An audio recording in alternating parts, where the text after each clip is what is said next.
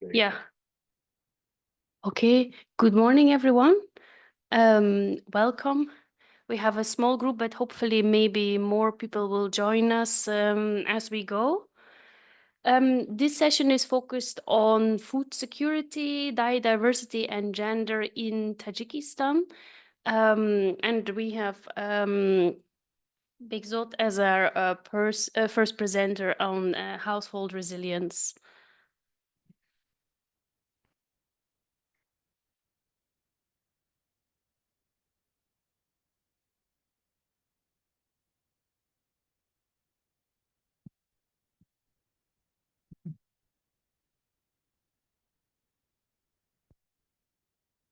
So you can, there is my presentation.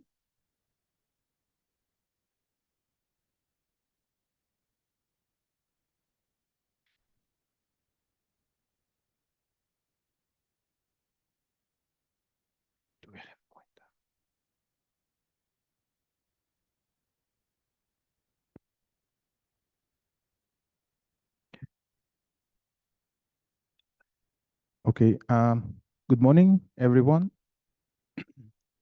Thank you. I'm glad that you joined us, and I'm very much excited to present the topic, which is about the resilience and food security in Tajikistan in this panel. My name is Bekhzod Egamberdiev. I am from IAMO, and together with the colleagues from IAMO and IFPRI, we had a publication, Household Resilience and the Coping Strategies to Food Security from Tajikistan.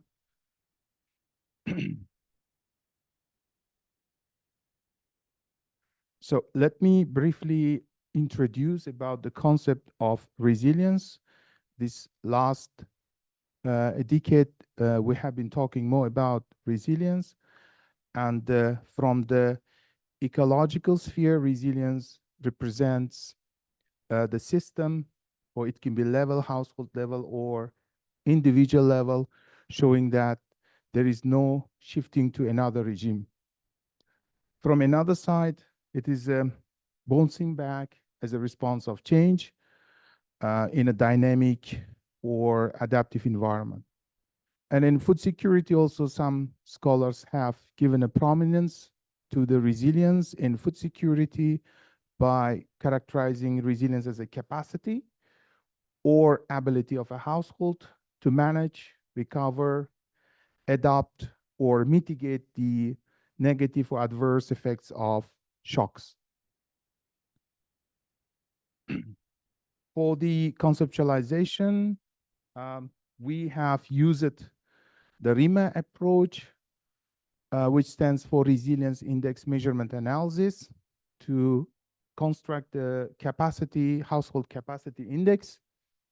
And here you can see observable variables. So we included different observable variables to get the latent or unobserved resilience determinants. In ARIMA, more or less, it is generally it is named as pillar. So access to basic services, assets, social safety nets, adaptive capacity, and the sensitivity pillars are the main determinants of the resilience, which is still latent and the multidimensional concept. So that makes a challenge to quantify the resilience because it's unobserved. And by using the RIMA approach, we could construct the resilience capacity index at the household level through these pillars with the different observable variables. This is the first stage. Sometimes it's referred to two-stage factor analysis or structure equation modeling. Then in the next stage, new approach is proposing resilience as a factor to increase household food security or to mitigate the negative effects of shocks, that adverse consequences should not stay longer on food security outcomes. There are 4 outcomes here, different types of food security indicators.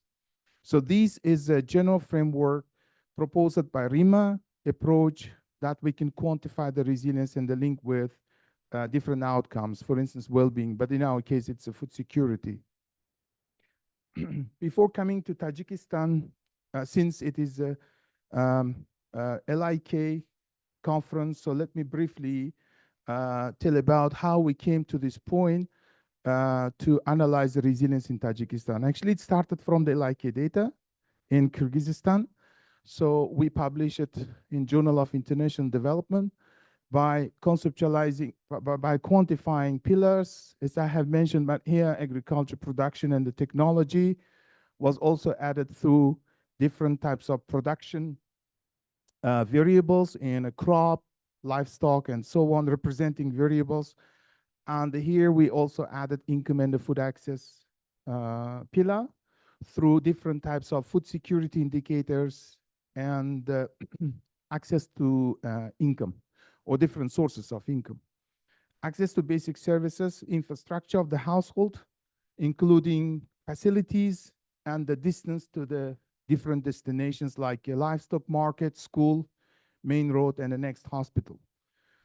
And of course, adaptive capacity, it shows how households are able to adapt to changing the environment. Here we included wealth index, tropical livestock unit, access to weather information extension service, and here informal networking index as well, education and household stability index, since LiK has a rich data or many variables representing subjective shock experience in the household. So we constructed the household stability index. And our finding for the social capital and the resilience relationship, we constructed trust and the membership, and we understood both trust and the membership have a positive effects on all pillars and the resilience capacity index. This is mainly because many households may activate or use unofficial channels when they face with a shock, and these channels depends on the trust in the household or in the community. Moreover, membership of the different types of groups is also very important, and we understood there is a positive impact effect on pillars and as well as resilience. Of course, intervention should take into account as an additional margin to enhance or strengthen the household resilience to food insecurity. And next, our finding is also interesting. It is from the Food Security Journal.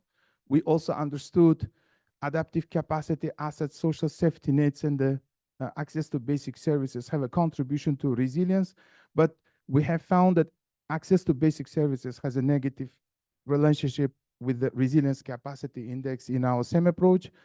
And from the literature also, resilience is not end itself. So sometimes strengthening any pillar might be at the cost of another pillar. So that's also one challenge to quantify the resilience, because we cannot expect from the pillar all the time positive contribution to build the resilience in the household. So sometimes because of deterioration or decreasing the contribution, we may increase in other pillar. So, and our conclusion was also based on resilience again, but outcome is a food security. We understood household resilience capacity increases dietary diversity, food expenditure, and the adequacy of food and the vegetable consumption in the household. So these two findings made us to study, okay, so there is a time, to study the condition in Tajikistan by using data Tajikistan Living Standards Survey by the World Bank and the Tajikistan Household Panel Survey. We integrated both these data sets to find out or to measure the resilience pillars, resilience capacity index, and to analyze the causal relationship between pillars, resilience capacity index, and the food security outcomes. So as we know, Tajikistan has also critical condition in terms of food security, and especially the COVID pandemic and the climate change scenario. It has become a more worse and severe, and the household, many households are have a weak adaptive capacity. So that also motivates us to study more about household adaptability and resilience. We use it for the relationship, the multiple indicators and the multiple causes. Here again, as I've mentioned, we obtain constructed pillars through different observable variables. Then at the end, we again constructed in a second stage resilience capacity index. Then at the end, we try to correlate and to establish the causal inferential analysis, how capacity impacts on or affects on food security outcomes. Food security outcomes here, food expenditure, adequacy of fruits and the vegetables, household food expenditure share.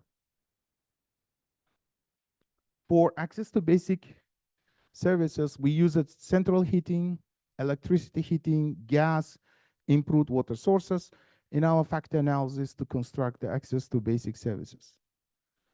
For assets, we use wealth index, monthly per capita non-food consumption in nominal value, monthly per capita expenditures on utilities. For adaptive capacity, income diversification index, income earner share, secondary education, migration, and the number of elderly people. For social safety nets, we have included different types of official safety nets. So one of the limitations of the paper is we couldn't capture unofficial channels. So here mainly pensions and the compensation cash and the bulbs are included to represent social safety nets of the household. And we also included sensitivity, hospitalization and the hospitalization times in reversed terms to show how households are sensitive to the shocks. And the unsatisfaction, so these qualitative variables are also included, life and the financial unsatisfaction variables. For the mimic approach, so in the first stage, we have constructed, as I mentioned, resilience capacity index through the following 5 pillars. Then in a second stage, we try to create the relationship between the resilience capacity index, which is constructed by the pillars, and the food security outcomes. To have a constant scaling, we used min-max scaling approach that our conclusion was based on proper scaling and was easy to compare at the end.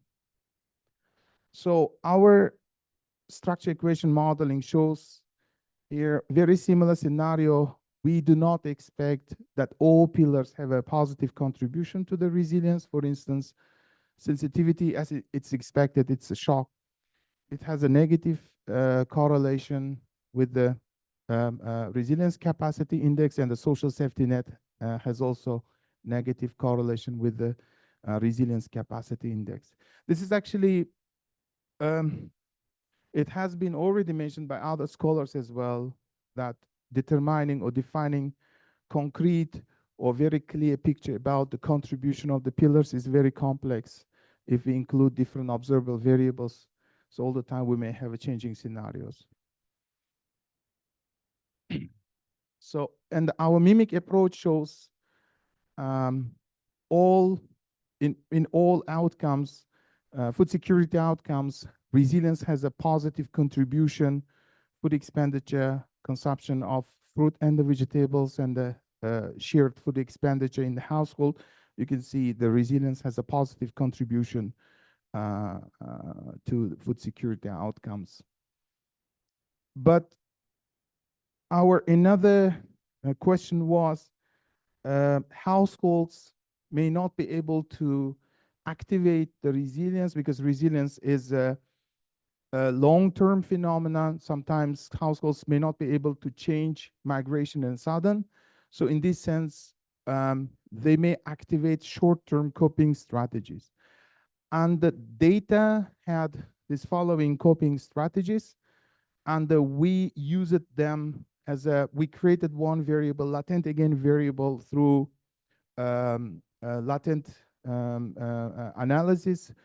First of all, it helped us to categorize or to cluster data into homogeneous classes representing either low coping strategy or activating households, and the high coping strategy activating households. So based on these 10 coping strategies, we could define these profiles, low coping strategy and high coping strategy profiles, and you can see the difference between these profiles. And here the households are using or activating coping strategies more or higher compared to the low coping strategy profile. Under the first class represent 47 of the sample size, and the remaining 53 of the sample size is for high coping strategy. So by dividing these homogeneous clusters, or obtaining these homogeneous clusters, we could understand more about, again, how coping strategy behaves when household has a high or low resilience levels. Of course, endogeneity, in addition to heterogeneity, endogeneity is another problem. To solve it, we use the instrumental variable approach by including distance from the population point in the community to the capital. So this idea came from our initial publication from Kyrgyzstan, because we used the instrumental variable from the capital to the nearest country border, because there is a high migration if the cities or regions are closer to Kazakhstan or China, so that can also help to migrate easily, especially for seasonal job. And by using this instrumental variable approach, we tried to then detect the causal relationship, how resilience capacity impacts on food security outcomes. And we use it also lagged effect of resilience capacity index to understand whether there is a effect of the resilience. So our second stage finding shows that resilience capacity has a positive effect on food, fruit and vegetable consumption, food expenditure, and we used draft shock events also from the satellite precipitation index, and they have a negative effects. And the mitigation, in order to understand how resilience mitigates the shock effect, we used the interaction term, and it shows when shocks intensify, there is a mitigation effect of resilience capacity index. So actually, this mitigation effect has been studied less. So instead of finding direct causal effect for the household and for policy recommendation, resilience mitigation may provide more information how households behave when shocks intensify. And the same for another food security outcome, we can see resilience capacity and the mitigation has a positive effect on food security outcome when shocks intensify. We also try to establish a dynamic relationship between the resilience and the food security outcomes. So here we took loss in food security outcomes between 2 periods. And here, unfortunately, resilience capacity index has a positive effect on a loss of fruit and the vegetable consumption, but it has a negative effect on a loss. So it decreases the loss when shocks increase the loss on food expenditure. And the mitigation effect has also the same effect to decrease the loss for the food expenditure. The same is true for the third outcome here. We can see the resilience capacity index is decreasing, household food expenditure share, or has a mitigating effect on this outcome when shock events increases the loss. So based on these findings, our conclusion is there is a causal relationship. So resilience has a positive effect on food security outcomes, or reverses through when we have a probability of loss. So it can decrease the loss. Of course, we controlled the 2 time periods to understand more about the effect. And also another message is about the interaction term or interaction effect or mitigating effect between resilience and the shock. So when shocks intensify, resilience has a mitigating power to decrease the effect of shocks on food security outcomes. And by including coping strategies, we provided additional evidence for the relationship between resilience and the coping strategies. Although coping strategies were not significant in many food security outcomes, but we could control the short-term coping strategy in our as a covariate variables in our regression study. For policy implications, first is access to basic services, since it has a strong relationship with the resilience, and that there should be a focus to invest in affordable heating and the gas for everyday life of Tajikistan. Assets and the social safety net pillars have also positive contribution. So formal transfers and are strongly encouraged to build or strengthen the household resilience. So intervention programs should overall consider to improve or strengthen the household resilience when households faced with the different types of shocks. So these are our general conclusions from the findings in Tajikistan. Thank you.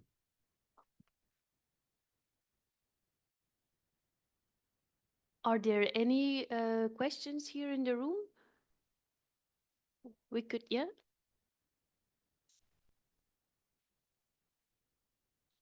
Bekhzod, thank you very much. It's one of the wonderful presentations that I have seen in these 2 days. So I have several questions regarding the food security outcomes. And when you say the food security, we directly understand that food security dimensions such as food access, food availability, food transportation, food utilization. But in this study, you don't study, right? So this is my first question. Maybe you can respond, or okay.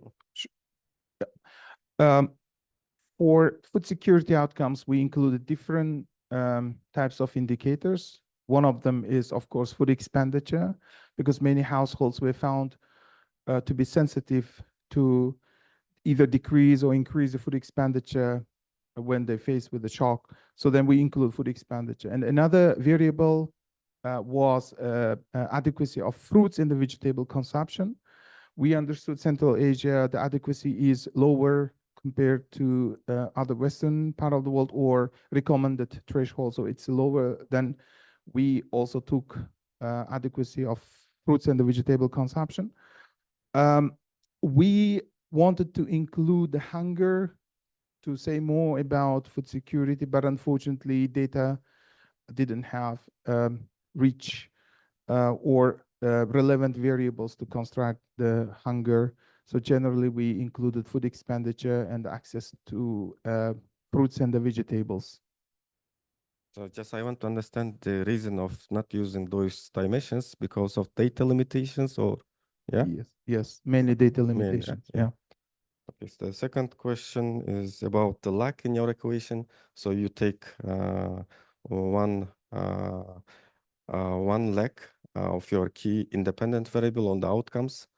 Yeah, if you go, so this is 1 year, or yeah, 1 year. Right? So this is a LiK effect. People need 1 year in order to respond.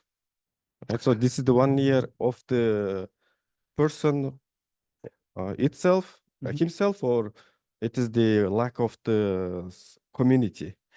This is actually lack of the lagged effect of resilience constructed from the household variables, access to basic services, social safety nets, adaptive capacity, and the sensitivity. So this represents a household capacity. And while we took lagged effect, we want to say more about causal relationship. If the household had a higher resilience level 2 years back, so those households 1 year back here, right? Here, no. Here, if I go back to the data, sorry. Unfortunately, data has so it's first wave 2007 and 9. than 2011. So One there is a week 2 back. year, One yeah, week back. yeah, more than 1 year. Yeah. Yeah. And you also use the several variables in order to come up with your pillars, but you didn't show any reference for them. So how did you come up with those variables in order to? Yeah, that's a very good question. To save the time, I didn't include the references here, but if I go back, for instance, these variables, two things are very important. Of course, reference. What other papers or findings use it for RIMA approach considered, and of course, country context. For instance, some papers didn't take into account the distance to the hospital or distance to the market, but we thought this variable is very important because, for instance, distance to the hospital when households experience a shock, let's say COVID-19. So distance really matters in rural areas. Therefore, based on the country context, original context, we try to include different types of variables to represent more about these pillars for the resilience. And the last question relates to the interaction term. So the explanation, the interpretation of the interaction term is very difficult because it's not the same. It's not the same with other variables, and because you need to also include other variables as well when you interact. So I just want to understand the measurement of your data. So if you go to your equation with the interaction term, regression analysis output. So here we use the interaction term. The model itself. Can you go to that slide? Model. That was the equation. Results. Results. Yeah, here. Yeah, this one is. So resilience coping index times shock. Shock. Yeah, and the resilience coping index is the continuous variable, right? Shock shock is a latent. It's 1 and 0, or it's what? Sorry, this is latent. Shock is here, draft shock events, precipitation index. And it's also continuous. It's also continuous. Continuous times continuous. Yeah, this is also continuous, but scale it between 0 and 1. So continuous. Both are continuous variables. And to say more about mitigating effect of resilience, so we decided to include resilience and the shocks, but I didn't go that much deeply econometrically here. Shocks and the resilience, since it has a endogeneity problem, so interaction term has also endogeneity problem.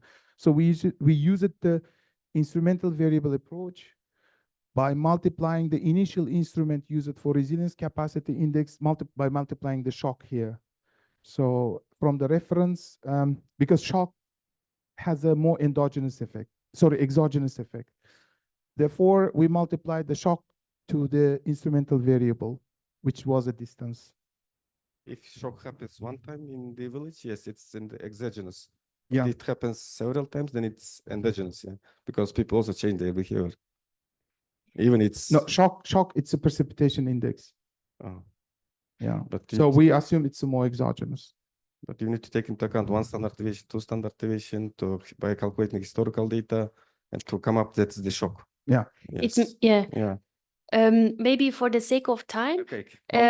Yeah, but thank you very much for these questions. That's what we are here for, to discuss and improve our work. So let's go online now. We have Hiroyuki Takeshima. Thank you. Thank you, Bekhzod, for your excellent presentation.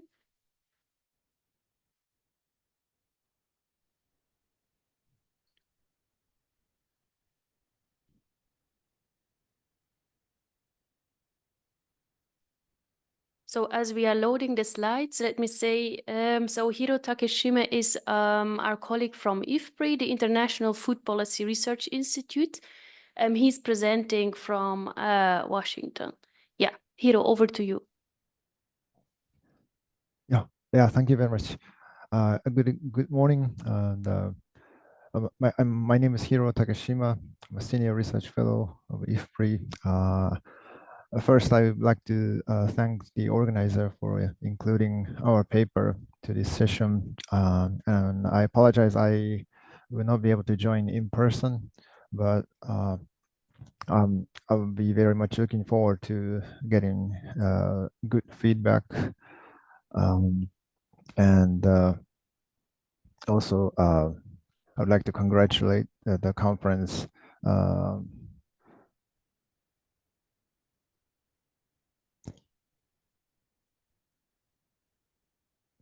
So yeah, while the presentation is being loaded,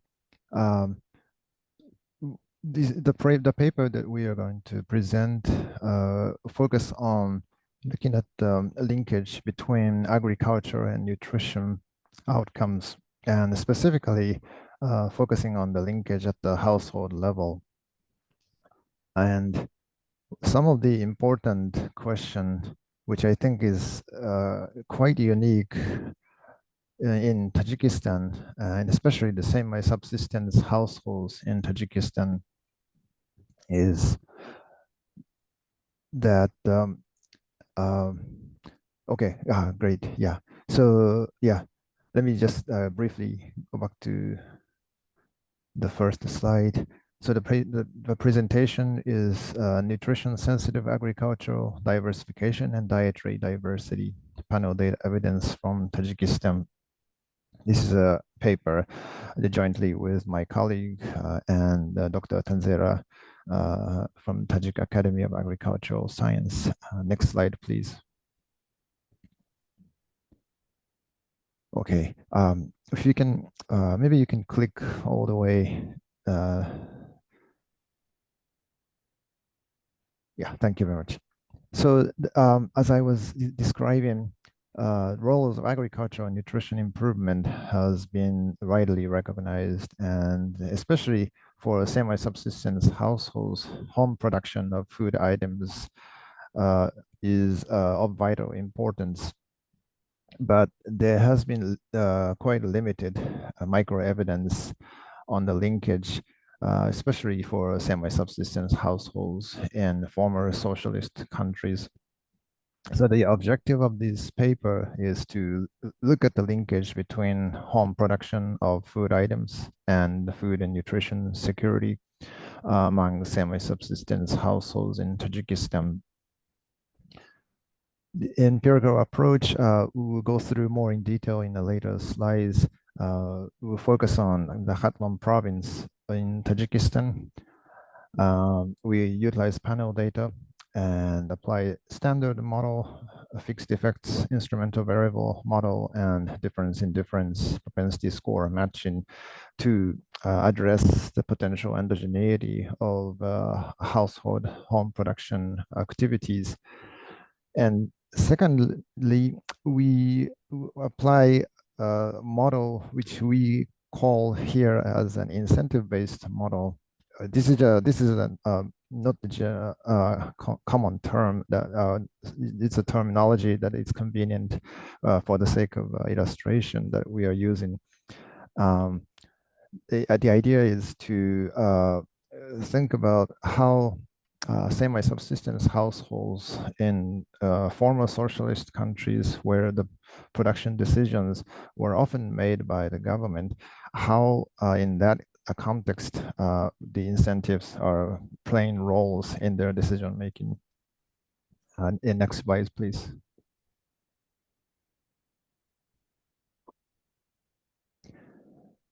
Our data consists of approximately 1,600 panel households, which were interviewed in 2015 and 2023, and also 322 panel women of reproductive age. The sampling framework covers 12 districts.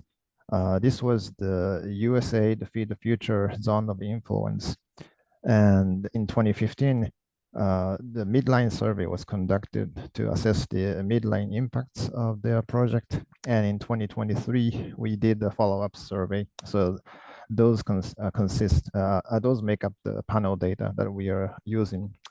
Survey periods were in February and March, which is the generally the lean season where the food and nutrition security is most at risk in this region.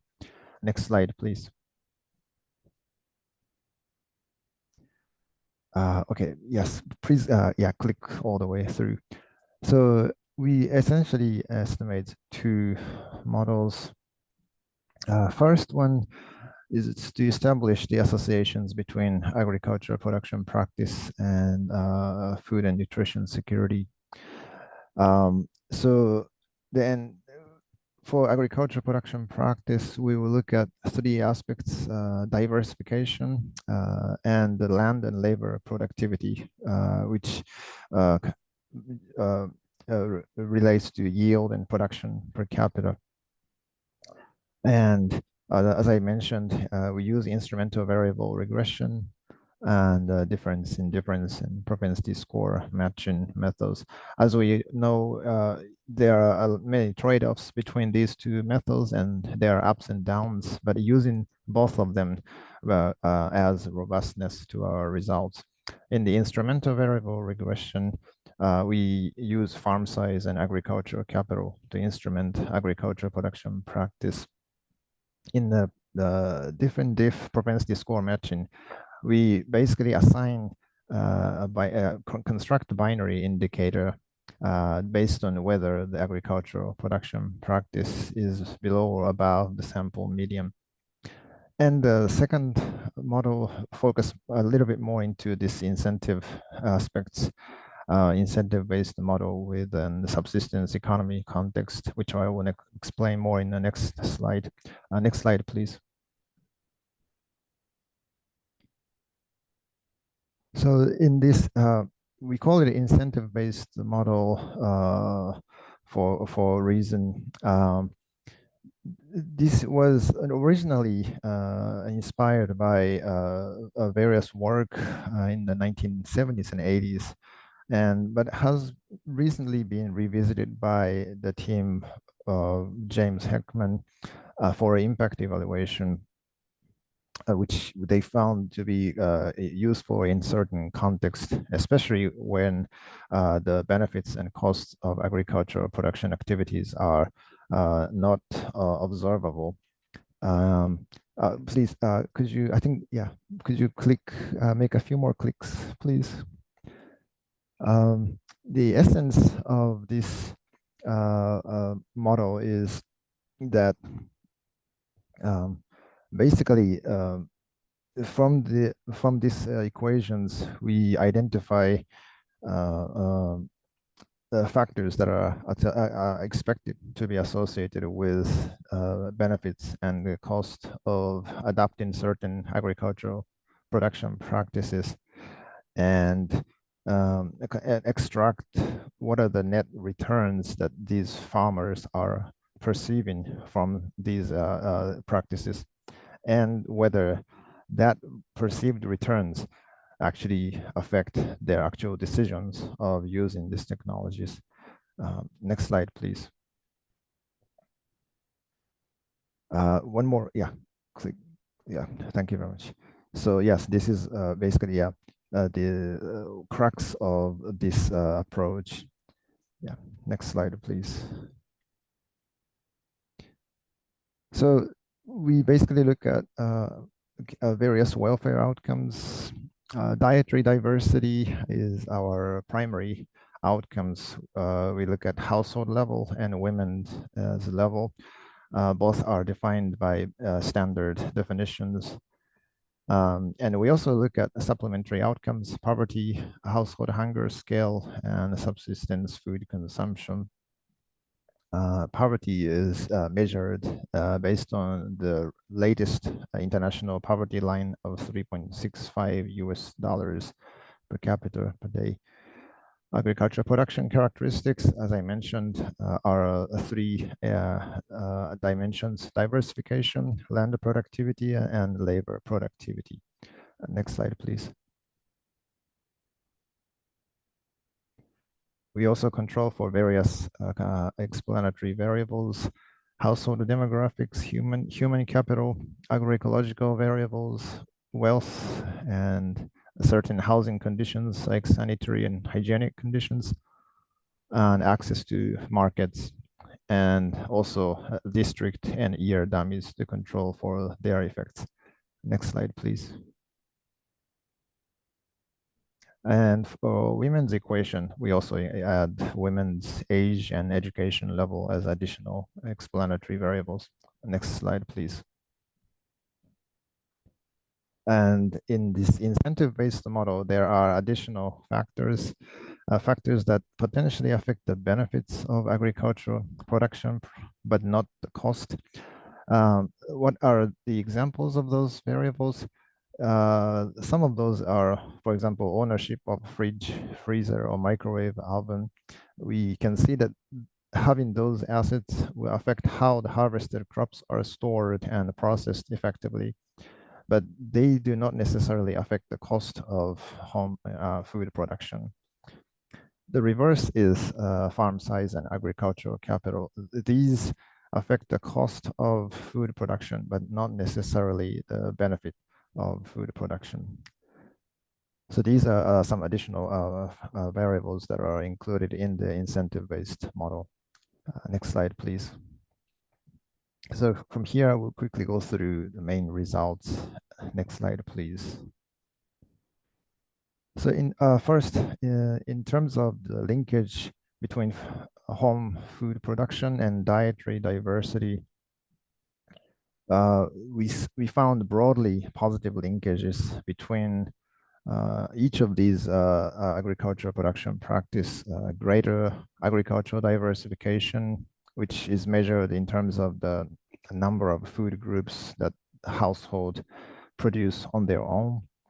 This is strongly linked with how much the dietary diversity score at the household level and also individual women's level. And additionally, higher land productivity overall and the labor productivity overall are also positively associated with household dietary diversity score and the women's dietary diversity score. And these linkages are particularly stronger in remote areas, which is consistent with the hypothesis that the farther away they are located, the stronger they rely on their own production for their dietary diversity. Next slide, please. And the supplementary results, these agriculture production practice by these subsistence households also are strongly linked with better welfare outcomes, such as no poverty, less hunger, and importantly, these are achieved by greater, by household actually increasing the consumption of home-produced food items. And again, although results are broadly positive, they are particularly strong in remote areas. Next slide, please. And this incentive-based model, the key results are first in the top table. Basically, what it shows is that the returns from agricultural diversification, the actual returns might differ across households. It is quite heterogeneous, and depending on the characteristics of these households and women. And the cost of agricultural diversification is lowered when households have greater agricultural capital. So even though these returns and costs are not observable, we can extract that these factors might be creating heterogeneity in these returns and costs. And the lower table shows that the higher returns from agricultural diversification actually induce greater agricultural diversification. Now, this might sound a little circulatory, but this finding is important because it implies that there is the incentive-driven decision-making that these households are taking on agricultural diversification. Next slide, please.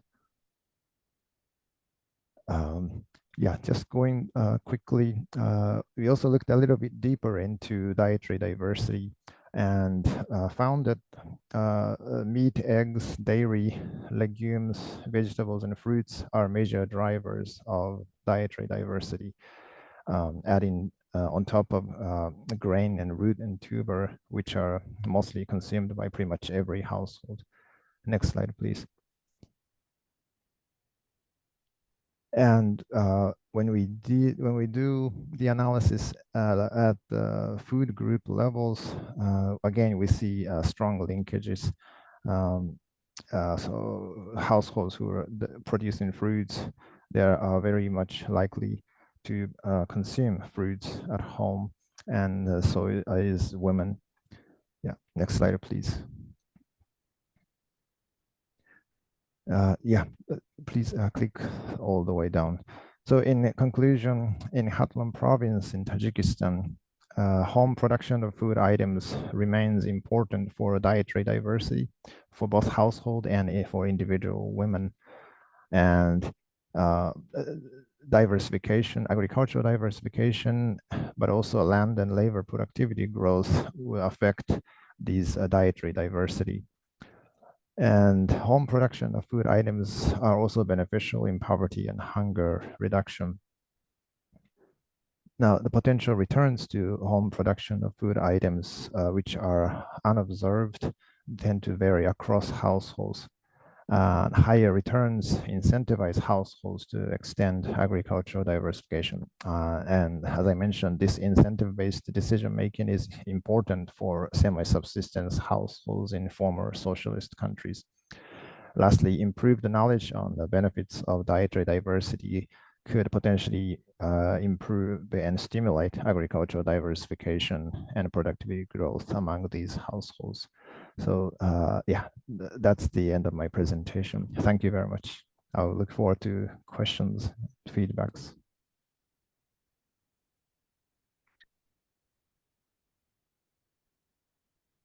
Thank you, Hiro, for this presentation. And I also want to know that there is a working paper online about this. So if you want to read more details about the methods and findings and so forth, there is already a working paper. Maybe if there is a brief question, we can take one question or so. And then for the interest of time, we should move to the next presentation. Are there any immediate questions? Maybe not yet, that would be good actually. Then we can move on to the next presentation. This is a joint presentation by Tanzila Ergasheva and our colleague Mohru Mardonova, who will be online.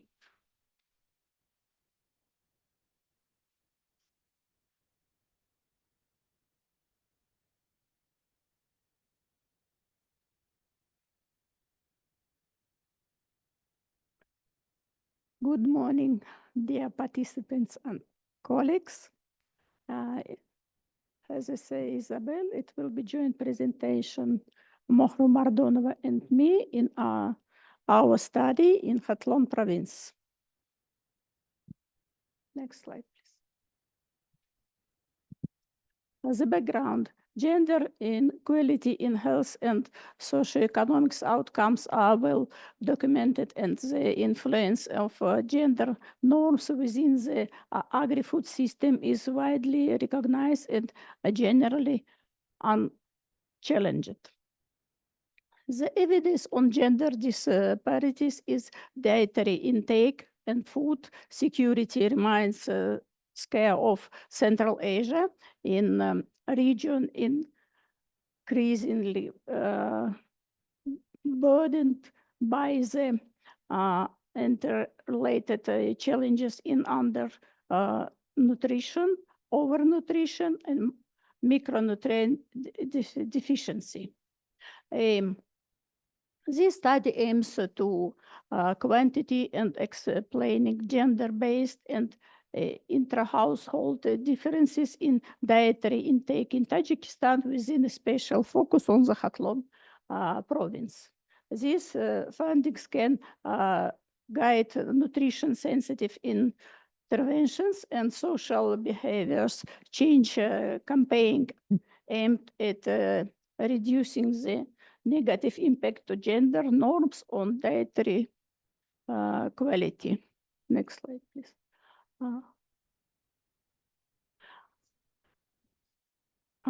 Oh, it's okay. Thank you. The methods.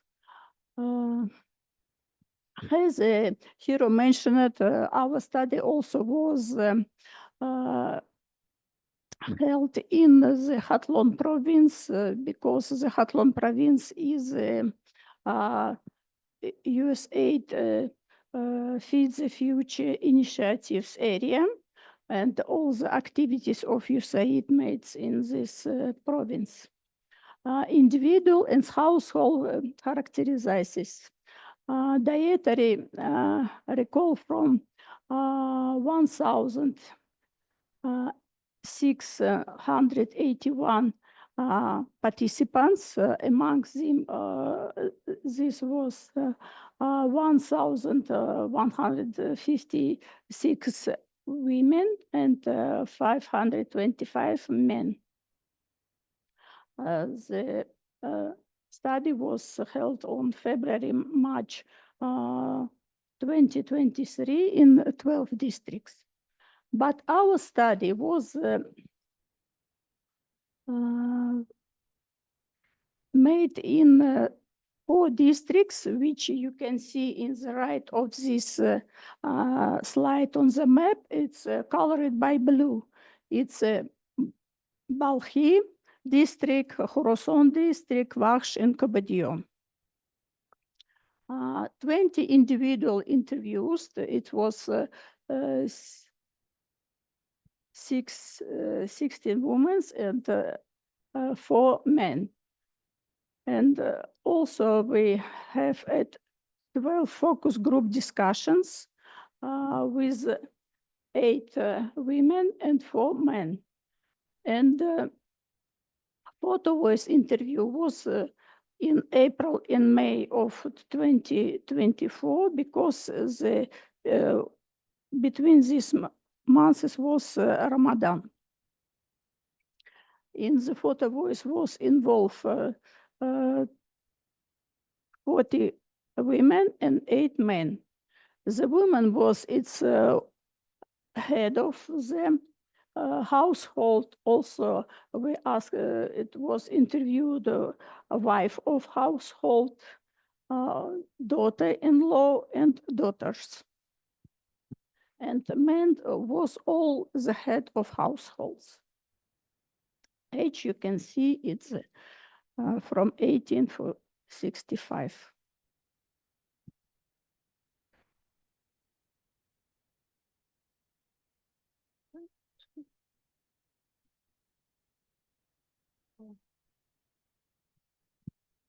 Dietary diversity measures. Dietary diversity is assisted using the minimum dietary diversity for women indicator based on consumption from 10 specific food groups. You can see in the right of the slide all these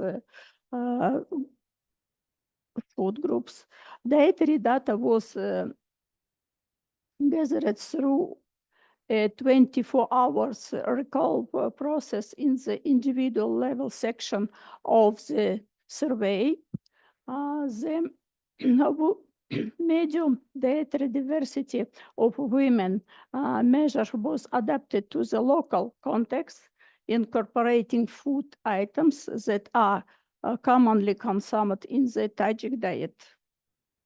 And for women, for reproductive age between 14 and 49 years old, consumed at the last 5 out of 10 groups, 10 food groups indicated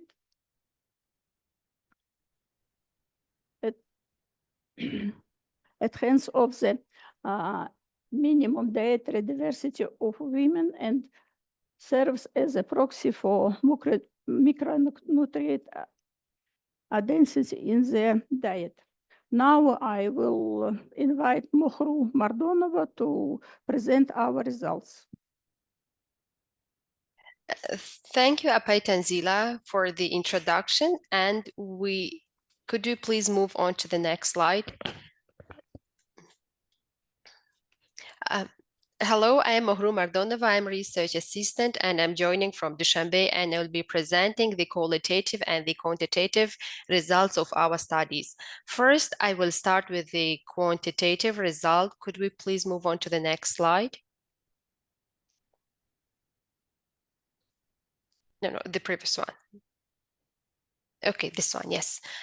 This graph shows the differences in dietary diversity score composition by gender and household role, and it was also briefly introduced by our colleagues earlier, but from the graph we see that women are consuming on average less food groups than men consume. We see it from the first bar here that for women it's around 3.8, while for men it's above 4.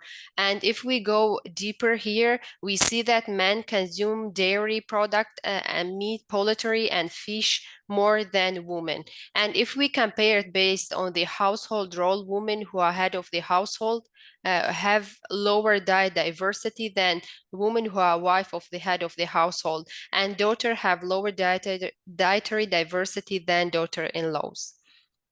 Next graph, please. Okay.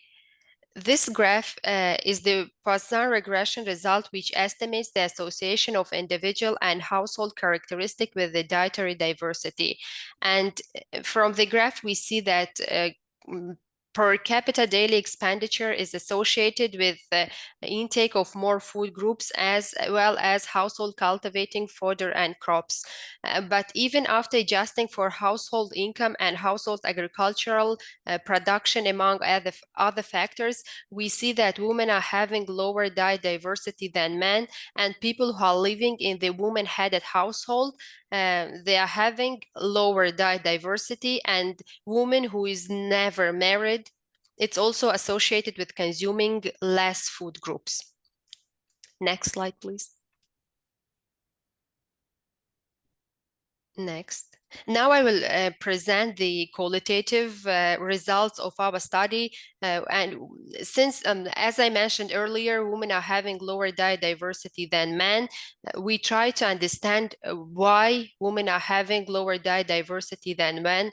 And for that purpose, we conducted a qualitative study, and the gender-based and intra-household differences in diet diversity were identified, mainly arising from the 4 themes that I'm mentioning here, and I will start explaining them one by one how they are influencing the diet diversity. Next slide.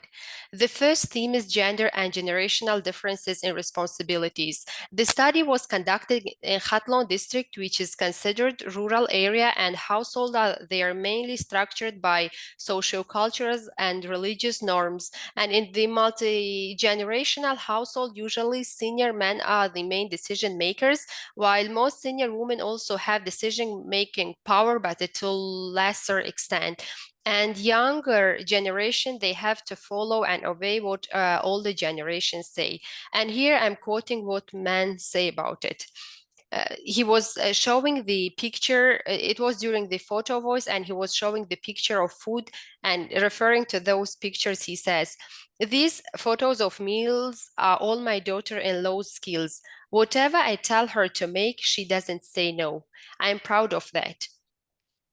And gender responsibilities also influence food consumption and food preparation. Usually men are in charge of earning income, purchasing food, and informing women what she has to cook, while woman is responsible for childcare, preparing the list of products that men should purchase, and she cooks food and prepares bread. And I'm quoting what they say about it. "Man is a breadwinner and needs to bring food to the house. The rest is woman work. The way men earn money, we women cannot, because there are no jobs for us. We have land and only work in our land." The division of tasks directly influences the food consumption in the household, as woman needs to prepare meal and serves it. And this often leads to her consuming food lastly in the family. And this delay can lead to consuming lesser food or reduced food by the end of the day, it leads to that. And I'm quoting what men say about this process. When the head of the household, he's referring to himself, is not at home, a woman first feeds the kids and then eats by herself. When I'm at home, she first feeds me, then the kids, and then herself. Anyway, she will be the last and eats the rest. And in our sample, we also had few women who were working outside of the household.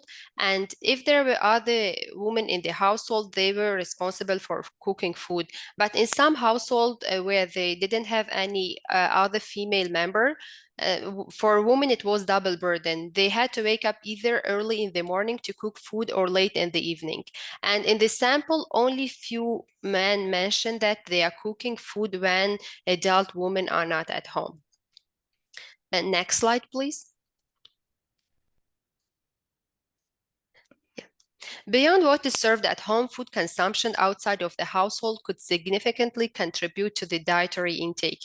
And men have greater mobility outside of the household, which was proved. The result of both quantitative and qualitative results shows that they are more mobile than women. And the graph from the right side shows the share of men and women who are visiting the following places every day or at least once a week. And we see that men visit urban centers, market, and family friends, family relatives' houses more often than women do. And this allows them to consume food away from home. And when we asked during the qualitative and study what they consume usually outside of the household when they go to bazaar, they mentioned that they consume sambusa, shashlik, or other foods, which are typically meat-containing foods. And here we should pay attention to the fourth bars where visiting friends and neighbor houses almost the same for men and women, but we have to keep in mind that once a person goes to their neighbor house, special food is not served. In most of the cases, it's the food that neighbors are preparing for that day. And I'm quoting what men and women say about the mobility. Men also go to the restaurant. Women stay at home. And one man said about the mobility. Men are out of the door, meaning that they are working outside of the household. They go to the market, shop. They buy one thing and eat something and then come home. Whatever is prepared at home, we men consume it. But when we go to the market, we can have plov, mantu, sambusa. These are all typically meat-containing meals. Next slide, please. Perception of diet, the third theme which influences the diet diversity of men and women is perception of dietary needs and restrictions. When we ask both gender what are the typical food for men, it was mainly mentioned that it's meat-containing foods, eggs, food that provide energy. But for women, they mainly mentioned that it's light food or first course food. Food like atala, it's noodle soup, or mastova, it's rice soup. And some even mentioned that there are no specific food for women. And I'm quoting what daughter-in-law says about it. For women and girls, it should not matter. They can eat whatever is at home. She's a housewife. She's not going anywhere. Whatever she finds, she can eat it. We don't look for delicious food. We are not like this. Sometimes we even don't have meat. Next slide, please. Food intake restriction for women is also linked with the good shape. And during the interview, men frequently emphasized that the beauty ideal of slimmer figure when they were discussing women diet. And I'm quoting what man and son of the head of the household say about good shape of women and their food intake. Women don't consume a lot of meat. Women want to stay in a good shape. Women should eat salad to be in a good shape. They need to consume meat, but not that much. And when we ask what will happen if they consume more meat, he said, they would gain weight and then no one would like them. And next slide.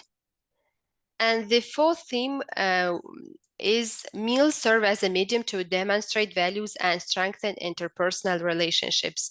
Mealtimes are important for nurturing interpersonal relationships and demonstrating values like respect in the household. Here I'm quoting what woman says about it.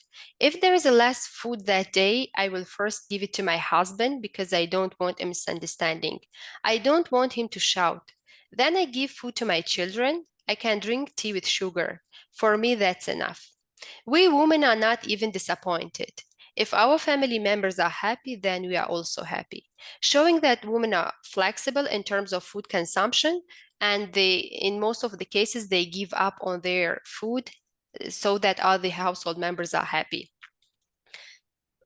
We also ask them, when there is less food in the household, who gets it first? And women said, men answered it as follow.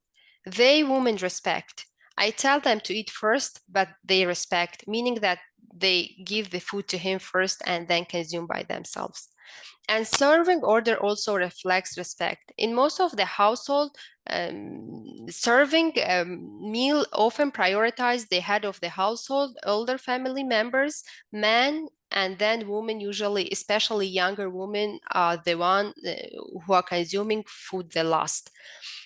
And I'm quoting what a wife of the head of the household said about the serving order. First, we serve the head of the household. We say that they are the blessing of the household. We give it to the man as he's the head of the household. Household income is a key determinant in the dietary intake and the household members' economic contribution and perceived workload. We see that here we put work in the center. Sorry, could we move? Okay, we are on the right slide. We put work in the middle as is the crucial factor and influencing diversity in several ways. First of all, work is mainly performed by men, and they are having more privilege, or they are working outside of the household, and the income that they earn is used to purchase food. And food is also purchased by men, which is influencing positively their mobility. And once they go to purchase food, they can also have food outside of the household.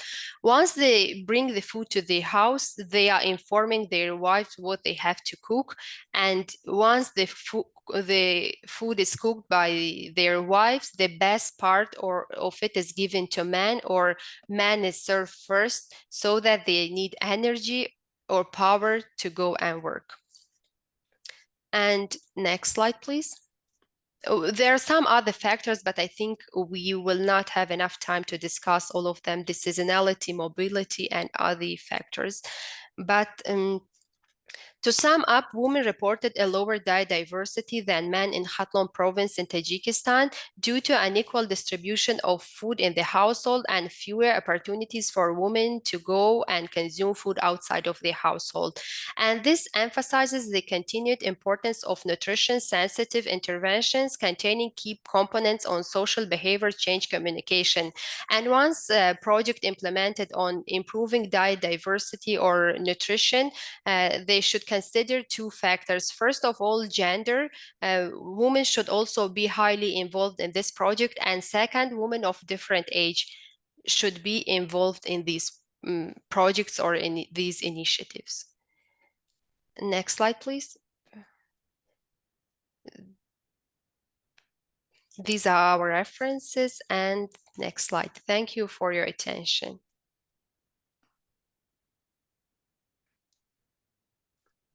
Okay, thank you, Tanzila and Mohru.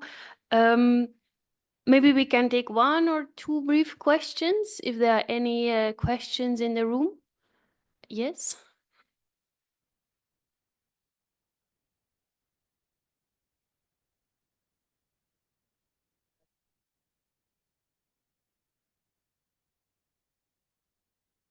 Can you hear me now? Okay.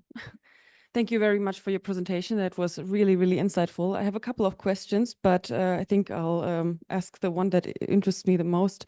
We have a lot of head of households or men that are leaving households to work outside of the country. So is there a better nutrition if the men are well, at work, for example, in Russia, and do women have better nutrition then?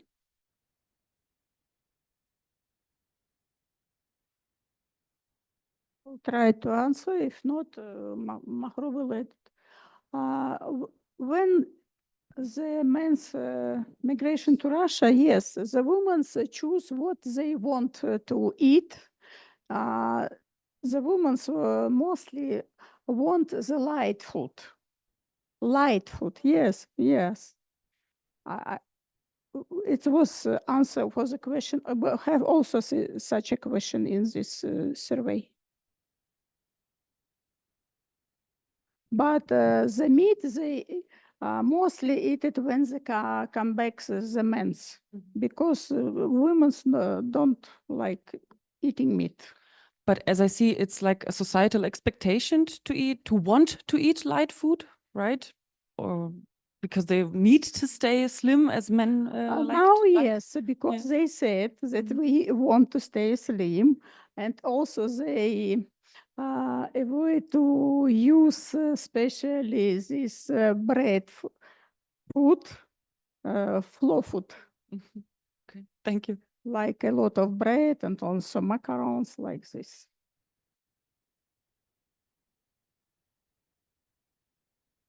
Mohru, you can something you would like. I think, Apai Tanzila, you answered this question. Yes, I will repeat it again. As income increases, household can consume more food or they can purchase more food, but here we have to consider the traditional norms as well. If a husband migrates and his wife is young, her mobility is limited. She's not going to bazaar or to market to purchase food. Again, it's either her mother-in-law, brother-in-law, or someone else. This task will be performed by somebody else, not by his wife directly, as her mobility is limited. And in the study, we also asked how their food changes once their husband comes back from migration, and they mentioned that they prepare different food once he's back, and they will prepare food mostly containing meat. And yes, it's like this. And if their husband is here and sometimes they want certain types of food, usually they're trade-offs. They try to give up on what they like and they try cooking what their husband wants. So when he leaves, they can eat whatever they want. We have one more really interesting presentation, so I suggest we switch there. This work is going to be online, I think, in about a month. It's going through IFPRI's internal review now, then to become a discussion paper very soon. So stay tuned. Yeah, it's really very nice paper. But let's move now to Sharanya, who is also having a study on women's empowerment and migration. So kind of following up a little bit on your question. Sharanya? Hi, everyone. Good morning to everyone who is there in person, and good afternoon, evening to everyone else who's there online. I'm very grateful to be here today, and I'd like to thank the organizers for this opportunity. Now, I think as they work on getting the presentation up, I'll just briefly introduce this work. So this paper is currently a work in progress that I'm working on with my colleagues, Isabel and Mohru. We've been working a lot on like men's migration and how it impacts women's empowerment. So this study is titled Double Burden or Burdenless, and it looks at how men's migration. Oh, it seems they don't have the presentation. Isabel, I May can be able to share do my it from screen. your end? Yes, I can do that. Yeah.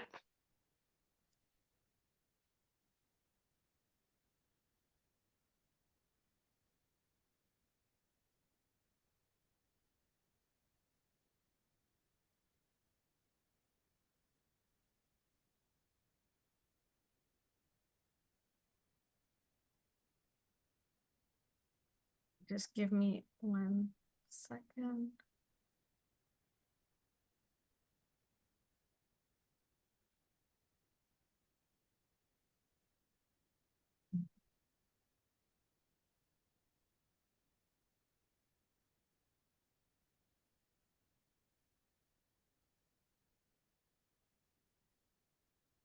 I hope my screen is now visible to everyone.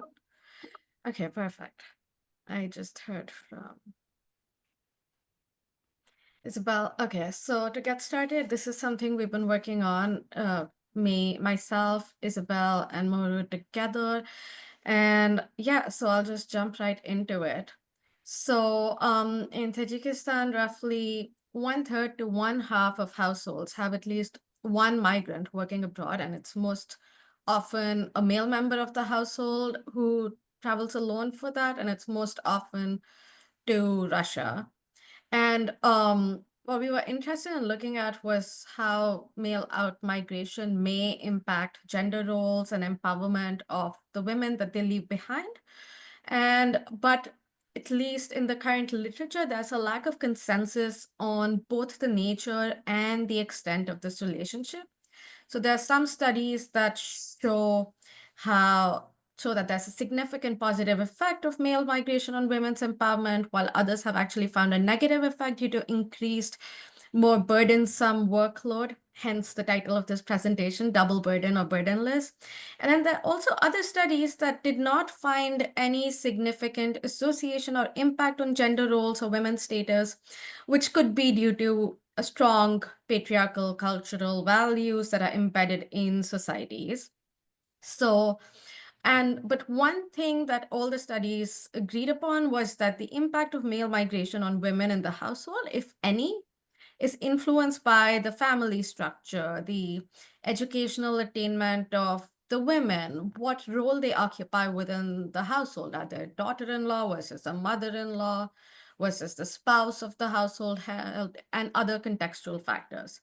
So in Tajikistan specifically, there is some research that shows that male out-migration is associated with greater involvement of women in labor-intensive activities in household agriculture. And there are some qualitative studies that show greater involvement of women in decision-making within the household and outside, but we are not aware of any quantitative studies that evaluate this. So the research question that we're exploring here is what is the impact of male out-migration on their wife's empowerment? So here, instead of just broadly looking at male household members migrating, we are specifically looking at how migration of spouse impacts the women. So the data is the same as all of my other colleagues from IFPRI who've been presenting. It's from a survey we conducted in February to March of 2023 among 2,000 households in 12 districts of Khatlon province, which is the zone of influence of the USAID's Feed the Future initiative. So the survey included individual, household, and community level questionnaires that had very extensive modules that we're using here on migration, household decision-making, other women's empowerment-related indicators, household assets and income, and several other relevant topics. The women's empowerment-related data specifically, we have for 920 married women that were spread across 920 households. And here, to start off, I'd like to just discuss some of the summary statistics.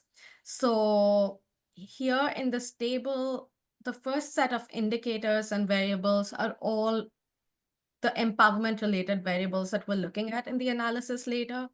So first, we have some decision-making variables that are about whether the women respondents said that they have at least some input in decisions on agricultural income. So that was about around 67% of respondents said that they have at least some input on decision making and agricultural income. Around 60% had some say on minor expenditures, and only about 30% had some input in decisions on major expenditures.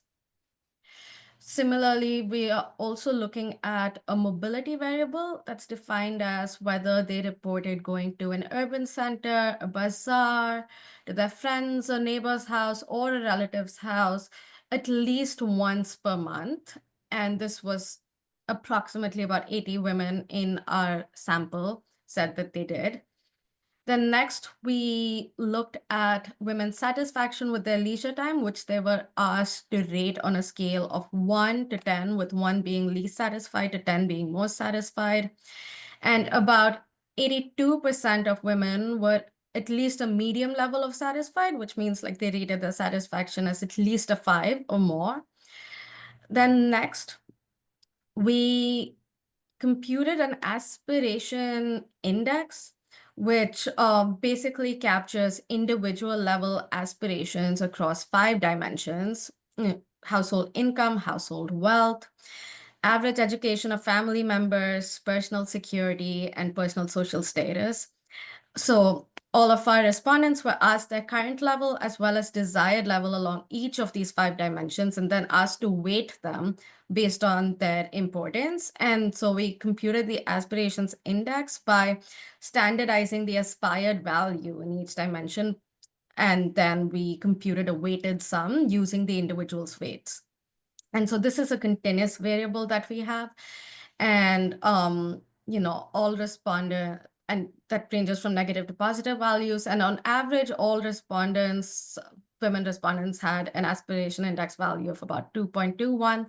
Similarly, we also computed an agency index. Our survey included about 6 questions that were actually 6 statements indicating, the importance of hard work, confidence in one's abilities, and so on, all the aspects related to agency.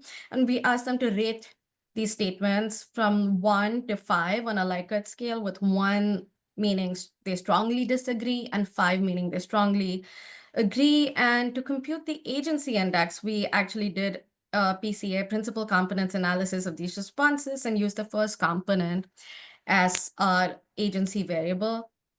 And here, again, it was a continuous variable ranging from positive to negative values. So all respondents reported about 1.3 on the index, on the scale. And then finally, the 2 main explanatory variables we're looking at in our analysis is whether the husband was away in migration at the time of the survey. So when it was conducted in last year in 2023, and in our sample, about almost 36% of the respondents' husbands, were actually away in migration.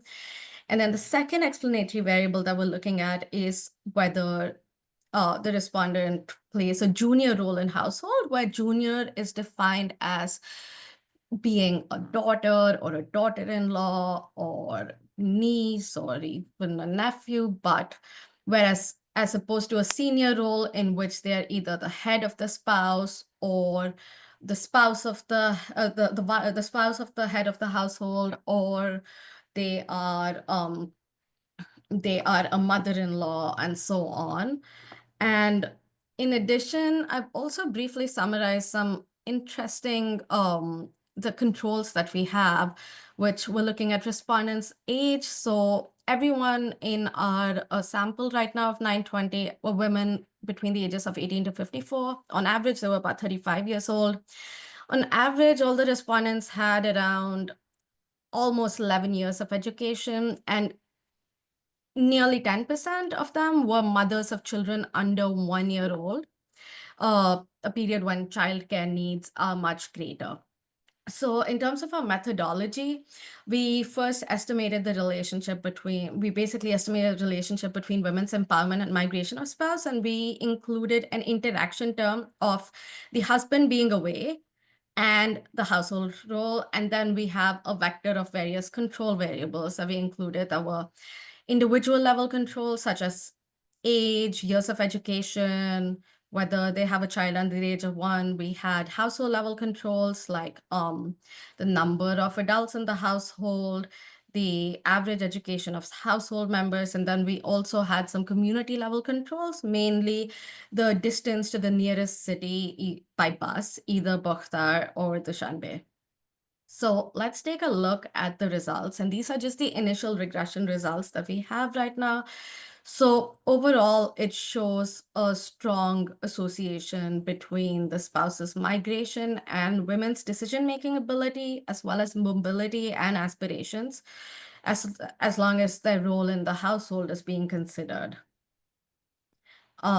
So here, looking at the results, we basically, looking at it in slightly greater detail, having a migrant spouse significantly increases women's ability to make decisions on income that they have from the household plots, decisions on minor expenditures, as well as decisions on major expenditures. But if they're a junior member of the household and have a migrant spouse, that actually decreases the ability to make decisions on plot incomes and minor expenditures, likely due to the presence of other more senior household members. And when it comes to major expenditures, the interaction effect is not significant at all. And instead, we see just the main effects of migrant spouse and a negative effect of being a junior household member. When it comes to mobility, having a migrant spouse significantly increases the odds of the woman visiting an urban center, bazaar, friends, or relatives at least monthly and so here we actually have an odds ratio of 3.30, so it increases the odds by 230%. However, if they are a junior household member with a migrant spouse, that actually decreases the odds of visiting anything by about 69.2% roughly. And this maybe actually speaks to something that Mohru was mentioning in response to a question earlier, that if you're a younger woman in the household who has a migrant spouse, you are most likely not the one going out. It will be an older member of the household who's going out. And now another set of results I'd like to draw your attention to is the sixth one on aspirations. So women with migrant spouses score about 0.22 units lower, interestingly, on the aspirations index than women without migrant spouses. And like all of the other cases, this effect is actually reversed for women who are junior household members and have migrant spouses. They score about 0.315 units higher on the aspirations index than women who are senior members of households. And interestingly, in our results, we see that migrant spouse actually doesn't have a significant association with women's satisfaction with their leisure time or with their agency. And just a quick note to mention that to explain the models here. So here we have actually this table is reporting results of ordered probit models for plot income, minor expenditure, and major expenditure. In the case of mobility and satisfaction with leisure time, we actually have logit models, and then for which we're reporting the odds ratios. And then for aspirations and agency, it's based on just the standard OLS regression. And all of these models include individual, household, and community level controls. And so that's just a few key takeaways here. The first is that the effect of migration on women's empowerment depends on the role in the household. Migration has significant impacts on decision-making ability and mobility and on aspirations, and something that, because this research is still a work in progress, something that my team and I would like to explore going forward is also the interesting impact on aspirations, where having a migrant spouse has a negative impact, but being a junior member who has a negative spouse has a positive impact. And interestingly, there's no significant association with leisure time or with agency, which sort of sheds light on, it doesn't necessarily say that the demands on women's time don't increase when their spouses are away, but it maybe speaks to, how a notion of satisfaction would also be determined by cultural norms. Now, of course, these results, in terms of our next steps, because there's a work in progress, we do have concerns related to endogeneity and with reverse causality. For instance, are we capturing male migration leading to women's empowerment, or are spouses of empowered women just more likely to migrate? So this project, as I mentioned, is still a work in progress, and we're working on building on these findings and also addressing these concerns. So with that, I will end this presentation, and I'd appreciate any questions you have, as well as any just insights or feedback that you might have based on your own experience. Thank you. And with that, I might stop sharing my screen unless there's any specific questions about a slide. Yeah, So- maybe hold on, Sharanya. There is one question that we will take from the room. After that, we will let people free to go for a coffee. Okay. Yeah. Okay.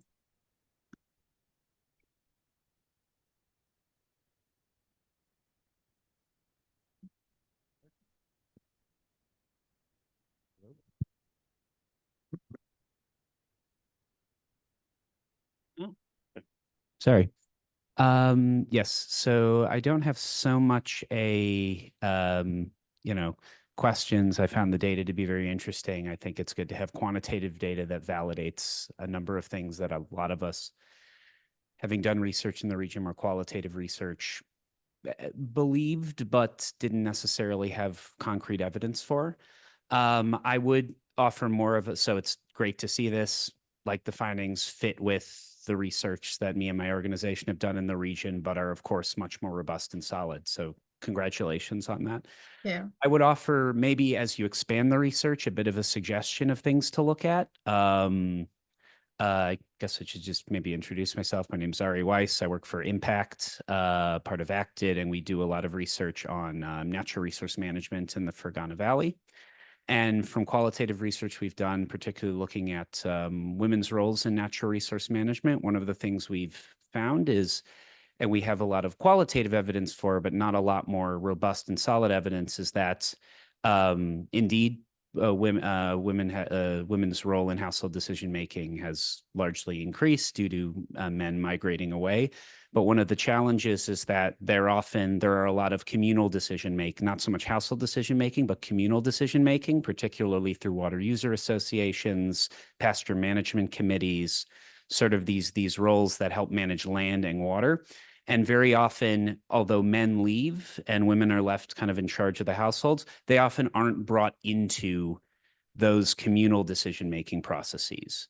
And as a result, you wind up with, as I said, this is qualitative. There's been some research done at a very small scale, nothing large, that women's participation in these committees is significantly lower. As a result, revenues fall, their voices and interests aren't heard and represented. And I think as you expand this, potentially looking into some of those communal decision-making roles that women have and how they're affected by migration of men abroad would be, I think, a very interesting future place of exploration. Thank you for that. That's actually very interesting, and I've made a note of your suggestion, and it's definitely something we'll hopefully look into as we take this forward. Yeah, I think we should wrap up this session, but yeah, I really want to thank the presenters. It's very late now for Sharanya and Hiro. They are still, oh no, they just crossed from yesterday to today. So yeah, thanks very much for staying up late and still sharing your research. Yeah, looking forward to it.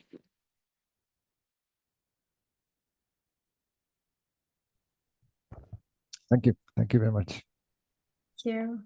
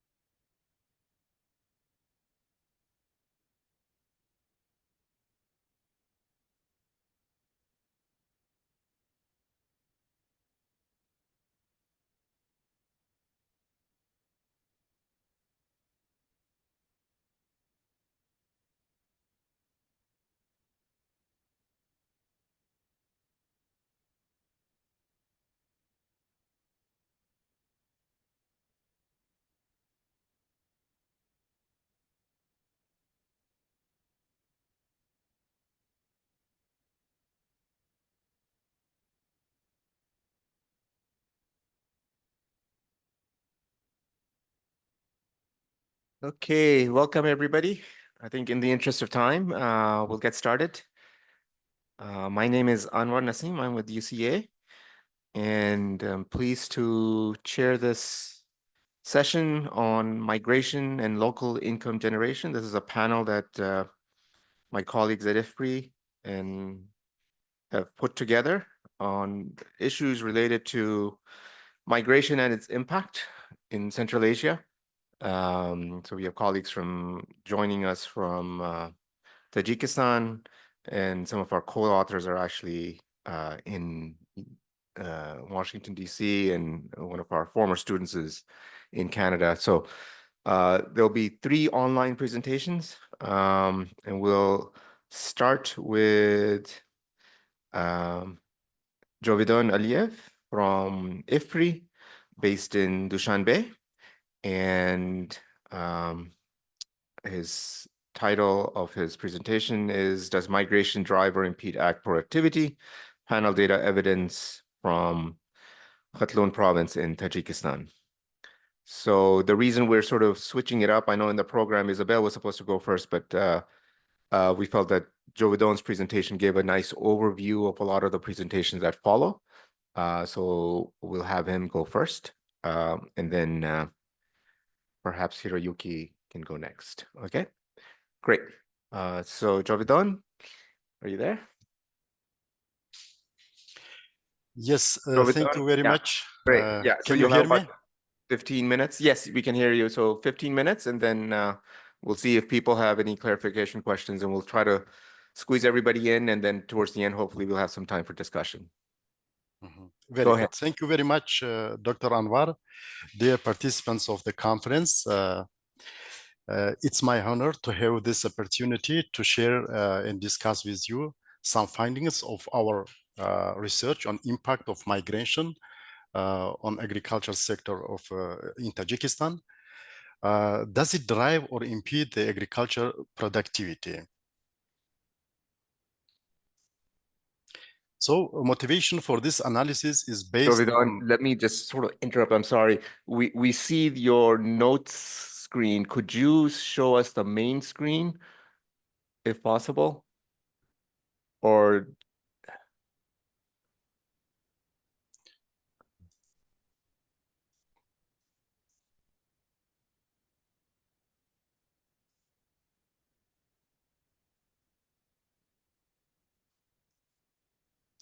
So now... Yes, perfect. Thanks. Thank you. So motivation for this analysis is based on the extreme importance of both migration and agriculture for the economy and livelihood of population in Tajikistan. As you can see in the graph, Tajikistan is highly remittance dependent country like Kyrgyzstan.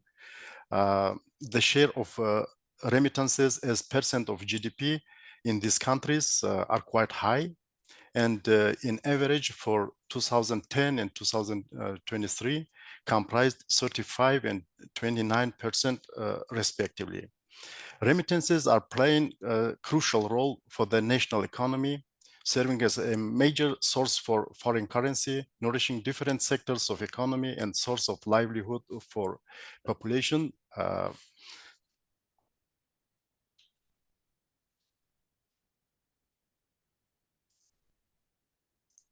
On the other hand, the agriculture sector is also a key sector of Tajikistan economy.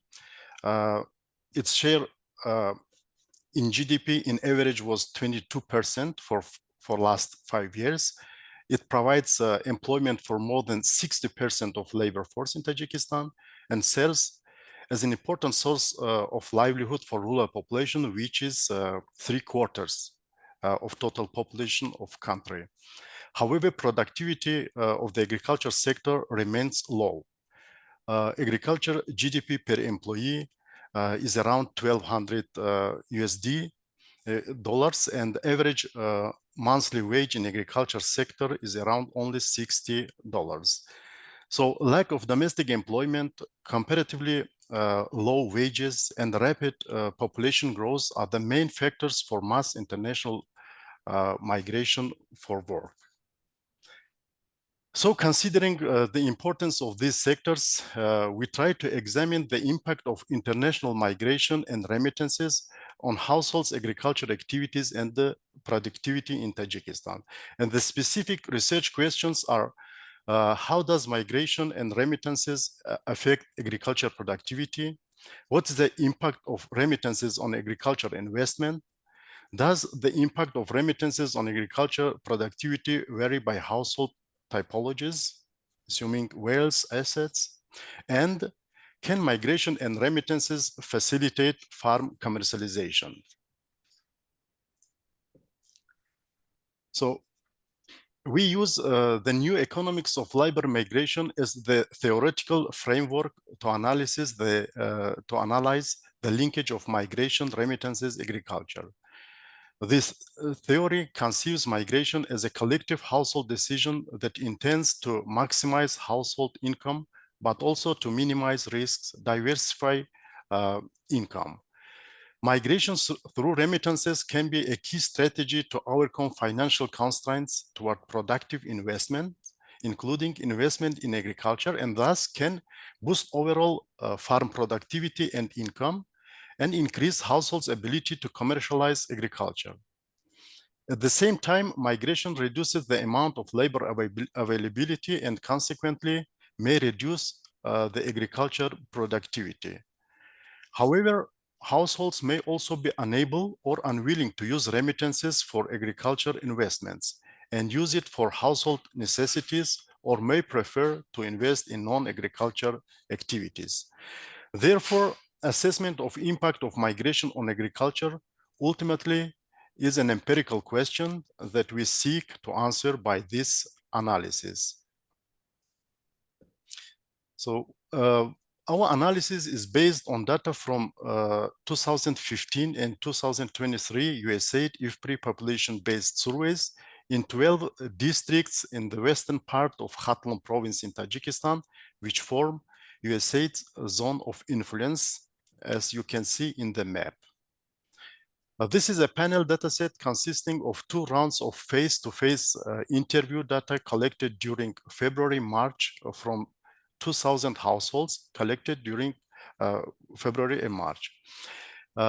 It is important to note that the data relate to the year preceding the survey.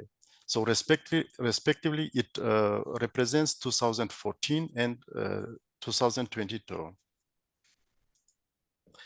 So in this analysis, we estimate the association between international labor migration and the remittances with crop production and use of agriculture inputs. Additionally, we examine how remittances are used if not invested in agriculture. We used a 2-stage instrumental variable clustered regression model and also conducted some heterogeneity analysis across different households typologies to understand significant differences in impact of migration and remittances on variables of interest by types of households.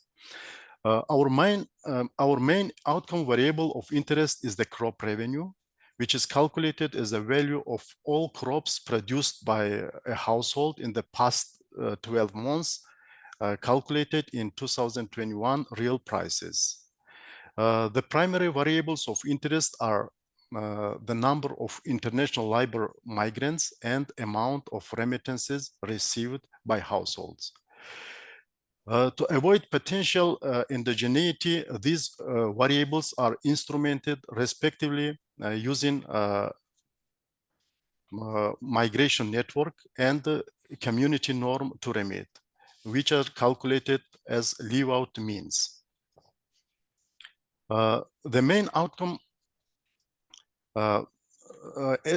we also use a number of control variables, sociodemographic, wealth, use of agriculture inputs, infrastructure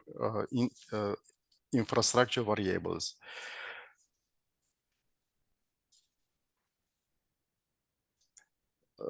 We estimated impact on investment in agriculture and association between remittances and household expenditures.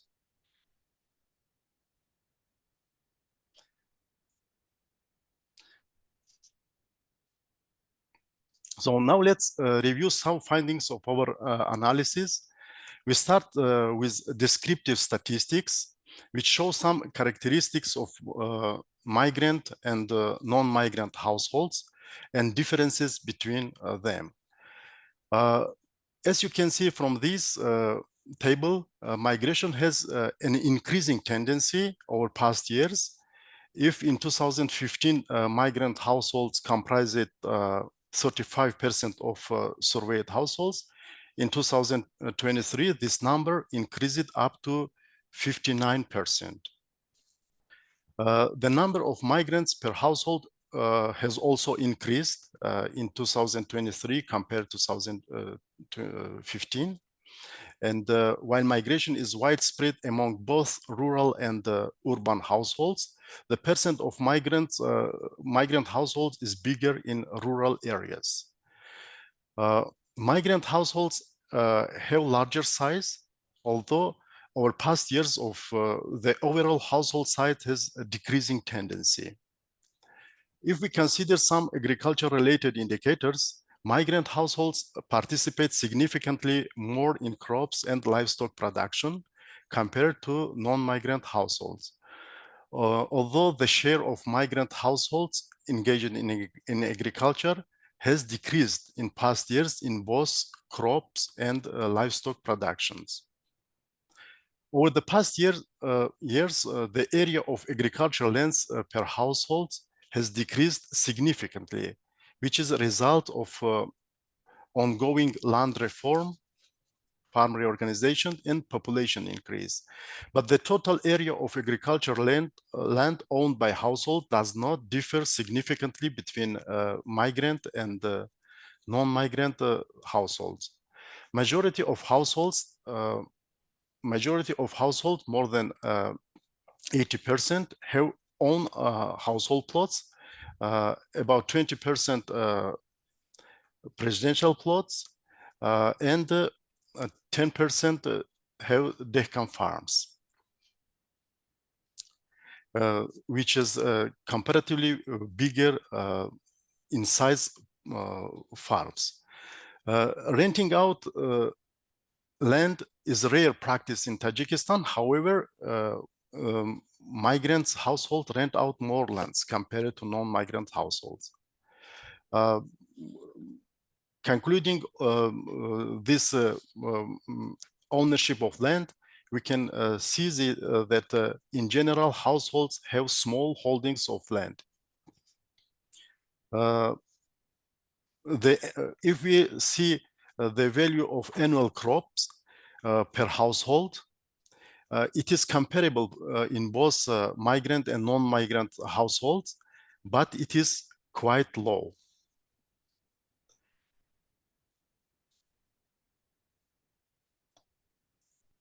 If we see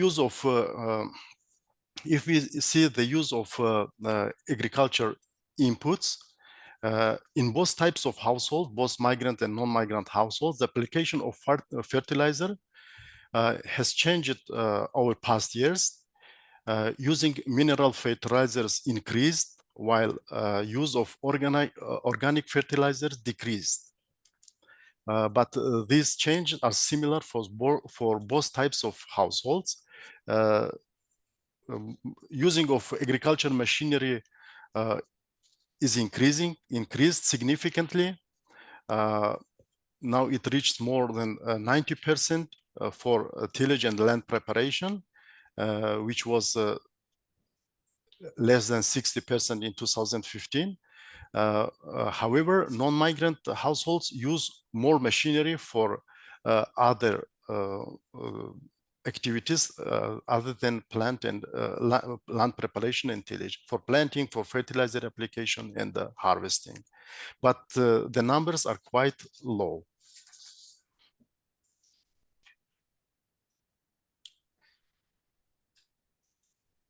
So to assess the association of migration and remittances on crop productivity, we used regression analysis, and the results of regression analysis show that migration, number of migrants, has significant negative impact on households' crop revenue, as expected and described in the theory. However, in general, the impact of remittances on crop revenue is not significant.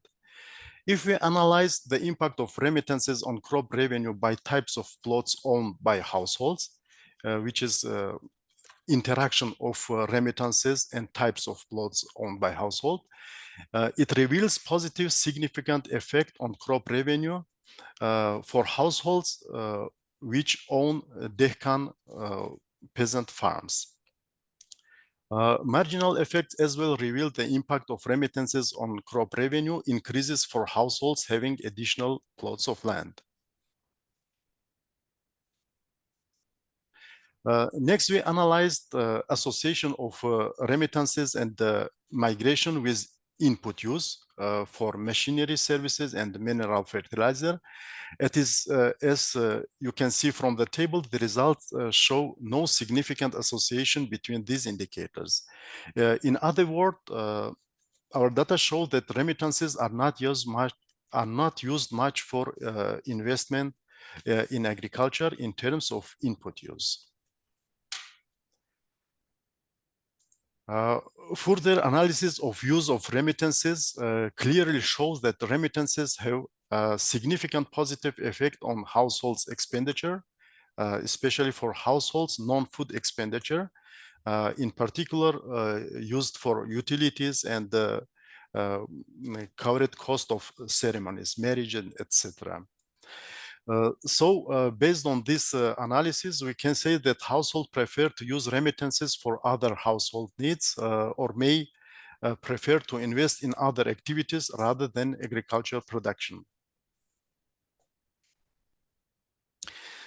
So now we turn to conclusion. So unlike other contexts described in the literature, in general, the results of the analysis reveal that at household level, the migration and remittances do not significantly increase agricultural investment, nor agricultural productivity or commercialization, which is in context of smallholder farming. Migration, loss of labor force, has a negative effect on agricultural revenue, but the impact of remittances is not significant. Based on the result of analysis, it can be concluded that the household may be unwilling to use remittances for investment in agriculture. Agriculture considered comparatively as not attractive engagement, or there is not much requirement for financing due to comparatively small sizes of land holdings. So this brings us to the end of our presentation. And I would like to mention that this study is in process and we will take into account the possible feedback received during this discussion. Thank you very much for your attention. Thank you, Jovidon. So I guess we could take a few questions. We have a little time. Clarification questions or...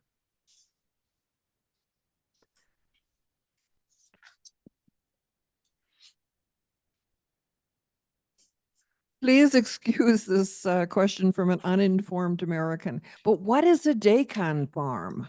D-E-H-K-E-N, compared to the other types that you mentioned, because this was highly significant. Thank you for your question. In general, we households own three types of plots.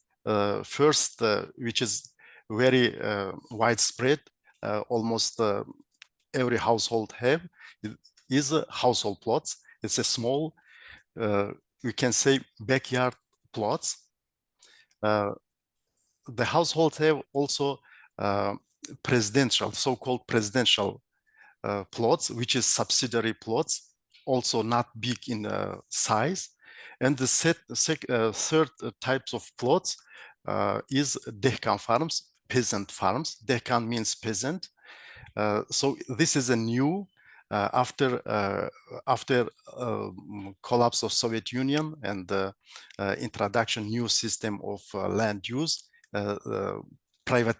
privatization of land introduced in Tajikistan. So reorganized big collective former farms to private individual farms, which is called dehkan or peasant farm. It is compared to other types of land plots which own households, it's a bigger in size.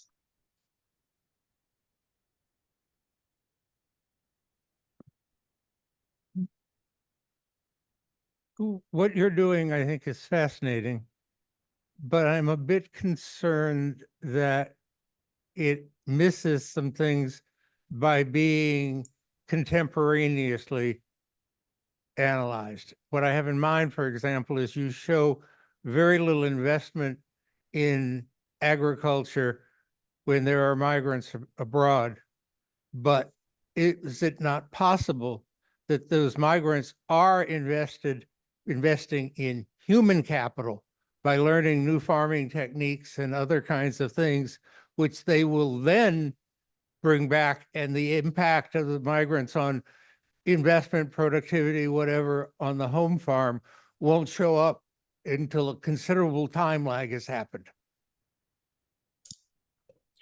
Is there any way you can capture not define migrants as not household members currently abroad, but as household members who were abroad in the past but have returned home?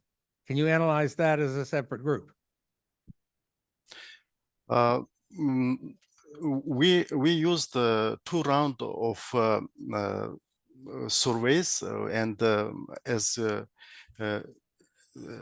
you could see from the presentation, the lag is 8 years between 2 rounds of presentation, but it is yes, it is difficult based on this to assess the lagged effect, and in general we can say that, and it was mentioned also in presentation, that migration is increasing, and that if we compare these 2 rounds, 35 and almost 60% of households have migrants, and this migration occurs year to year. It's a steady, we can say steady pattern, and if they had some effect, we could capture. There is no special probably, as I mentioned, no special data to assess this lagged, but we can assume that if there was some lagged effect, we could capture it.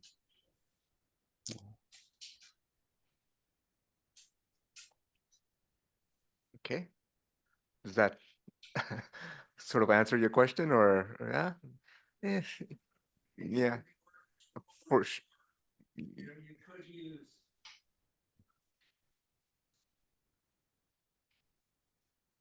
You could use something like the Russian longitudinal monitoring survey or something to actually track the changes in family dynamics and model families that had a returnee, what happened to investment in machinery or whatever lagged.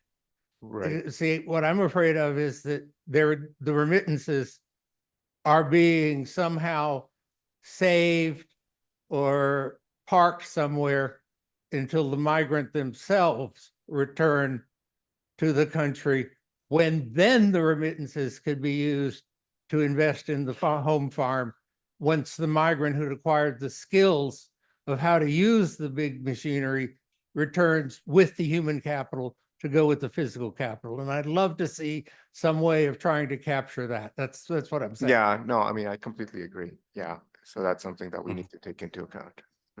Yes, thank you. Hi.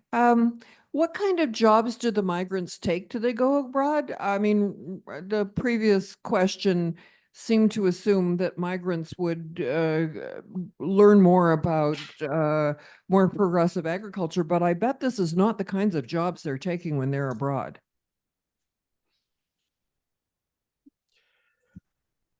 Yes, since the main destination of migrants from Central Asian countries and in particular Tajikistan, Russia, they mostly engaged in other activities than agriculture, mostly construction, services, other, but less on agriculture.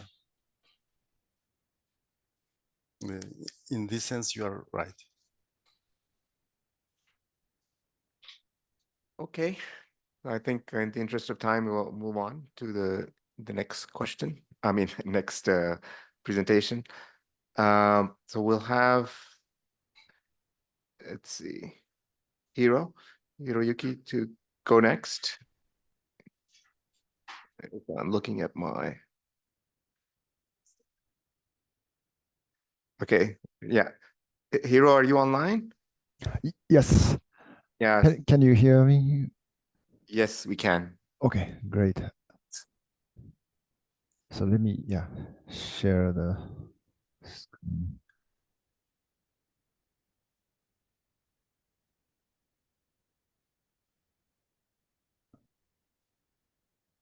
Oh, sorry.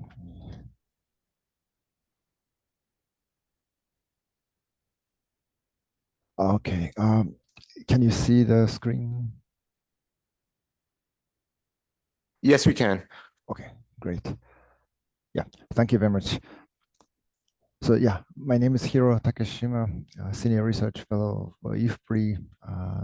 I'm presenting the work looking at the impact of climate change, weather risk on the international labor migration, and using the same data from Tajikistan.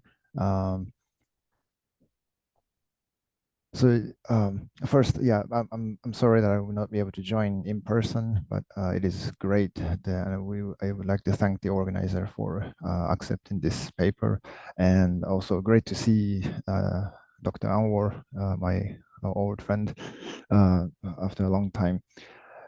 So in this presentation, so Javidan gave a very nice overview of the migration patterns in Tajikistan.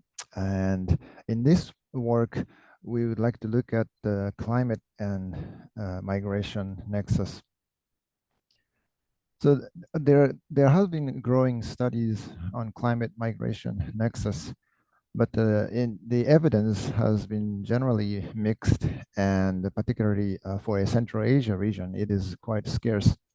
Some studies suggest that there will be more migration in response to climate shocks, but there are other studies that provide some indicative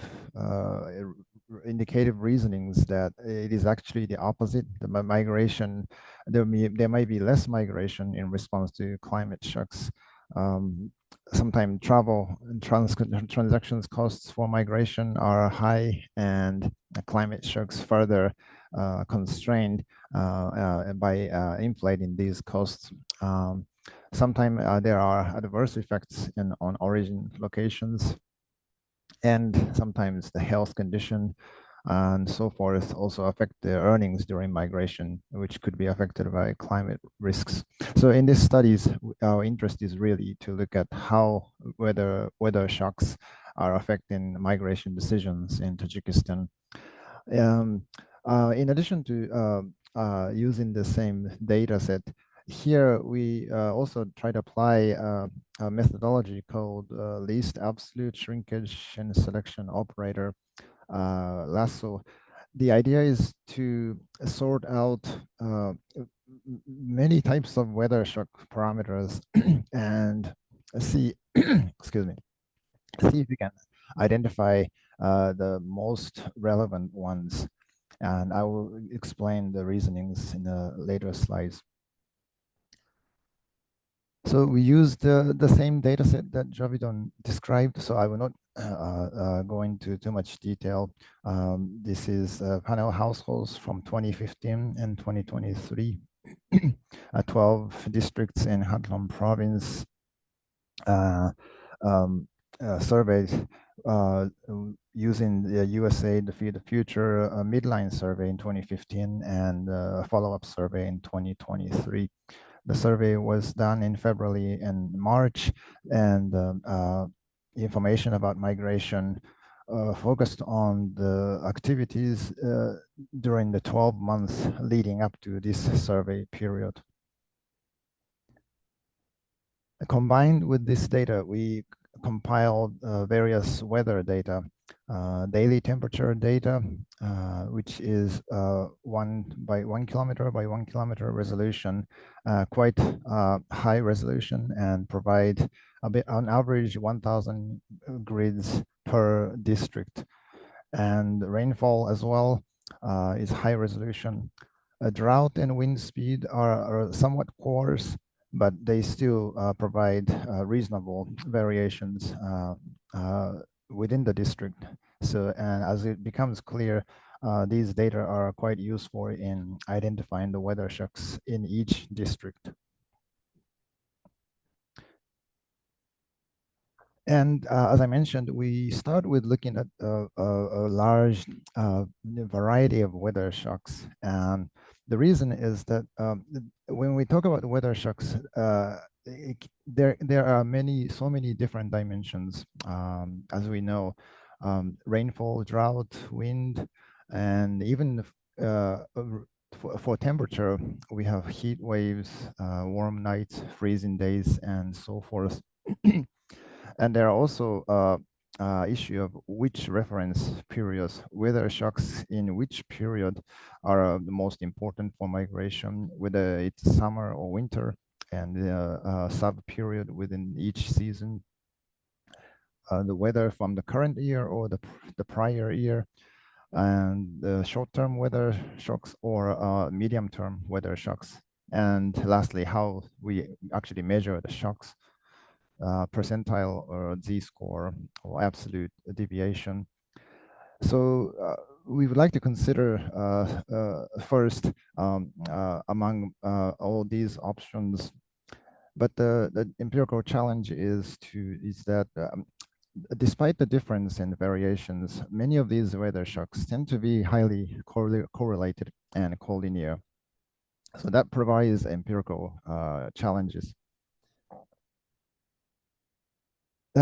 Just quickly summarizing the overall weather patterns in these survey zones.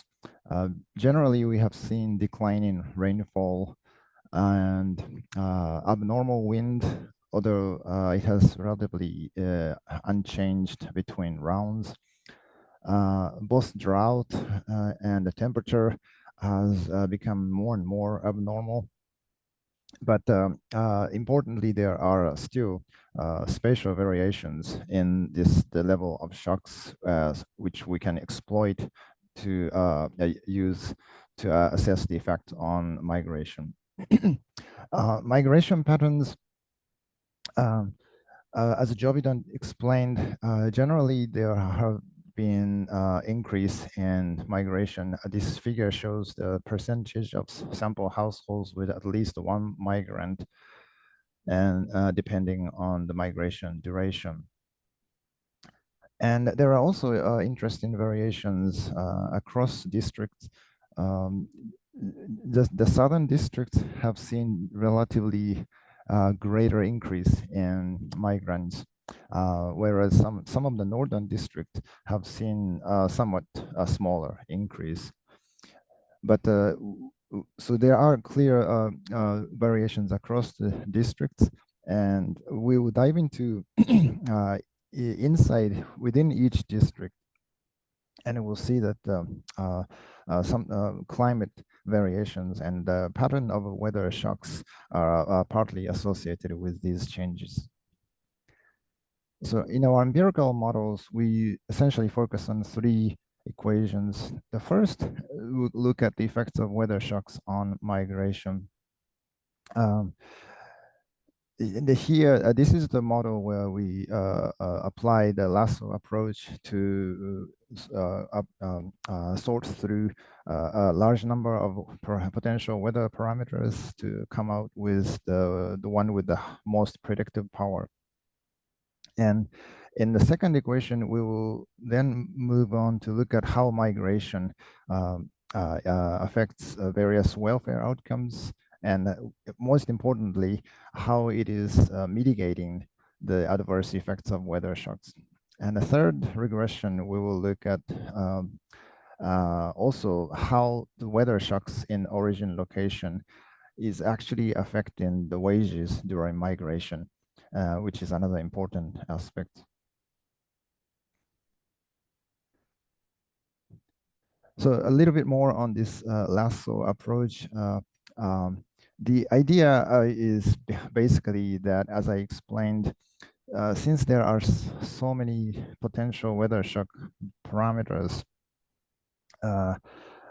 the ideal way is to start with including all or many of them in the model and see which ones ends up significant. But because they are highly collinear, putting including all these weather parameters will make the model quite imprecise. And the lasso approach will essentially penalize number of explanatory variables over the overall fit of the model. So the greater penalty we apply, the more parsimonious model that it will return. And that's the process that we utilize. And in some literature, this is considered a form of machine learning method, where we basically let the machines to figure out the parameters with the highest predictive power. And so just to illustrate, this is the example of Boktar district sample. And so in the left, as you can see, initially we started with many weather parameters, and many of them are floating around. But as we move to the right, as the model becomes more parsimonious and simple, a lot of weather parameters drops out. And eventually we end up with one weather parameter, which is the rainfall in winter seasons. So this is how it looks like in practice. And so we did this for each district sample. Excuse me, sorry. And by doing this, we ended up with quite a wide range of weather shock parameters that are associated with migration decisions in each district. It ranged from rainfall, wind, high nighttime temperature, cold days, drought, and various seasons and reference period. So collectively, these results really indicate that weather shocks, adverse weather shocks, does affect the migration. It's just that the type of weather that matters really varies across district. And the approach allows us to consider this process to come out with causal results. And here we show the district level results. As you can see, in almost all districts, regardless of the weather shock parameters, we see that the adverse weather shock have raised the likelihood of international migration. And this is also holds when we consider only the long-term migration, which is 6 months or more. As for the second regression, the two takeaways are that first, the weather shocks, adverse weather shocks, generally negatively affects many of these welfare outcomes, consumption per capita, and poverty status and hunger. But migration partly mitigate these negative shocks, as you can see, and positive coefficients for the interaction term. So these are consistent with what Javidan described, and explains that migration is partly helping by mitigating weather shocks. But importantly, as we also did in our third regression, we see that the weather shocks, adverse weather shocks in home location are still negatively associated with how much migrants earned in terms of wages in the destination location. Now, what is the possible mechanism? One possible mechanism is that adverse weather shocks in home location lower the reservation wages in the home location. So it forced migrants to accept lower wages at the migration destination. And it might be out of desperation. So to conclude, first, we saw that the different weather shock parameters affect migration decisions in different districts, but nonetheless, collectively, more abnormal weather, these weather shocks, is generally associated with greater likelihood of out-migration.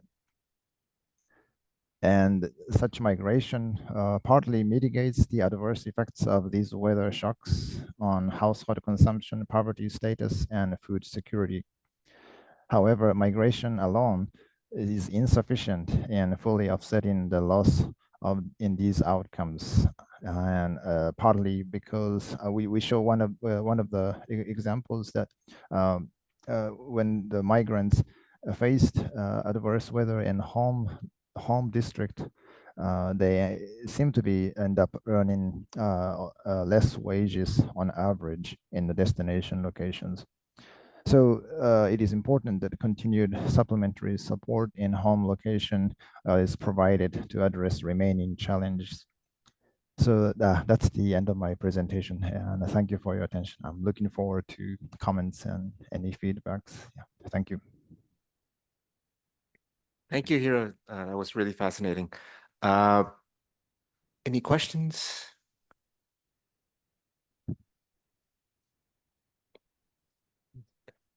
Yes. Someone. Thank you very much. Both this paper and the previous paper, I really enjoyed them both. But for both papers, I wondered about the endogeneity of the migration decision. So, for example, a household might already be vulnerable and maybe even considering migration. Then it is shocked by a weather event, for example, and then it actually decides to implement this sort of migration plan. Yeah. Whereas another household might not even consider it as an option. So on the one hand, you can maybe solve this through a temporal, sequencing. Yeah. And I think the equation in your slide, it didn't have time subscripts, and you might want to change that to just highlight that presumably the weather shock comes before the migration decision. But I still think like this, am I considering migration? Am I planning for it? The whole like, am I a migrant household even if I'm not yet migrated? Yeah, that I don't know if that's possible to model that. Yeah, and it would be helpful to address it at least explicitly. Thank you.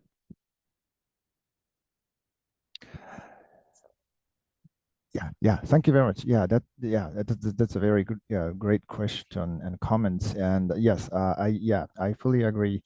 In our regression, yes, so that was part of the reason why we looked at weather shocks in a different time period. We also looked at the different weather shocks in previous year, and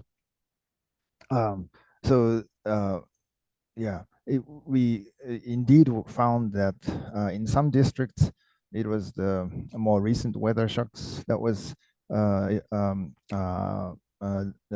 effective, while in other districts it was more longer term weather shocks, more like persistent weather shocks that was associated with migration decision. So yes, we will definitely keep exploring. And is in terms of endogeneity, yes, you are totally right. And I think in Javidon's paper, they used local network as the instrumental variables. And in our study, we also looked at constructed a variable that is capturing variations in migration cost, transportation costs, which we argue that could be somewhat determined by the level of local migration service network that exists. We are fully aware of the endogeneity issues, and explore those various possible variables, and it seems to be working, and but we will definitely keep exploring that further as well. Thank you. Sort of following up on that question, before I frame my question, tell me the definition you're using for a weather shock. Yeah, thank you very much. So yeah, in our case, so we used 3 weather shock parameters. One is based on the deviation from the historical percentile, the deviation from in percentile from the 50th percentile from the historical distribution of the of each weather variable. And the second is the deviation in terms of Z score. And the third one is the deviation, deviation from the mean, from the average in absolute. So it's absolute deviation. So the third one doesn't standardize, based on standard deviation.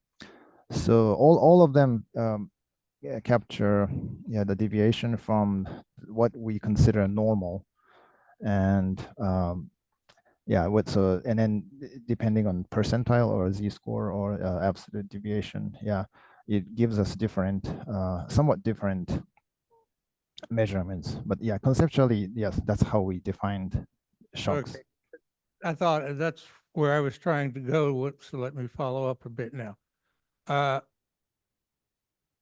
In a true life cycle model, where the distribution of weather is knowable, just not the draw from the distribution this year, you would optimally insure against it by already sending a migrant. If you're in an area where there's likely to be high variability in yield, you would pre-insure by sending a migrant abroad in advance to be in the foreign labor market.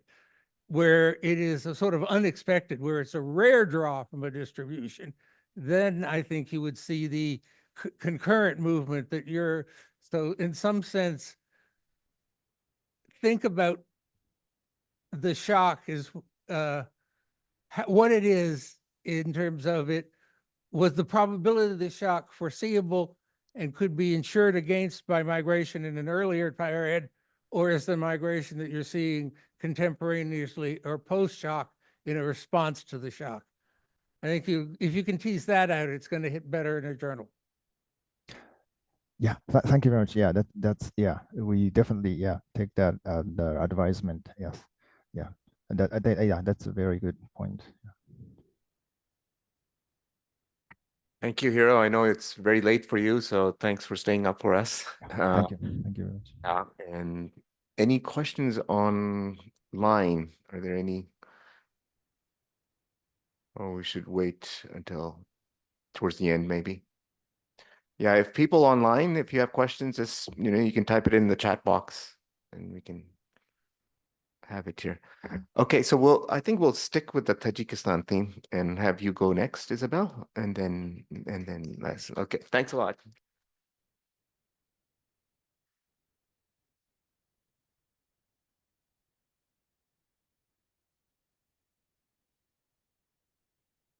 Okay. While they are loading the slides, is this working? Okay. I will present again on migration in Tajikistan, and again on investments. Not because the former presenters didn't do a good job, but actually to look at this from another perspective, from the perspective of income aspirations. This is joint work with my colleague Jeff Blum and Kamal John Akramov. I can click. Yes. So what are aspirations? They are our hopes, our dreams, our ambitions for a better future. And they matter. It's increasingly actually been recognized that oh, can I click it? Oh, sorry. Yeah. Okay. Yeah. So basically, when we have more ambitions, higher hopes, higher dreams, we can achieve more sometimes, as long as we don't dream as much that it becomes unrealistic. On the other hand, if we have low aspirations, we might actually have internal constraints now, in addition to much recognized external constraints to achieving better outcomes. And so the literature has already documented these links between poverty and aspirations, or aspirations and important development outcomes such as mothers' aspirations and their children's education. And studies, and coming closer to the topic here, have also been showing linkages between income aspirations and investments. Studies have shown linkages between on-farm investments, for example, in Ecuador, or with housing investment or business investments, for example, in Myanmar. Often they're going through this inverse U-shaped relationship.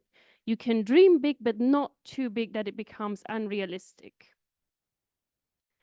We are not aware of studies that now try to quantitatively assess this association between income aspirations and migration. Obviously, qualitatively, this has been documented and is quite intuitive, but not quantitatively. So it's as simple as that, actually. We are looking at the association between income aspirations and migration, and we are going to try to compare them to the association between income aspirations and investments on and off the farm in the context of Tajikistan specifically. So for those who soon will write a lot of emails while I'm talking, I'll give you 3 key takeaways before you zoom out. So first of all, as already shown, we have very, very high levels of international migration among the households in our sample, and very low levels of local investment. Income aspirations are positively associated with migration in this inverse U-shaped curve, but not, again, with local investments. And finally, whether we study past investments, as was done in former studies, or actually now look at expected investments, the results hold.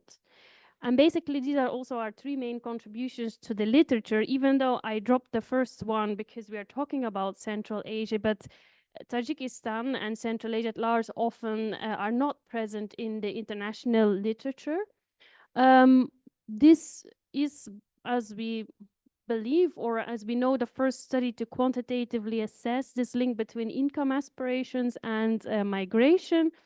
And it's also the first study where we also have data for future or expected investments. So we don't only have to rely on past investments. So speaking a bit to the points actually raised earlier.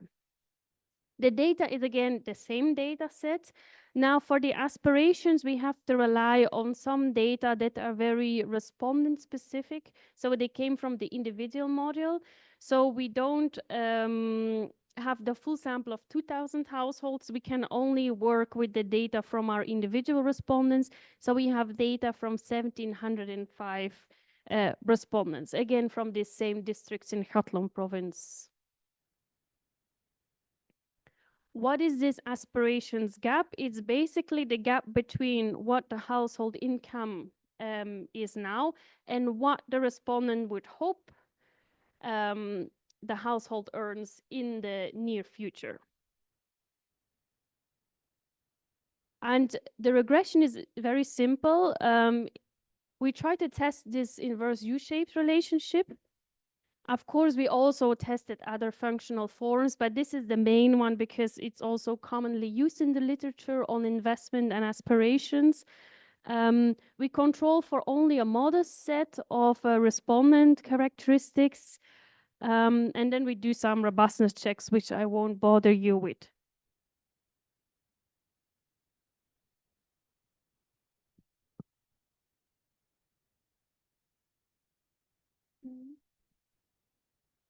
Sorry to interrupt, but I just wondered, what income would you like to earn?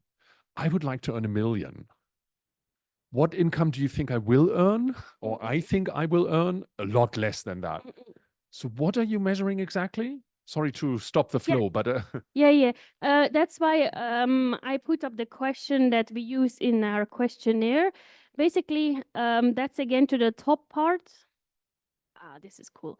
What % less or more would you like to have your household earn compared to your current household's income? I do agree it's a bit like, what did you ask, right? But it's quite interesting. We don't work with the percentage because you have a lot of bunching. Plus, we also really want to get at the size, right? It's the size also that matters, not a percentage change, but also really how much, because that also helps how much you can invest in the future. But that's just simply how we asked it. Yeah. In terms of results, so first of all, 25% of our respondents lived in a household that is considered poor according to the national poverty line. The monthly household income was estimated at about 8,612 Tajik somoni, roughly, very roughly about $800. It's not per capita, it's total household income. The income aspirations gap then was 5,390, so about a 70%. On average, people kind of wanted about 70% more than what they currently have. But really limited investment. So if you look at this graph, the top part is investment and several measures. So any kind of, first we asked about past investments. What did you invest the last 10 years? Then we followed up, what do you think you will invest in the next 10 years? We have dummy variables and also estimated costs, but it's very low. Any kind of investment in 10 years. So we asked for non-farm, for example, this is about housing, investment in new house construction, renovation, electronic equipment, vehicles, car, motorbike. So only 16% said they made any non-farm investment in the last 10 years. For farm investments, it's even lower, 11%.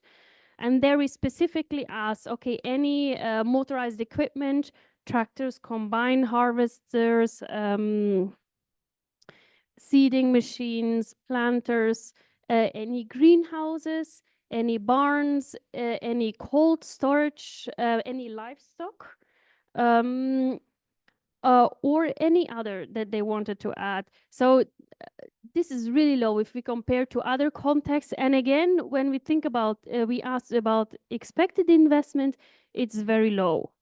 To the contrast, if we look at migration, among our respondents, 79% of respondents had a household member who migrated in the past 10 years, most of that internationally. And currently, at the time of the survey, half of the respondents had a household member who was away in migration.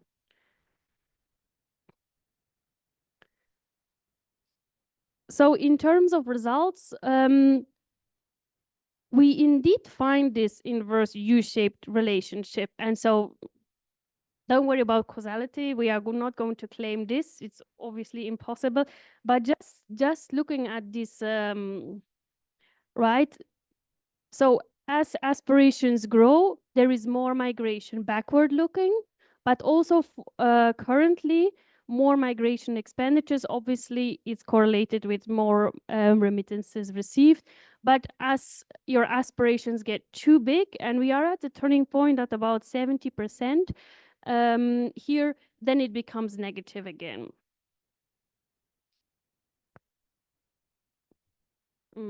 Yeah.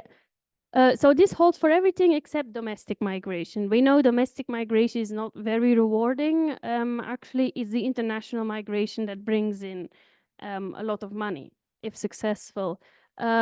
Whether we look by gender of the respondents, we don't see any differences. Whether we look by farm typology, we see similar patterns. Whether we split up our sample between poor and non-poor households, we again see similar patterns. A bit bigger coefficients among non-poor households, but largely the same, actually. When we look at income aspirations and investments, I did not forget the stars. There were no stars here.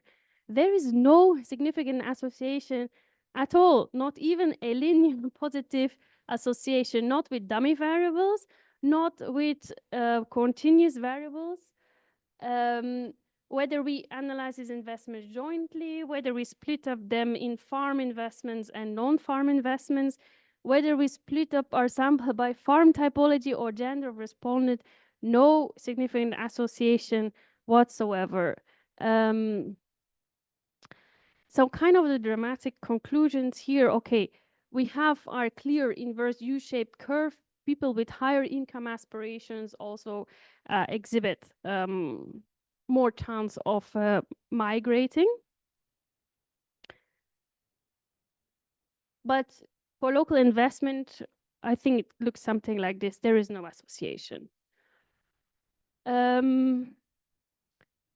This is actually a pretty bad result, okay? So we were discussing with colleagues, why does it matter? Because people's hopes, their dreams, their ambitions for the future, they are not in finally being able realistically invest in businesses and generate employment opportunities for the future for youth. We get a perpetuating situation where people will use their money, they will spend to migrate, money will come back and it will serve daily household needs, it will serve needs for medical expenditures, but we are really lacking this investment and this growth in the local economy. So what we've seen actually, Tajikistan has had tremendous migration for the past 25 years, but locally not, maybe not enough is changing. So yeah, let me conclude here. Thank you.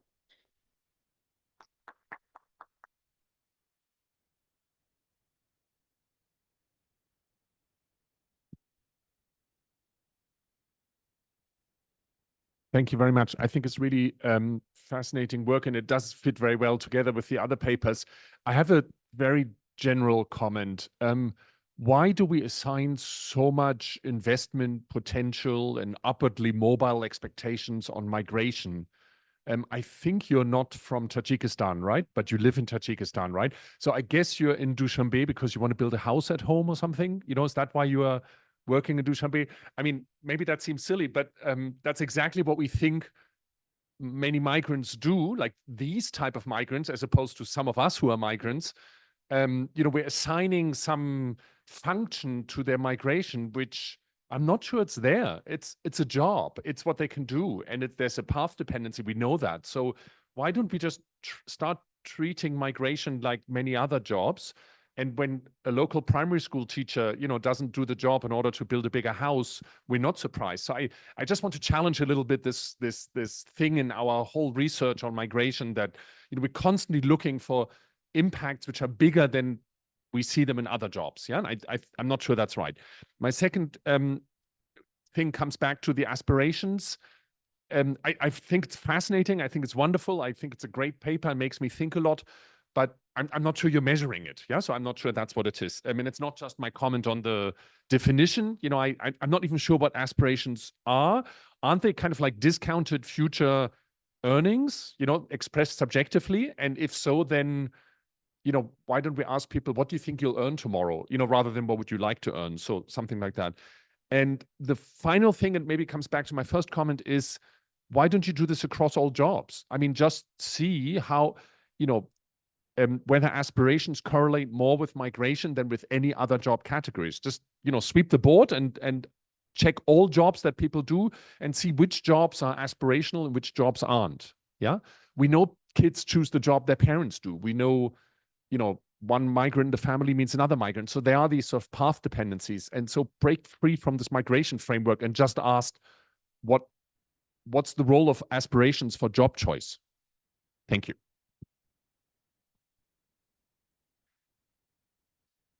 Very interesting. Also, links to the first session that we had this morning that you chaired.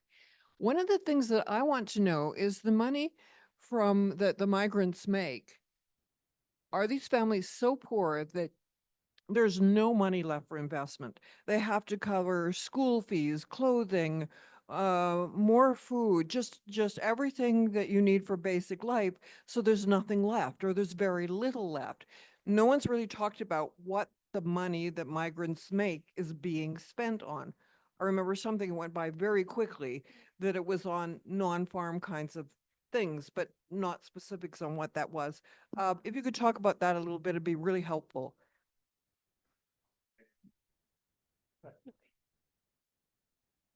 Am I excused from answering then? Yeah, I must say it's still something that breaks my head. In a way, people do invest in houses. We are not sufficiently capturing that. I think I don't fully understand why. Probably because of the numbers are small when you take it in the sample. But people do invest or try to invest. So often, from the fieldwork we've done, it now increasingly looks like actually migration not for everybody, but for many people, migration is an undesirable occupation. They do not wish to leave their family and children behind. They go because they need money. So once they have enough money for their immediate needs, they will come back, right? So they use it maybe to set up their own house so that they can move out from their parents with their family.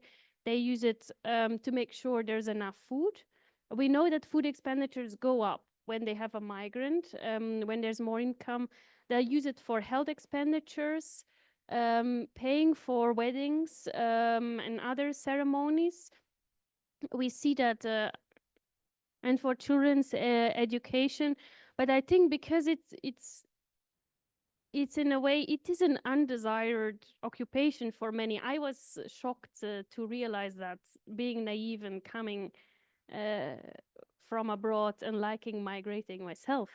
But that really also limits, and households back home say they try to really limit what they ask them to send. They say, we know they are doing backbreaking work, they are not being treated well. We try to ask the minimum that we need from them only. Yeah. But aside of that, I definitely think maybe there are also shortcomings in what we can capture with this data set, especially if, as I don't know your name, as Mr. mentioned in response to one of the previous discussions, they might also save actually while in migration and then come back and make the big investment. And these kind of things are probably not sufficiently well captured with our household survey. Okay, let me stop before I talk too much. Paper. Teasing out the education effects is actually absolutely critical, because I suspect much of the investment is actually to keep the eldest son in school 2 or 3 more years, maybe even to acquire a high school degree and have access to an office job in the future. So if we define investment as only physical investment, the story is going to look very differently than if you can track investment in human capital. Yeah, in a way, this paper also fitted a little bit in this the new economics of labor migration that Jovidan also mentioned, where in the ideal world, what there the authors say is like, okay, people go in migration, they come back with the money, you get an investment, you get a boost to your economy. Or if it doesn't happen, there's something going wrong, there's serious market imperfections. So that kind of like background story resonated in writing the paper.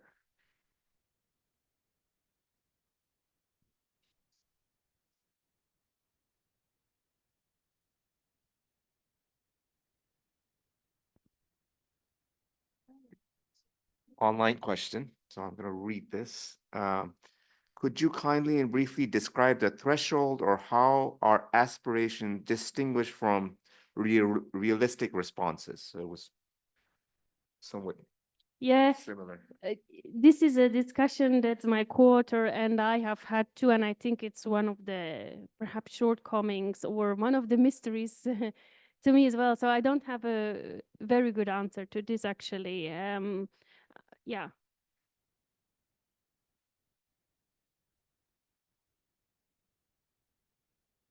Thank you, Isabel. Continuing this topic of aspirations, I know your colleagues also used LiK data to produce a paper looking at gender. My question for your work is, what is investment? And from point of view of households as well, this definitely probably relates to housing, some equipment, something in agriculture, but also what about social capital? Meaning in Kyrgyzstan, most remittances go to toys, yeah, to festivities, and it has its function. It is something that safeguards in the future if you need some help. So practically contributing to this kind of circle of similar, more or less, yeah, I can contribute type of message by doing that. And in what extent that function as well, investment in social capital could be part of your investment definition, that kind of thinking, not necessarily to respond. Yeah, no, thank you very much. I think in addition to many of the comments, these are great reflections and ideas for either further work on this paper or new work with this. So yeah, thanks very much. Okay, I think we'll move on to our last presenter. Thanks, Isabel.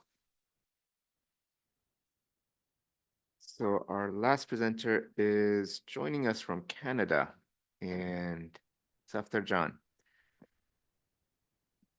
Safdar, are you there? Can you hear me? Yes, we can hear you. All right, just give me 1 minute to share my screen.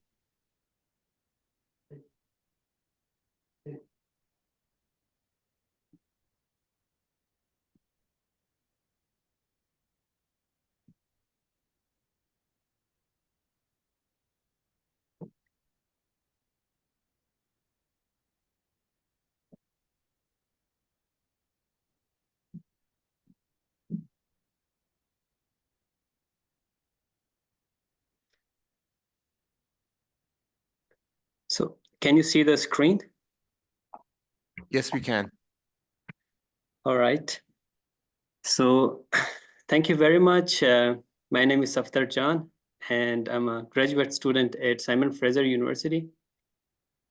I feel like the questions to the previous presenter are the ones that we are trying to answer in this research, at least. So just to give you a brief introduction, this research is about remittances and household expenditure. So we are actually employing a quantile regression approach. So first of all, I just want to thank the audience, and it's a privilege for me to present in front of my my professors and my colleagues from IPPA.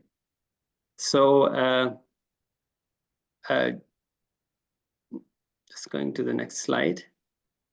I'll try to make this presentation as much intuitive as I can. I know the time constraint, so I won't spend much on explaining the motivation and the theoretical framework about remittances and its effect on household consumption. Rather, I would spend more time on explaining the results that we find. That are, by the way, very relevant to the questions that were asked to the previous presenter, and I hope we'll try to answer them in this presentation. So the main research motivation, apart from remittances being one of the, or like Kyrgyzstan being one of the top remittance recipient countries, is the unique nature of the Central Asian countries, including Kyrgyzstan. That is, it is a post-Soviet country, and not many of the developing countries have this experience of moving from a closed economy to open economy. And given the nature of Soviet Union, the labor mobility was fairly prevalent there, and after dissolution of Soviet Union, a lot of Central Asian migrants remained in Kyrgyzstan, and Russia remained one of the top destination countries for migrants from Central Asia. I just want to share one of the figures here. The Statistical Bureau of Kyrgyzstan estimates around 1 million migrants in Russia. So just want to clarify one more thing here is that this research is based on pre-COVID and pre-Ukraine war. So things might have changed after these two prevalent shocks. So ideally, the main research question that we are trying to answer is how remittances influence the budget allocation of different consumption categories. So essentially, we are trying to answer how remittances affect food consumption, consumption on education, consumption on events, consumption on medical, etc.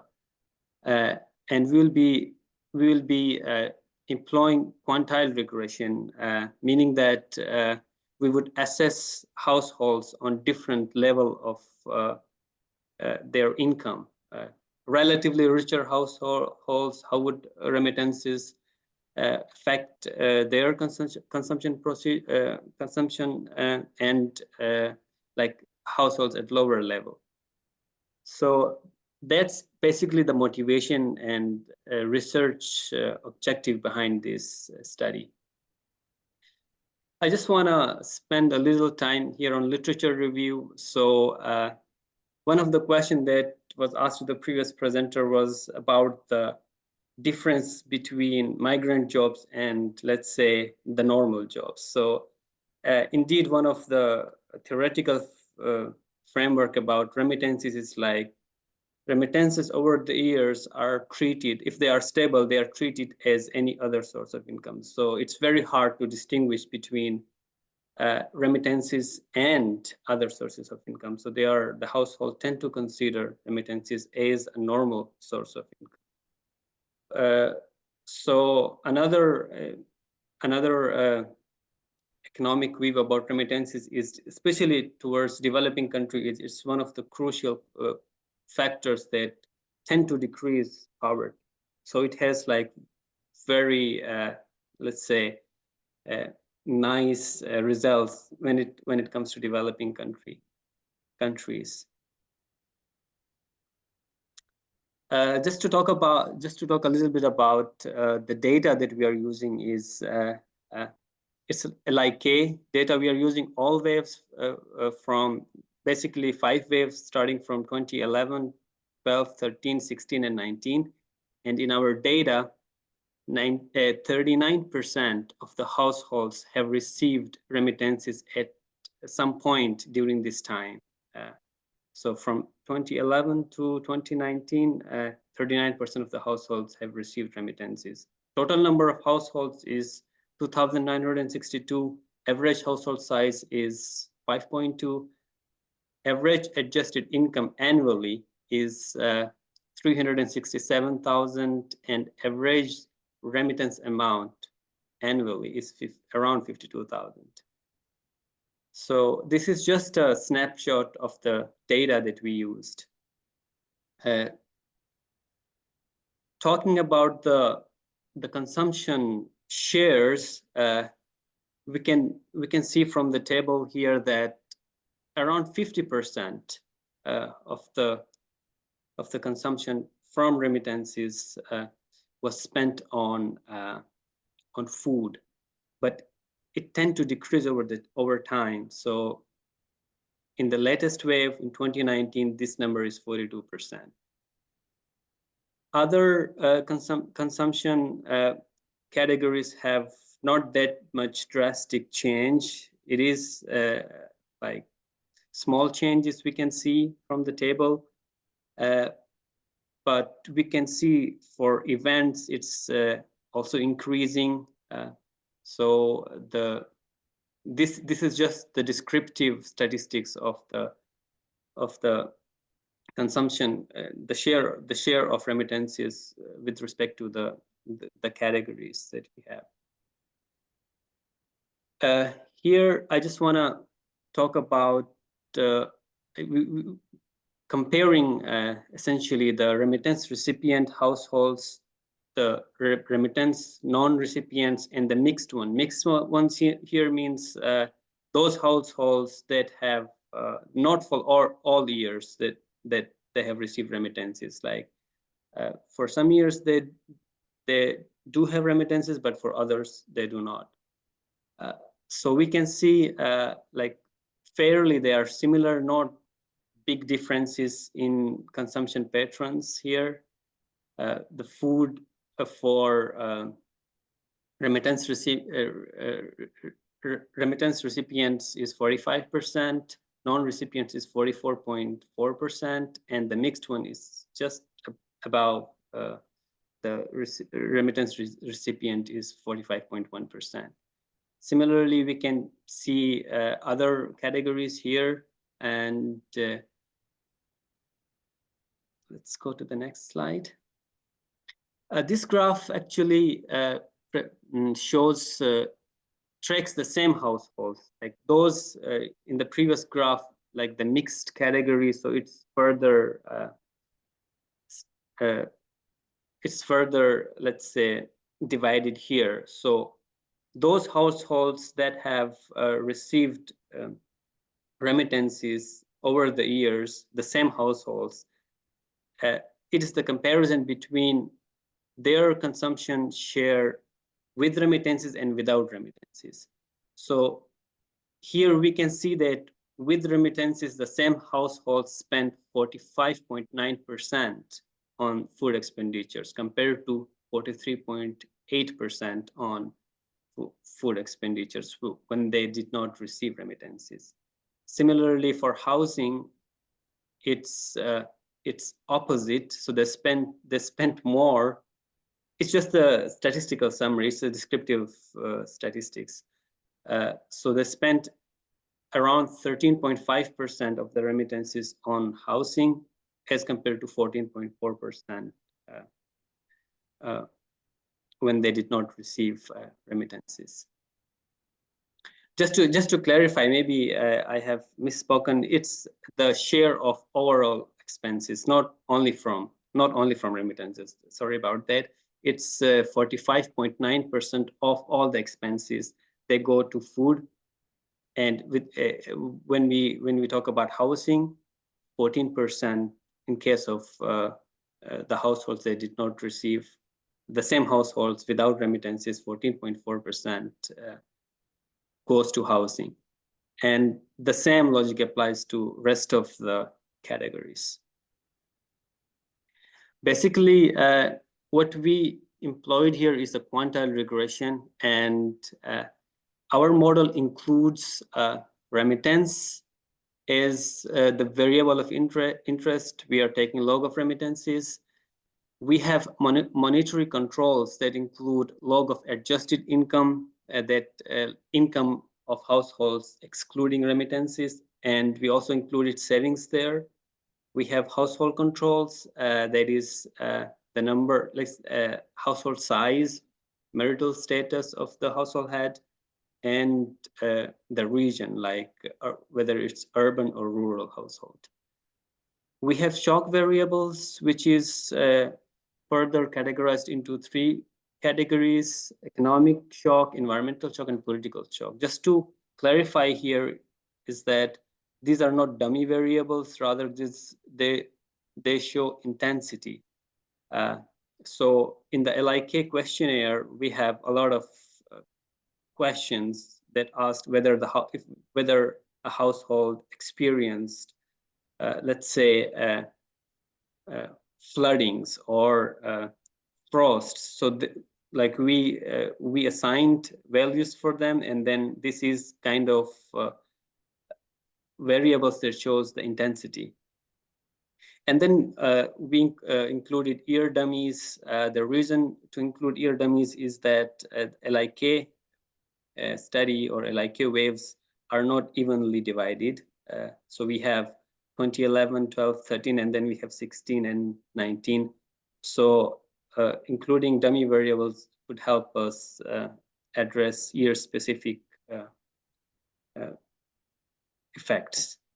And then again, the quantiles that we are using is 25%, 50%, and 75%. So this is the first result. As you can see, this result is only for remittances. And you can see that the remittances share, or like the share kind of increase when we go to higher quantiles. In this case, when we go from lower income households to higher income households on food. And with respect to housing, lower income households tend to spend less, or like tend to spend less on housing as compared to higher income households. And for consumer goods, interestingly, lower income households tend to spend more as share of their overall, as share of their remittances as compared to higher income households. And then we can see here communications. This variable is it is the expenditure on transportation and communication. So this, like for lower households, for lower quantiles, this share is high as compared to higher quantiles. With respect to events, higher quantile households, or the households that fall in higher quantiles, tend to spend more, or more likely to spend the remittance money on events rather as compared to the lower quantile households. The same pattern is for medical expenditures. In the next slide here, it kind of addresses the initial assumption when I talked about economic framework, is that when remittances are stable, they are hardly differentiable from any other source of income. So here it is it shows how much of the income goes for these categories. So here we can see that for food, now like the lower quantile households, they spend more on food as compared to higher quantile households from their income. And then this, like higher quantile households spend more on housing than lower quantiles. Again, here, the consumer goods follow similar pattern as food. So lower quantile households spend more on consumer goods than higher quantile households. And for school expenditure, it tends that the investments, you could say, on human capital or schooling happens more on higher quantile households than lower quantile households. So households with like richer households tend to spend more on school expenditures than poorer households. So just a second. So a similar pattern is for medical. The difference is not that much, but lower quantile households tend to, let's say, have lesser investments to medical than higher quantile households. So this is just a snapshot of the regression table that essentially shows the graphs here. So we can see this is for food, log of remittances in quantitative terms, it is the remittance money kind of decreases the share of lower income, 25% lower, just a second, lower income households, just like 1% increase in food, 1% increase in food in log of remittances would decrease food expenditures by 0.003%. So it's only for remittances. So the key takeaways that I just discussed in the previous slides where I showed the graphs is that households in higher quantiles allocate more of their remittances to medical and event expenses, and they are less likely to allocate on communication and transportations. Poor households do tend to spend more on food. However, this allocation comes from other income. Like it's more of it follows the income hypothesis of the remittances. And again, lower household quantiles are more likely to allocate on education from remittances and less likely to spend on food when we isolate remittances. Overall, richer households tend to allocate more on education. So again, this is a work in progress. I just want to clarify that, and we want to employ propensity score matching approach to compare the households that do receive remittances and households that do not receive remittances, whether the investments or the spendings are significant. So we will update this research, and this just tells the quantile regression results until now. So if you have any questions, please feel free to ask. Okay, thank you, Safdar. I know we're over time, but I think we can take one or two questions. Sure. Me again, always. Not a question, but a comment has struck me vividly seeing this. Isn't what you're, given the patterns of where Kyrgyz end up, aren't you really saying that the Soviet Union was never dissolved?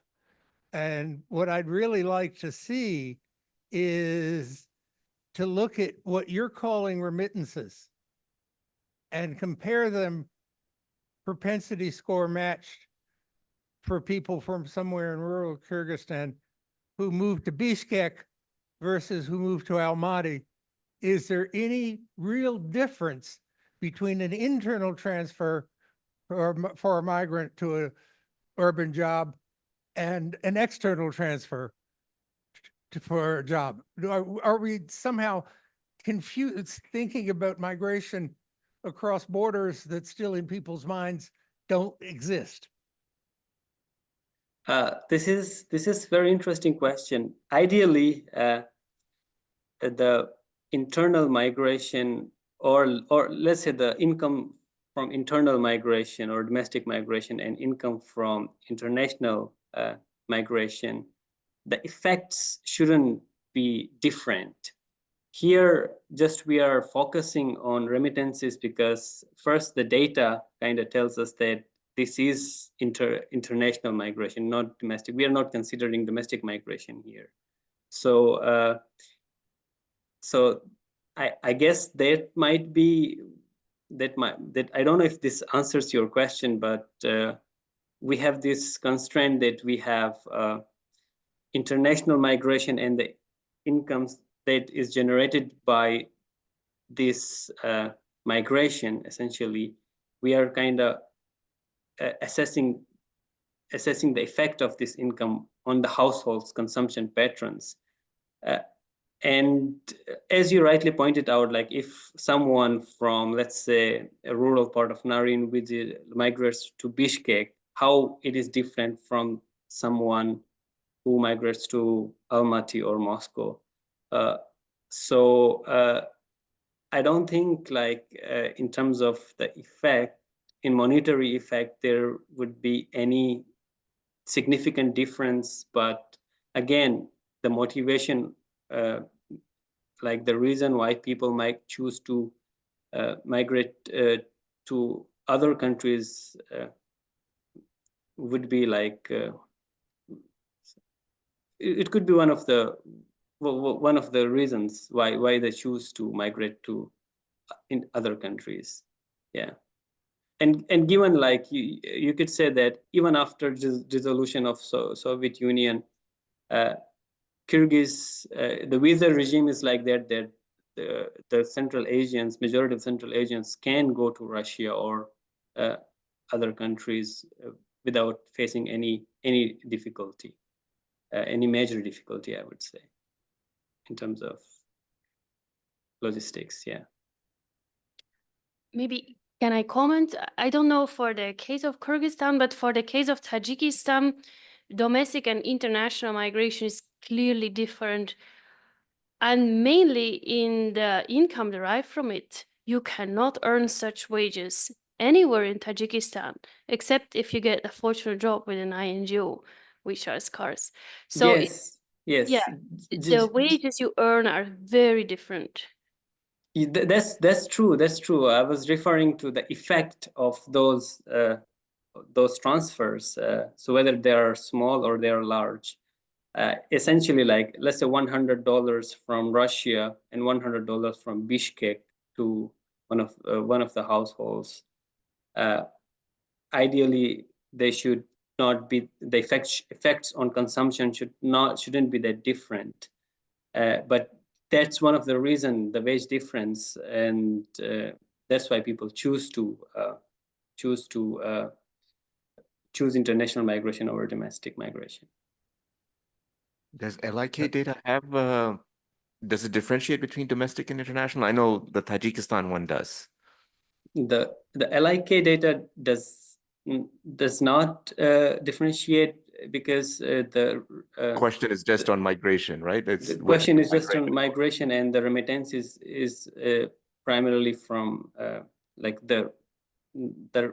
it discusses the international migration, and it discusses the destination countries. They are primarily Kazakhstan and Russia. So I guess there is no information on domestic migration and the income generated from domestic migration. Okay. If I also may have to respond to this question, as in addition to what Isabel said about the circumstances of Tajikistan, I would also mention that this is a very small country, commuting from one place, let's say, distant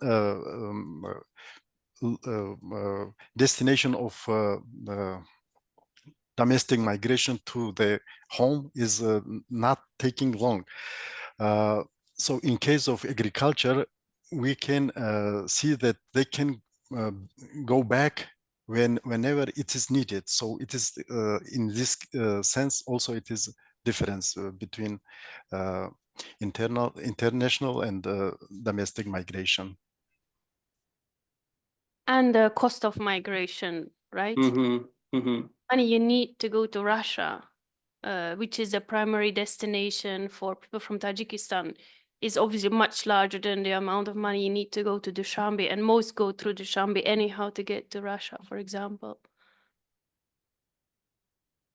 Good. Yes, definitely there are various factors that influence the decisions to migrate abroad, and one of the major factors is the cost associated with it, and also the wages. So people do spend more to go to an international country and work there in a hope that they would earn more and help their families back home. Good. You want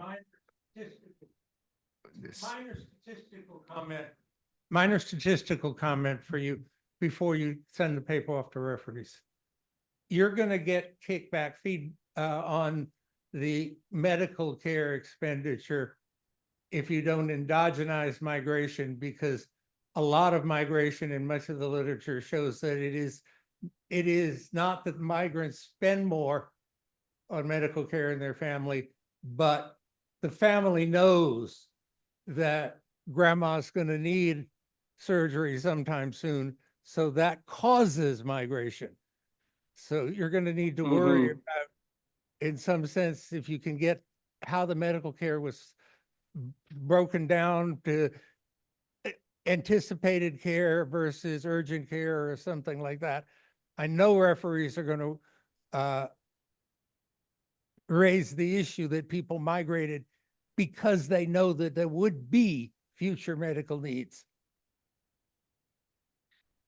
That's essentially true, because it's bidirectional. The relationship is bidirectional, and also one of the things that I want to highlight is that when there is a shock in the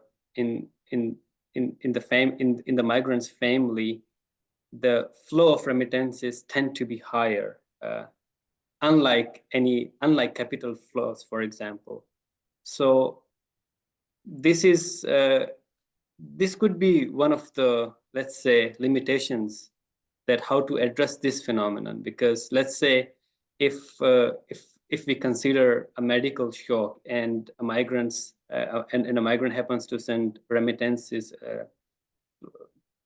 to help or to help that or to mitigate that shock, so a lot of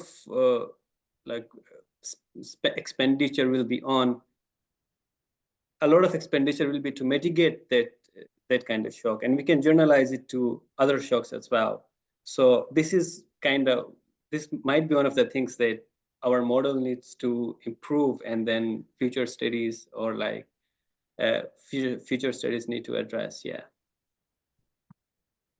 Okay, thank you very much. I think I'm going to bring this to a close. It's lunchtime, people getting hungry. So thanks everybody. Thanks to all our speakers in person, online. Thanks for all the great discussions.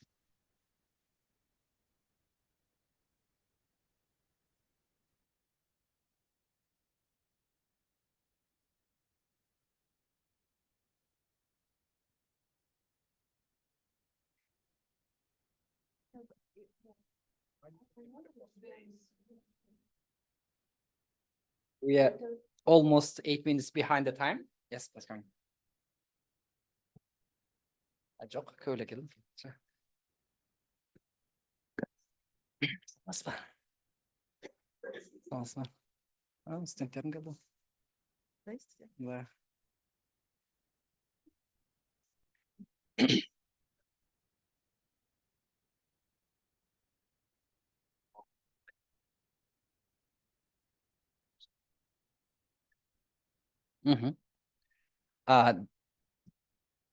Dear ladies and gentlemen, welcome to this session. The session is called Oral Histories of 20th Century Kyrgyzstan, Methods, Stories, and Possibilities. My name is Daniel Karabayev, and I am representing American University of Central Asia in Bishkek, Kyrgyzstan, also representing the Oral History Association of Kyrgyzstan. And this is a great honor for me to moderate this session with my colleagues whom I know for the many years, and the colleagues who are doing the amazing job in the field of oral history, at the same time preserving, let's say, our oral tradition, oral history of Central Asian country in the best, let's say, digital format. So very shortly, oral history, it's not new for us, especially for the Kyrgyz people, because oral tradition was something, the main foundation of our culture, our history. And since we were having the nomadic life, we had developed such a great skills for communicating and keeping the oral histories. And those people, they simply were called like Kuymakulak, and the people who have the great listening skills and can pass the main message to the histories. And the oral histories, again, is not totally new for us. If you just go carefully analyze the works and the novels of the great, the writer Chingiz Aytmatov, mostly all his poems, works was done based on oral history traditions. So he was just going through the country, collecting the people's stories and using his great skills of narrative stories, he was able to tell the stories. For example, the great novel, as we know, the Face-to-Face, Bit Me Bit, and this is the real story. So this, he just heard, he knew about this story. He was going through the country, collecting story, how a man who rejected, let's say, going to the war and killing the people. And this was the real story. He interviewed the people, all the participants. At the end, he published such a great novel. Even he didn't change the name of those main actors. Can you imagine? So he was such a great writer as well. So this is very short about oral history. And today we are, as a methodology, as an oral history methodology, we have been working on this tradition, and we have really great scholars and the researchers who is doing a great job with their oral history methodologies. And today we have almost 4, and unfortunately one of our colleagues will join us, will be sharing their own stories, practices, and research findings. And exactly the 4 research, the findings have exactly 50 minutes of the presentation, and we will take all the questions at the end of the conference. The presentation. So first, I would like to give and introduce you the first speaker, who is Ms. Altyn Kapalova. She'll be talking about the topic about the voices beyond the textbooks, oral testimonies of the 1960s Kyrgyz uprising, Ürkün. And this is one of the very, hot topic in discussion. Unfortunately, we were not able in that time, during the Soviet time, to record the people's, the voice who had experienced this uprising, but still, Altyn was able to interview the 3rd, 2nd generation, 4th even generation of those people who participated in it, and will share her own stories. Altyn is working as a research fellow and acting director of the Cultural Heritage and Humanities Unit at the University of Central Asia. And she has really long experience of starting from the small epics and doing research on the women's role and the women's participation, and the stories with the cemeteries. I remember it was also one of the very interesting project. And she's doing and she's promoting oral history methodology through her unit. So Altyn, floor is yours. You have exactly 50 minutes to talk. And by the way, we have only one presenter who will be speaking in Russian, and it is Altyn Kapalova, but you will be provided with a simultaneous translation. But other speakers will be doing the presentation, and slides will be in English. Thank you very much. Altyn, you can speak this way. Okay.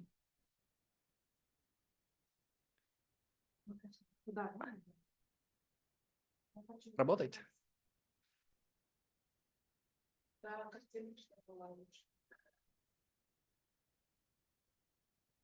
Ребята, можете с первого ряда выключить свет?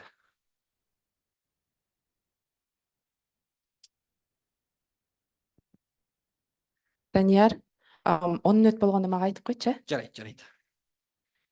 Здравствуйте, спасибо большое, что пришли на нашу панельную сессию. И сегодня я хочу рассказать про работу, которую мы в университете не только ведем по 1916 году. Но мне кажется, все знают о событиях 16 года, когда тысячи и тысячи людей погибли в горах, убегая от русской армии. И я часто и на конференциях тоже говорю, что для меня это не только научные данные, для меня это история моей семьи. И вообще мой интерес начался, когда я еще была ребенком. На фотографии мой дедушка, у него на руках мама, бабушка и старшая сестра моей мамы. Вот. И так получилось, что моя мама и та дедушка очень просто потрясающие рассказчики, и это очень повлияло вообще на меня как исследовательницу. И после того, лет 5 назад, и у меня и со стороны папы, со стороны мамы все бежали в Китай, и эти истории я слышала все детство. И где-то 5 лет назад я взялась за эту тему и смогла упорядочить истории моей семьи, семей моих родителей. И потом я стала собирать истории уже у других людей, которых я не знала. И просто, чтобы вы понимали, через что я прошла, там, знаете, такие истории, Это вот, я очень коротко расскажу. То есть оставляли детей все время, и ты видишь, то есть вот эта женщина, она, это рассказала ее внучка, но была еще жива, то есть во втором поколении. Но это такая семейная травма, потому что вот они решили оставить ребенка. И так делали многие, потому что так было больше шансов выжить. Была надежда, что кто-то заберет ребенка и что в семье, ну, сохранят силы, да, чтобы не нести. И 9-летняя девочка вернулась за своим братом и донесла его на своих руках. То есть истории вот примерно такие. Их собралось больше 20. И тогда я стала думать о том, что хочется рассказывать это только через тексты, и как художница я стала визуализировать их и делиться с другими художницами и художниками, делиться этими историями самими. Это, например, фотография Айбека Байымбетова, моего коллеги. И эта история, то есть я начала привязывать каждую историю к какому-то предмету, чтобы это визуализировать. Это история женщины, которая отправила 11 детей и осталась одна, чтобы не быть обузой. И все вот рассказывали ее, ну, соседи, что она просто все время работала с веретеном и вот готовилась, что дети вернутся. Пряла и вязала носки, но в итоге из 11 детей у нее вернулось 2. Вот, или это вот и история моей мамы. Она помнит про события 16-го года. В 60-м году, когда Китай и Советский Союз открыли границы, вернулась ее тетя, которую десятилетней оставили там. И она вернулась со своей семьей, и она ей просто вот пришила тумар кылып 3 пуговички, да, и я вот специально, это постановочные фотографии, и я их делаю, потому что нет исторических фактов, вернее, артефактов. Я тоже говорю, знаете, у нас есть памятники эпохи там караханидов, палеолита, мезолита, там гуннов, усуней, но нет памятников 16-го года именно из-за того, что на протяжении всего Советского Союза периода это было запретной темой. Поэтому приходится делать какие-то художественные интерпретации. Вот.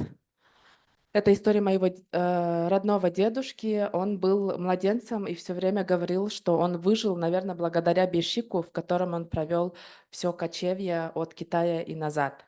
И вот они моего дедушку забрали, а его сестру, получается, оставили. Ну, так все делали. Типа мальчик продолжатель рода, а ну, девочек можно там оставить. Ну и вот такие истории. Потом я собирала это как галерею визуальных историй, и мне казалось этого очень мало. Я стала тоже смотреть на памятники, которые очень героизируют эти события, и мне это не нравилось. И я вот всё больше и больше говорила с людьми, вот тоже это в 70-е уже, ну, китайские кыргызы, они стали высылать фотографии свои. И я в исследованиях стала собирать эти фотографии как людей, которые вот там остались. И продолжала свои исследования, и потом вот решила сделать памятник, поставить памятник. Это просто эскизы. Я решила это сделать в горах, высоко, чтобы как бы тоже люди предприняли какие-то попытки физически туда дойти. И местная власть мне говорила, зачем в горы, кто туда будет ходить, давай вот на обочине дороги поставим.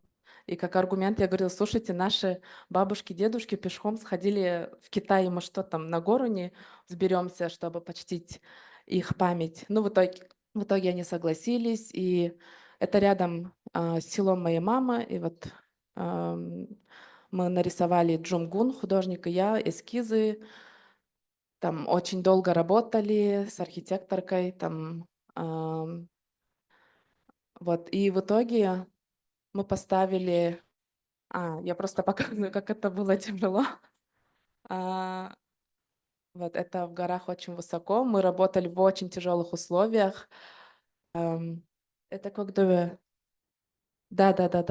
Потому что вот эти села, Өрюкту и Кокдове, ну, много сел пострадало, но тут очень, например, Өрюкту пережили нападение армии, кто-то успели уехать, да. И тут вот сломанная гора есть, она так и называется, Джарлганто. Я в детстве сидела на скамье там у бабушки, дедушка, и все время смотрела на эту гору. Я подумала, что это очень символично, потому что люди умирали не столько от пуль тоже умирали, сколько вот от погодных условий. И в длину, да, так получилось, что там вот просто пришлось камни колоть. Это местные жители, все очень поддерживали. У этого проекта практически нет бюджета. Очень маленькая стипендия от фонда Сорос. Вот. Это был единственный конь, который смог туда подняться и поднять материалы. Его зовут Апачи, а это Медель, который был у нас вообще как акробат. Я так переживала, думаю, боже мой, только не упади, потому что невозможно стремянку поднять, и вот таким образом все это происходило.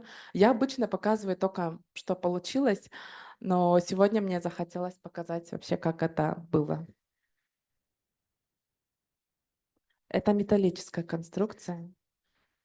Да, и вот тут есть кто были, то есть ты слышишь звук издалека, и очень при сильном ветре этот караван исчезает. А когда тихо, то это как бы... Это такой тревожный звук, но в этом была идея. Вот, издалека он так выглядит. Мне там дети сказали, как штрих-код. И он в длину вот 16 метров и в высоту, ну, в натуральную величину.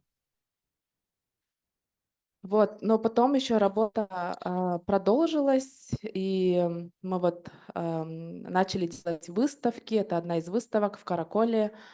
В Бишкеке невозможно сделать выставку на эту тему, потому что столичные музеи говорят, это слишком чувствительная тема и не разрешают, но в сельских музеях можно делать выставки, и в этот период к исследованию присоединились вот Елена Колесова, тут Сейнат, ой, прости, пожалуйста, извини, я твое имя неправильно сказала. Сиюна. Мы с Сиюной так долго работаем, и я от волнения забыла имя Сиюна. Вот, и мы дальше стали собирать истории, делать выставки. И мы как делаем? Мы берем эти... То есть как мы делаем это исследование музейным? Мы берем эти истории и берем артефакты с музея, которые не имеют отношения к 16 году, но мы просто используем как иллюстрации и пишем, что это художественно-исследовательская выставка. Вот это тоже хочу рассказать. Это меня так поразило, когда люди проходили через ледники. То есть такие штучки были только у богатых ледохода. Это шкуры, и вот когда люди проходили ледники, нужно было резать вот крупный рогатый скот и внутренней стороной шкуру кидать на лед, чтобы можно было перейти. Вот. Помимо этого мы делаем какие-то художественные работы. Это сшили Маншук Ездаулет и я. Работа называется «Актай». И вы знаете, что курак всегда очень разноцветный, и мы его специально сделали белым, как символ белых страниц нашей истории, как кепин, в который мы оборачиваем тела умерших. Но самый главный посыл в том, что когда мы в чем-то... Эта работа называется «Невиновные» в русской версии. Когда мы говорим «менакман», когда мы говорим «я честен», «я чистый», да, там... И поэтому это панно, вот оно белое полностью. Это работа Оксаны Копишниковой, называется «Мемофрагмент», она тоже художница. И она использовала... У нас есть всего несколько архивных фотографий, и она их проецировала на такие разорванные куски ткани. Ну, это большая инсталляция, очень. Вот, и вот музей фем и квир-искусства проводит ежегодно велопробеги, И прошлый велопробег мы посвятили событиям 2016 года, чтобы создать работы. Это просто как мы классно катаемся, посещаем музей, делаем арт-работы. Тут разные художницы, исследовательницы. И вот в прошлом году мы сделали такой перформанс «Горы печали», «Моңду тоолор», посвящая ее. Таких историй, это не одна история, очень много, когда вот детей оставляли, их накрывали войлоком, ну, чтобы вообще продлить шанс на выживание. И вот тут художницы, которые участвовали в велопробеге, накрыты войлоком. Вот, это другие работы, которые мы делали. Это была выставка в Университете Центральной Азии прошлой осенью. Это вот работа художницы Нурпери Орунбаевой, тоже основана на историях, когда рассказывали, что вот когда вниз смотришь, просто ну, там были тела животных, людей, и вот сбоку кажутся как горы, но это человеческие лица. Вот, и это тоже работа, называется «Не украшение». Знаете, всегда, когда поднимаешь женский вопрос, даже в этом они говорят, вот ты опять со своей фемповесткой, да? Но это настолько очевидно, что вот даже история вот, сестры моего дедушки, которую просто оставили, да, то есть женщина, и при этом женщины не показываются в памятниках, вообще женские истории не показываются. И вот эта работа «Не украшение» тоже Нурпери Орунбаевой, вот она из свинца сделала очень тяжелые украшения и косу. Вот это был мой последний слайд, и я скоро буду на конференции тоже ASMD рассказывать более подробно. Вот если что, приходите. Вот, спасибо. Thank you very much for following that time frame. And this is really interesting, how oral histories can be turned to the visual arts, and through the narratives you can tell the stories and create the new stories behind all this. This is really creative, to be honest. Usually we are historians who just like to tell stories with a PowerPoint of the publication, but this is really great to see the creative approach to represent the research findings. So next I would like to invite Ms. Tuyumkan Nishanova. She's currently the Fulbright scholar based at the Cultural and the Humanities Unit, working with the oral history of the oral Kyrgyzstan, based at UCA, and she holds a master degree on the molecular and the developmental biology from the University of Colorado. But today she will be speaking about her research project called Building on Sanjira Stories, Learning from Intergenerational Narratives. Tuyumkan, floor is yours, please. Thank you. Hi, everyone. My name is Tuyumkan. I'm originally from Osh, Kyrgyzstan. And in 2005, my family moved to the United States. My father is a chemist, and his work led us to go there. And since then, I have been living in the US. And then during the pandemic, I decided to make my way back to Kyrgyzstan. But so I'm living and working here. But I am also collaborating with American scholars. The person after me, Dr. Rebecca Ramsey, is a professor at University of California at Berkeley. And we are working together on this project, Oral History of Kyrgyzstan, along with Bakhtibek Isakov, who is currently not here today. He had some teaching conflicts. So I will present the work I did during my Fulbright fellowship last year. I am continuing with this project this year as well, but I will give a brief introduction on this project. So this project began as Exemplary Lives Project in 2016. It was initiated by historian Bakhtibek Isakov and Aida Smailova at the Sanjira Cultural Historical Research Center. Its major aim was to record oral histories of respected village elders in rural Kyrgyzstan.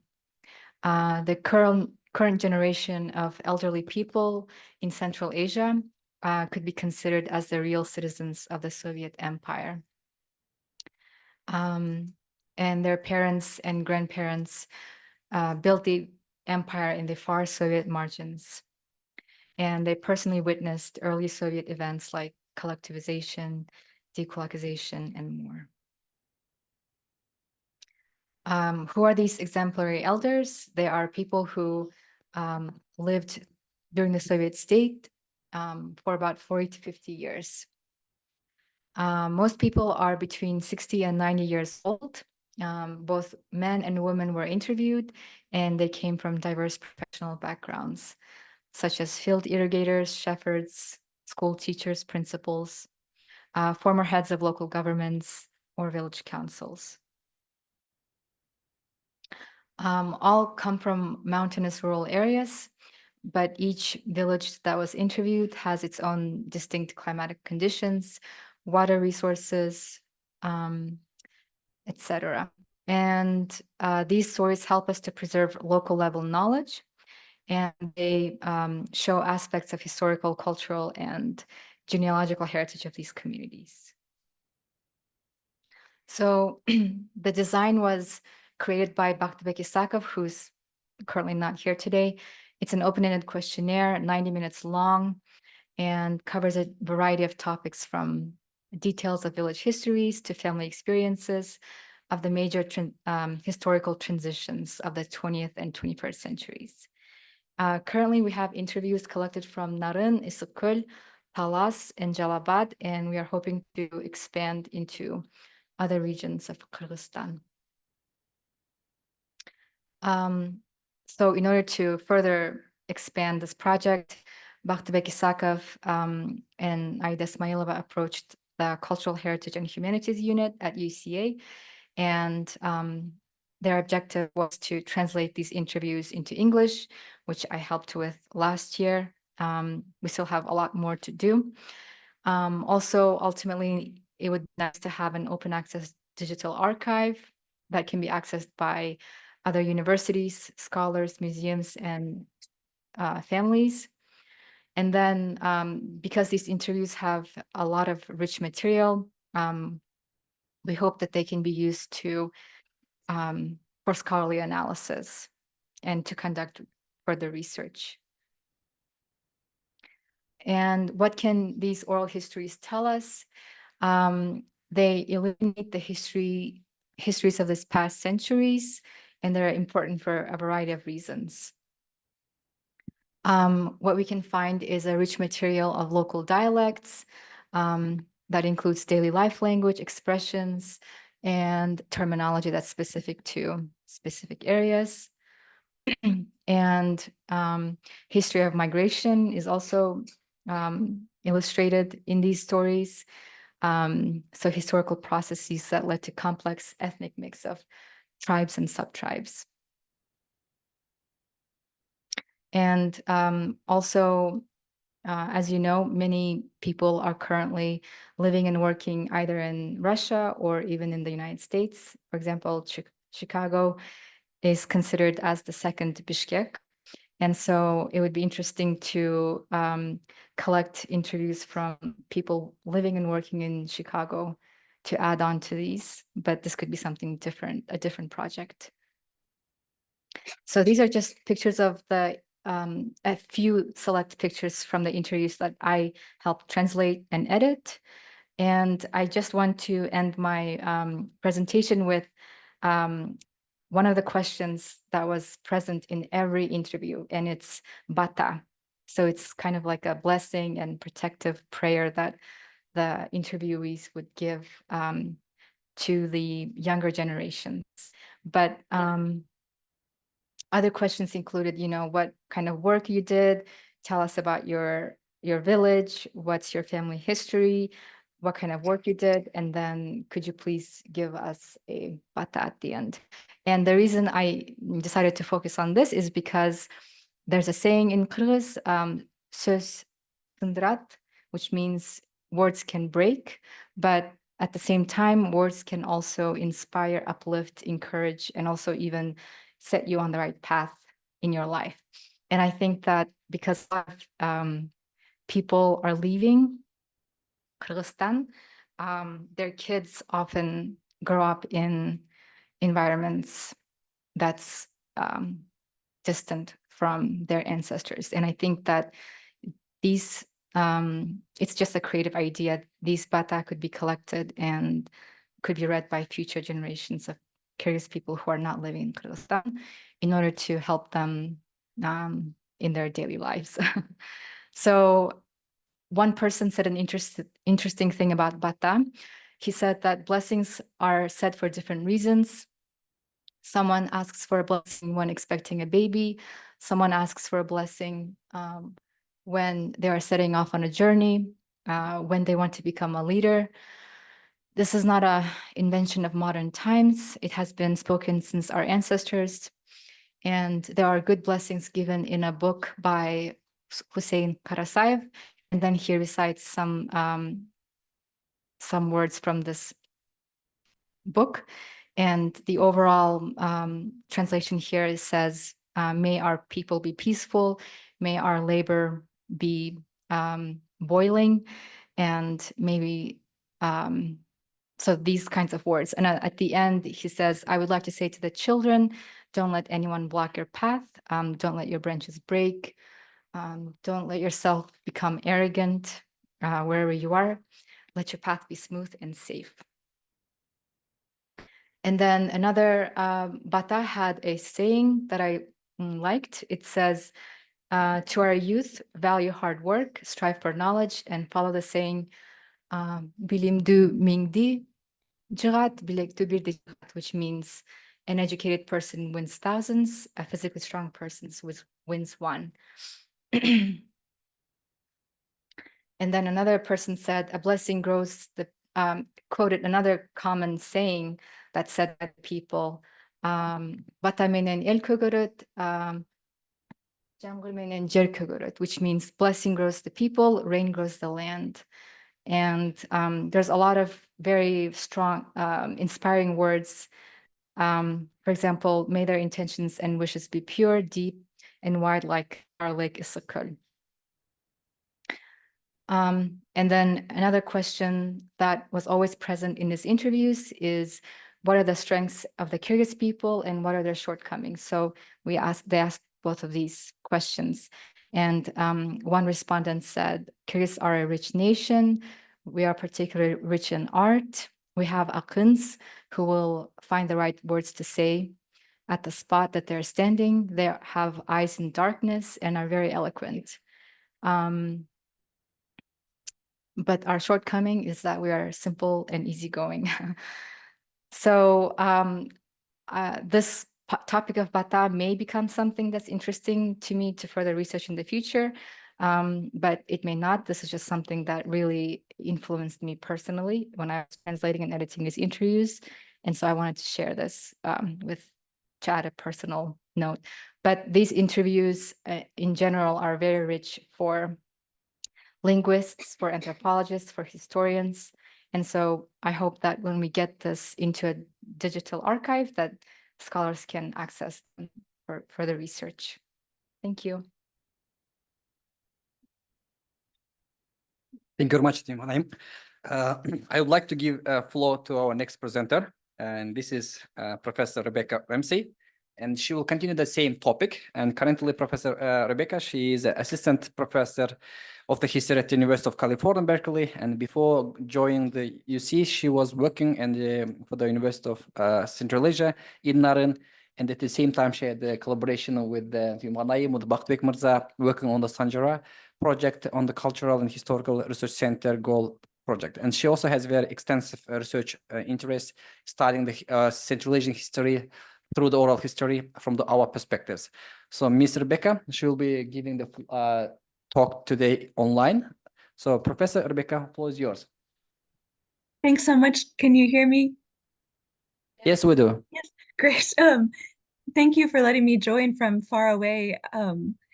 And as Danyar said, I'm working on the same project as Tuyum Khan is. And as Tuyum Khan gave a great introduction to this project, it's a perfect introduction to my brief reflections, which are just to give a bit of an outside perspective, since this panel is on specifically oral histories within Kyrgyzstan.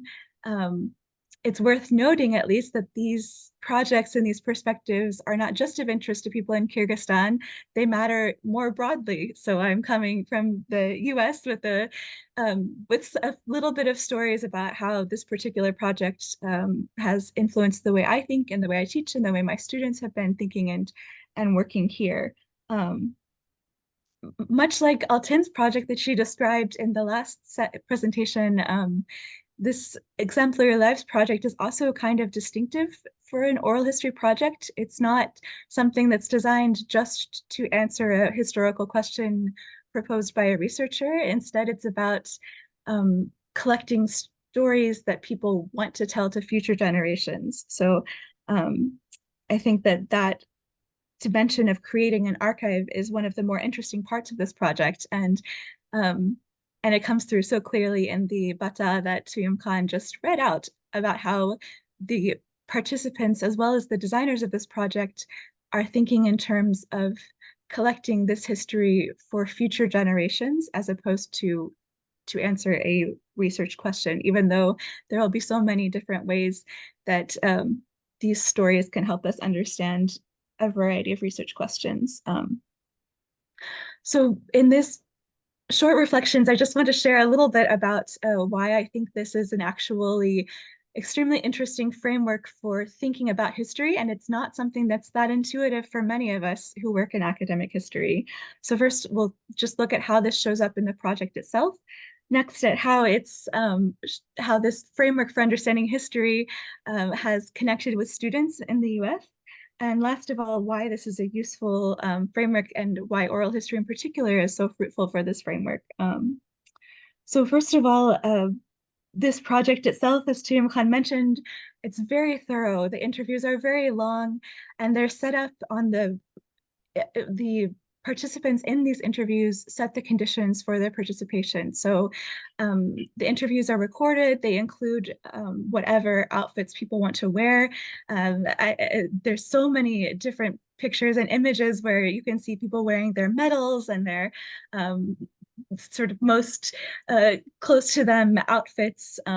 So rather than trying to identify some specific details about history, the orientation of this is to give people a chance to share their stories and their local regional stories in a way that they want it to be remembered by future generations. So these then are transcribed and go through a very extremely painstaking process of transcription in which participants send back their further thoughts. And I think Aida said about 25% is often added to these interviews. And then finally, they're published in an Exemplary Lives of such and such region book and given to participants in a collective gathering. So again, this is really within the framework of this idea of a genre of sanjara, of an approach to history that looks at families and local areas and through that central metaphor of a tree and tells the story on those terms. Sorry, I'm wandering a bit, but the way that this has been expressed by Bekhzod and Aida, who are the founders of this project in this center, is explicitly that they're doing this for future generations. And to me, at least, that's striking as an outsider. When we talk about history, we're often talking about understanding the past, maybe understanding the present, but there's very little of a future orientation. And there's not always a lot of sense of personal, generational dimensions to this.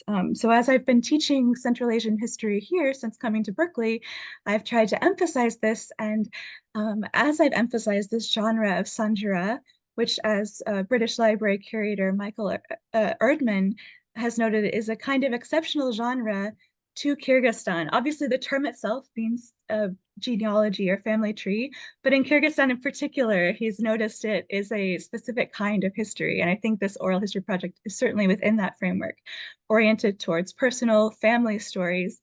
And so I've tried to bring this out to students, and I found that they really connect with it. We're going to skip over a wonderful piece of art because we've already had Orumbayeva mentioned once. But when we've talked to students about this their essays reflect how much it's making them think in different ways. So here's an example of one student essay who opened by talking about how at Berkeley he's often sees history as framed by a political sphere or states. And he and several of the other students were quite struck to think of this kind of generational component to it. And this particular student noticed this in several of our non-oral history sources. So in Shai Achmetov's Silent Step, he noticed that Shai Achmetov is framing his own book as being part of the larger story of kind of oral tradition. He noticed in Aitmatov's essays from the Soviet era that Aitmatov is describing the mountains of Kyrgyzstan as having connections to family histories and generational continuity. We looked at objects from the 100 Objects of Soviet Central Asia and also noticed this generational connection there with Ayjan Sharshenova's work. And he also noticed grandparents and the way that they're described as kind of treasures and spiritual guides. So all that to say, I want to close up because we're getting short on time, but this Sanjara project, I think, is designed in a way that could be a wonderful model and that deserves further thought, both within Kyrgyzstan and outside of Kyrgyzstan, as something that potentially offers a lot to those of us outside of this area as well, in terms of a different way of thinking about history and a framework that emphasizes generations and locally embedded histories, and allowing people to having people tell their stories in a way that can be, like Tuyum Khan said, an inspiration to future generations. And this, as Aljas Suleimanov mentioned in this interview from 2015, this is something that is particularly important in a context where, if you think back over the Soviet period, history was often described as, you know, the past was negative and everything was presented as a new rupture. So this generational Sanjara family tree dimension of history can help provide a certain kind of continuity in the midst of political discontinuities. So I think that this wonderful vision of history for the future comes through in this, and I thank you for allowing me to share this with you today. Thank you very much, Rebecca, for sharing such an interesting view, and especially topic Sanjara. It's a very interesting topic. So thank you very much. We will take the questions at the end. We have the last presenter, and I would like to give the floor to Ms. Ayjamal Bayrazieva. She currently works again with the University of Central Asia. She's an research assistant at the Cultural Heritage and Humanities Unit of University of Central Asia, and she is curating and working with the regional museum development. And today she will be talking on her own research interests and the findings and representation of women and women's stories through the museum space. So Ayjamal, floor is yours, please. Thank you everyone for coming to our panel session.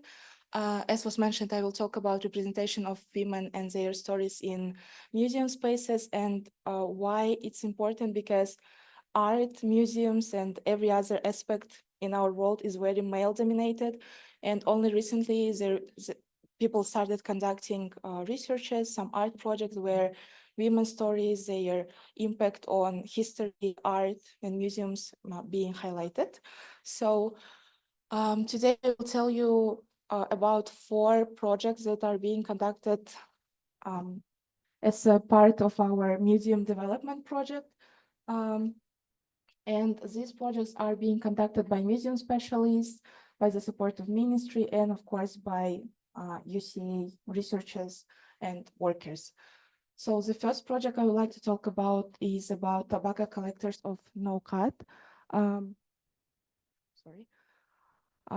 During 70s in 20th century, tobacco industry of Kyrgyz SSR reached its peak, and they took the 3rd place in the whole world for producing tobacco, and 70 tons annually were obtained from Naukat, which were 83%. And it isn't mentioned very widely, but we all do know how child and women's labor was exploited back in times. And 83% of tobacco which was obtained in Nokat, it was done by women of Nokat. This museum project, sorry, it's stopped working. Oh, yeah, sorry. Yeah. Here you can see women who are thankfully still alive, but they were the women who were exploited during 70s to obtain tobacco, and some of them are still working in this field. They are still obtaining tobacco. They are still contributing to the tobacco production of Kyrgyz Republic, but the effect that their exploitation had on them is very sad, I would say, because during that times they used to work day and night, which affected their health gradually. So nowadays they have very stiffy hands, let's say, their knees are hurting, and their age, elderly age, also adds up to that. And some of the stories were really even horrendous, because some of these women, they had to give birth in the fields because they were exploited to that extent. Their stories were highlighted as a part of a movie documentary, which is called Tamaki, translated as cigarettes, tobacco. It was a part of first National Museum Festival, which is a big project which is conducted by UCA. I will talk about it a little bit later. Yeah, here it is. This year we are having the second festival, and this year's topic is called Enhancing the Portrayal of Women and Their Narrative within Museum Spaces. Why it's important, I already mentioned before. And as a part of this project, museum specialists from regional museums are creating projects enhancing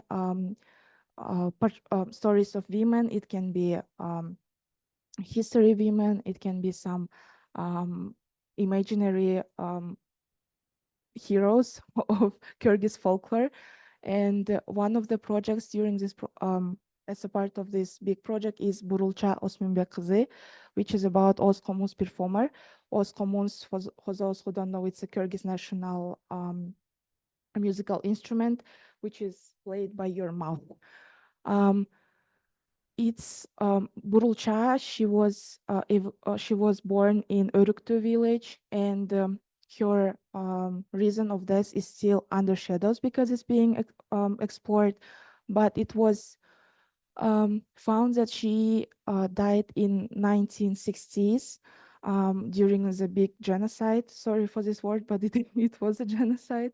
And Orta Örüktu was one of the village who was affected by Ürkün, which happened back in time.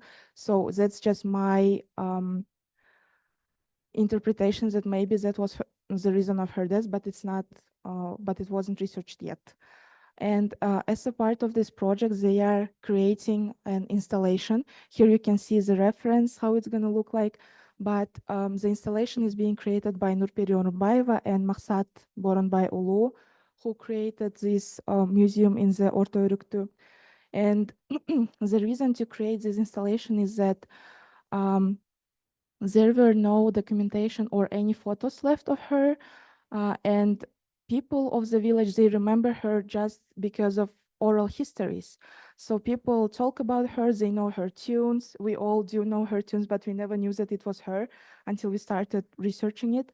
And that's why it was decided that her recreation of her image, of herself, should be in the museum of the Orta Örüktu village. The second very important project is called 138. It's about victims of Stalinist repressions. And as many of you probably know, during those repressions, there were 138 victims, but one body still remains unidentified. But we all know that all that we know is that she was a woman, middle-aged woman, but nobody knows her roots, her name, who was she. Therefore, Atabeyit complex are working with Nurperi Orunbayeva. Atabeyit complex are doing research on her, and Nurperi Orunbayeva is creating an installation to have it in the Atabeyit complex, because 137 victims, they all do have some small memorials with their names, with their history, but this woman, she doesn't. So, and her idea is to create metallic hair. Alton has already showed this picture, but that's the reference for the new upcoming work. And why from metal? Because metal is long-lasting. So we want her story to be long-lasting in the Atabeyit complex. And why hair? Because in Kyrgyz culture, it was before and it is still, women's hair, they play a very huge role. And for example, my grandmother, she doesn't cut her hair because she's already old. And she's saying that that's how she preserves life history, right? So how long her hair is, that's how long her life is. This hair will represent this women's chronology of life. Yep. And the last but not least important project that we are having now is Kurak exhibition, but it's going to be even bigger. It's about how Kyrgyz women, they piece their stories into Kurak pieces. So when women create Kurak, they usually sit together and they tell each other stories. And while sewing these Kuraks, they always put some family traditions in it, Kyrgyz traditions in it, and many stories are told through Kurak. Alton has already showed one type of Kurak. There are many different types of Kurak existing in the world, in Kyrgyzstan now, and some of them can be about bright sides of our lives, like wedding, etc. But some of them can talk about women oppression, exploitation, death, and all. So next week we are having an opening of our edition. Please welcome. It's going to be on October 18th. And what I want to mention last, it's one thing that brings all these projects together is that all of them are done through oral histories that are told from generation to generation, from women to women, from villages to villages. And I think that oral histories, they have become a huge part, like a real research methodology to preserve cultural heritage of Kyrgyzstan. Yes, thank you. Thank you very much, Jamal, for such an interesting presentation.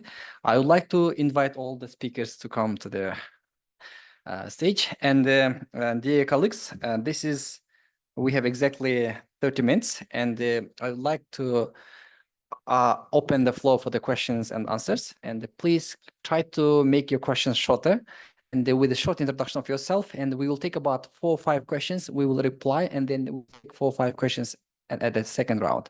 So you are the first, and you are the second, please. I probably have not a... Okay, go ahead. Can you hear me? It's all right. Well, first of all, thank you so much, because it's amazing material here and very rich material. My comment generally, and particularly for presenters of Tanzila, is as well. I understand that this project is about data collection, but have you thought really how you can explain some of the data? Because while I was listening to you, I was like concepts, post-colonial, gender studies, memory, collective memory, national memory, individual memory, all these concepts come to my mind. And I just think, well, will it be nice if you can start applying these concepts to actually really to pick up threads in your stories, because it will bring certain richness and kind of help to structure this material as well. Because at the moment, while I'm listening to it, I feel like it's just a treasure here. But this treasure needs a little bit polishing. And, like you find the rare stone, diamonds there, but it doesn't spark yet. But you can make it spark by bringing like this, philosophical knowledge of concepts to understand what you're trying to say. You know what I mean? And it's just sort of a suggestion. Have you thought about it? To Rebecca as well? I hope she's listening online. Thank you. Okay, anyone wants to comment? Yes, that's a good point, and that's the ultimate goal. But right now we're at the data collection stage, and Bakhtabek and Rebecca are already using the data to do some of that work that you mentioned. But I think once we get this material into digital archive and spread it, then as more specialists see it, the more it will become used, and we can use the material to explain. Yeah. I'd just quickly add, I wish Bakhtabek was here, but it's not the whole ultimate goal. I think a big part of the project is creating an archive, and also creating an archive that people outside of academia who aren't scholars actually want to kind of preserve and share about their own families, etc. So I think there's a multitude of research projects you can do on this, working with this data. But I think what I found striking is that it's not just about data collection per se, it's about building an archive of exemplary lives. Я бы тоже хотела ответить на вопрос. Ну, персонально, вот я когда, знаете, начала 5 лет назад собирать первые истории, потом через 2 года возвращалась, и этих людей уже не было. И для меня сейчас очень, ну, вот тотально важно собирать истории. И, может, когда я ну, не знаю, надеюсь, там мне будет 80 лет, и я буду думать о концептуализации научной концептуализации этих данных, потому что эти истории, знаете, как просто ускользают из рук, и я это чувствую, и вот мне очень важно сейчас собирать. А вот художественная часть — это просто как я борюсь с этой травмой. Мне это как метод терапии подходит больше, чем психотерапия на данный момент. Thank you. Your question, please. Здравствуйте, меня зовут Надира, Международный университет Алато.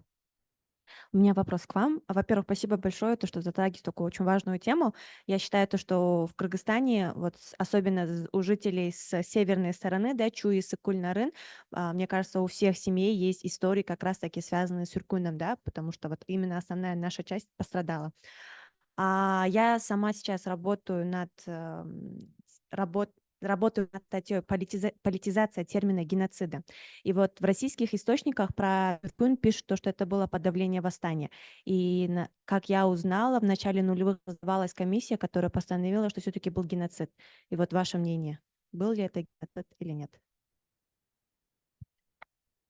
Я считаю, что да, потому что вот даже когда мы публикуем какие-то работы, приходят люди, которые пишут, там, вы занизили цифры и все такое, но есть же, пусть даже очень плохие, в смысле неточные, но есть данные, и просто столько людей были убиты, лишились дома и так далее.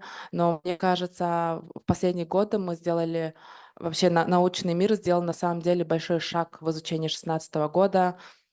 Есть замечательная статья Гульзады, которая собрала информацию в Китае, и тогда очень нарратив меняется. Она расширила это, что это не 16-й год, что это было трижды, да, вот очень много таких знаний. Мы с Леной, например, сфокусировались на понятии дома в рамках, то есть мне кажется, сейчас все-таки будут знания нарастать, и мы можем, я не знаю, что это очень странно, что это обсуждается, да, или когда мы что-то публикуем, люди приходят и говорят, вы занижаете, как будто, ну, конечно, количество очень важно, но с каждой семьи столько человек было убито или погибли в горах, поэтому, мне кажется, вообще тут даже не должно быть дискуссии. We have the next question here. Thank you for your presentation about oral history. I have a question regarding maybe the theoretical background of the oral history, oral storytelling, or maybe storytelling in general in Kyrgyzstan? Because I know, like, for instance, in Tajikistan, we have the burdenless storytelling. It's completely different from what we have been used to in the Soviet Union, which is very straightforward narrative, linear, and kind of following the European narratives rather than the non-linear structure, which is more regional and more local and indigenous. So I wonder how, like, if you have noticed any particular peculiarities and trends, and if you have you are going to research that, and how you think it can be applied in the future storytelling in Kyrgyzstan in the colonial perspective. Thank you. I think about the background for storytelling in oral history would actually maybe Danyar would be better, because he's much more experienced in this field, so he can give that background. And then I can share more about what I read and because I read this histories themselves, but I think the background he would be better to answer. Do you want to answer first? Okay, let me try. The main moderator. So oral history, yes, this is the interesting topic.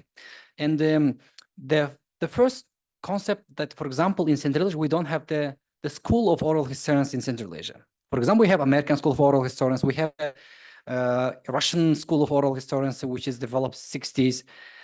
In Kyrgyzstan, for example, we don't have these things. And the main purpose why we launched the Oral History Association, it was to build this knowledge. I give you one very simple example. According to the, for example, European, American, or let's say other schools, you need to have your form. You know, you have to go and sign all the forms and the release forms, and you should be very recorded in a proper way. And when you apply this school methodology, all the concepts in Kyrgyzstan, it doesn't work. Imagine you go to the Batken Naren and say, "Can you please sign? I would like to interview you." They just give up. No, I don't want. So what we tried to develop our own methodology. So, for example, one of our advisees from University of Indiana, Marianne Kemp, for example, she and we others who work in Uzbekistan, we came to the conclusion it's enough to say, I agree to give interview, you know. And we learned a lot of concepts. For example, during all our interviews, for example, it's very difficult to interview old generation with young interviewees. Or gender plays a huge role. For example, if I men go to the women talk to the certain topics, I'll never get the answer. So we learned a lot of things during all these 5-6 years. When we use our interviews at the young researchers, for example, it was very difficult. Language plays a huge role in our region, for example. We had school students or professor went to the Batken, they didn't answer nothing. The interview was horrible because they couldn't ask follow-up questions. It was the same. So we tried to develop our own, let's say, school of thinking, how we want to develop oral history in the future. Of course, it is totally not new for us, the historical and nomadic oral tradition, we have it. But another problem is that we don't have the collaboration among our Central Asian countries. For example, oral history association, we cannot work with Kazakhstan, with Tajikistan, Uzbekistan, because we don't trust each other. You know, this is another problem, that we cannot develop regional concept of some topics. And though we have very common topics, research and the philosophy and understanding, this really requires a collaborative research in order to develop, might be Central Asian school of the oral historians, I would say. Next question, please.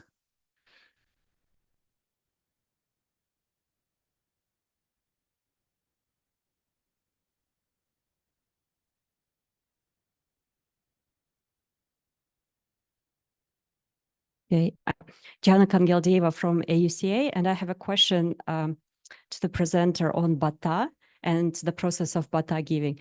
You mentioned that you are thinking to do more research on that, but while collecting data and doing interviews, have you by any chance noticed any differences between regional differences in Bata structure, in the content?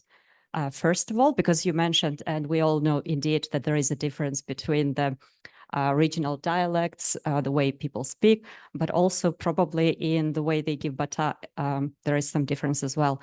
And the second is there any generational difference as well in terms of, like, let's say maybe Batas has become like shorter with time, like, or some other things? Yeah, thanks. Yes. So for the second part, I did notice a difference. The older generation usually gives bata in poetic form, and it's very beautiful, like the poem that I showed. And then the younger generation usually just says, "May you live long, have a happy life," you know, but it's still very enriching. So that's the second part. And then the first part, I feel like we need more sample size. Our biggest sample size is currently in Isukul. And then we did 19 from Naren and a few more from Tawas. So I haven't yet noticed a pattern, but that's the one pattern that I did notice, is that the older generation is usually able to give it in a very beautiful poetic format. Yeah, it would be a shame if newer generation loses that yes skill. Yes. Yeah. Yeah. And maybe something for your future. And also just maybe as thank you note to Altin, because today is the first time when I met you. And what you just mentioned is very dear to me, that you said that we need to preserve narratives and stories of each person, regardless of collecting. Of course, we are all researchers and statisticians. It's important for statistics. But on a personal level, so for example, I personally lived for 20 years abroad, and I have just moved back. And I moved back partially because my grandmother died during the COVID, and I wasn't able to come to the funeral and to attend the funerals, unfortunately. But I always had in mind, you know, like the idea of coming and then learning more from her, like from her background, from her stories. And unfortunately, you always like keep postponing some things, and then you realize what was more important at a later stage and you didn't do. So I think thanks to your stories, there are more opportunities for us to learn more about what happened in the past. Thanks. So I would like to shortly comment to Jana's question.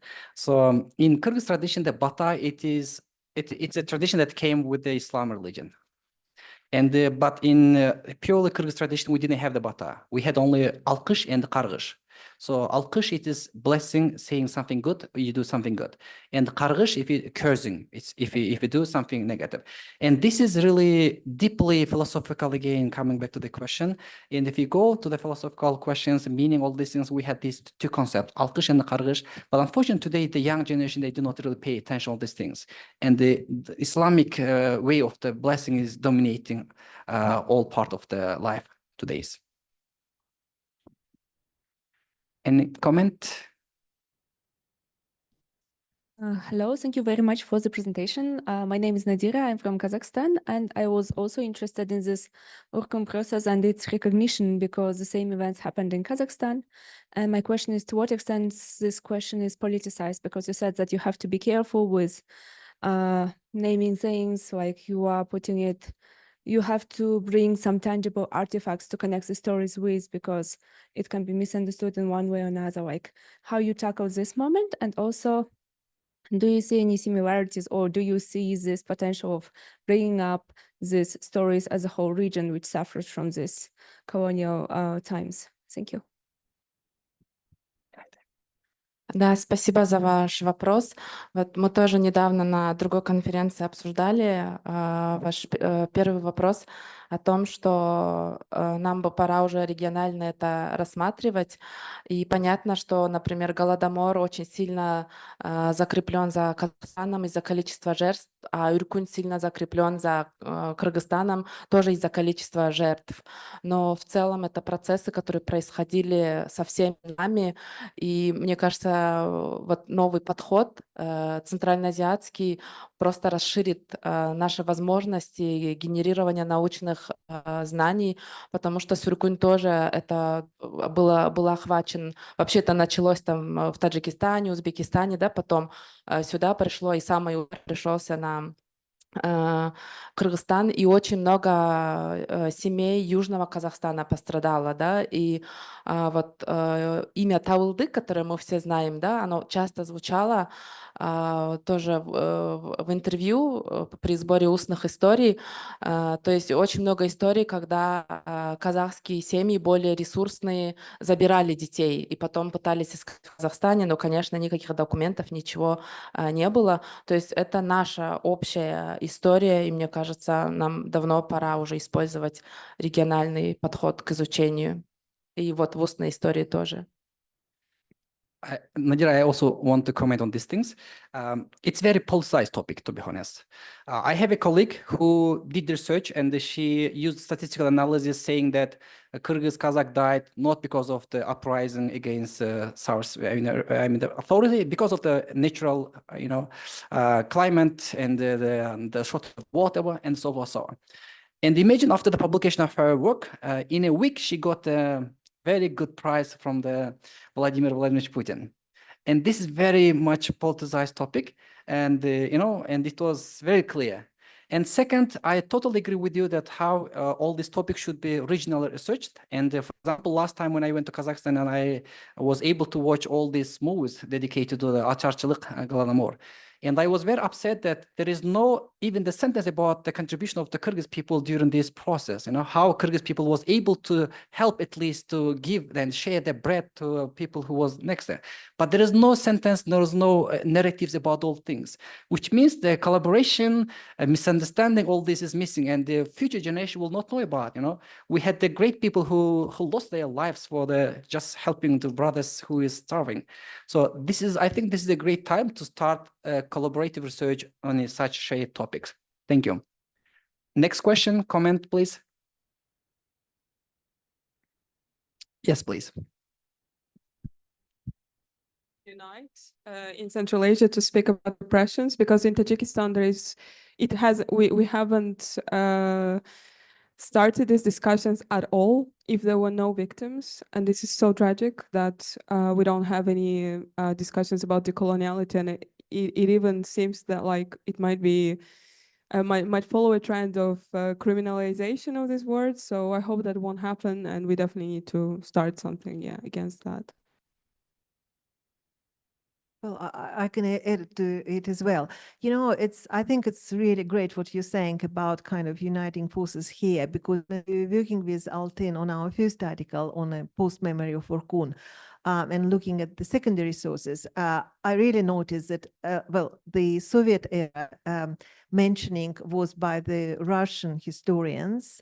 It was the beginning of study in 1920s by Kyrgyz historians, which was suppressed, and sort of no knowledge after that. And now more like publications coming from the West by Western historians.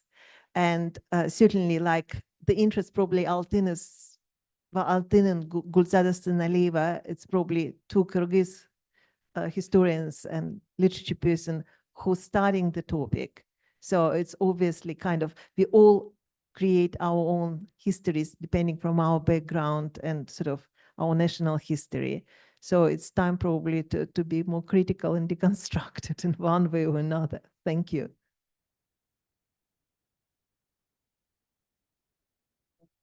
If you don't have any questions, so, okay, go ahead. Thank you. My name is Irene. I am from the French Institute for Central Asian Studies, and I just wanted to add a very small thing about what you mentioned about methodologies and consent in research. And I think that also we need to go further this idea that, there is somewhere where the consent forms are perfect, and then other countries where it doesn't work. And I think that we can, I, as a French researcher, I can learn also from the way research is done here. And that's something that really struck me when I started working in Kyrgyzstan, that researchers, they were really, not all, of course, but some of them with whom I was working, they were really accessible with the people they were working. So they had no problem in giving the phone number and just saying, if you need anything, just give me a call and maybe I can help you. And so sometimes people who were interviewed in the countryside, like somewhere in Narin, they would call back this researcher and they would say, I have a health issue with my son. Like, do you know someone? And this kind of interpersonal relationships, I think they're also very important. And in some extent, they can also help the research and the researchers not to be in this extractive attitude where they just come and they just take the data and then they just disappear somewhere in the, like in a vague research academic word, which is completely separated. So I think it's also something that that we can build on. Thank you. Thank you very much. Yes, sir.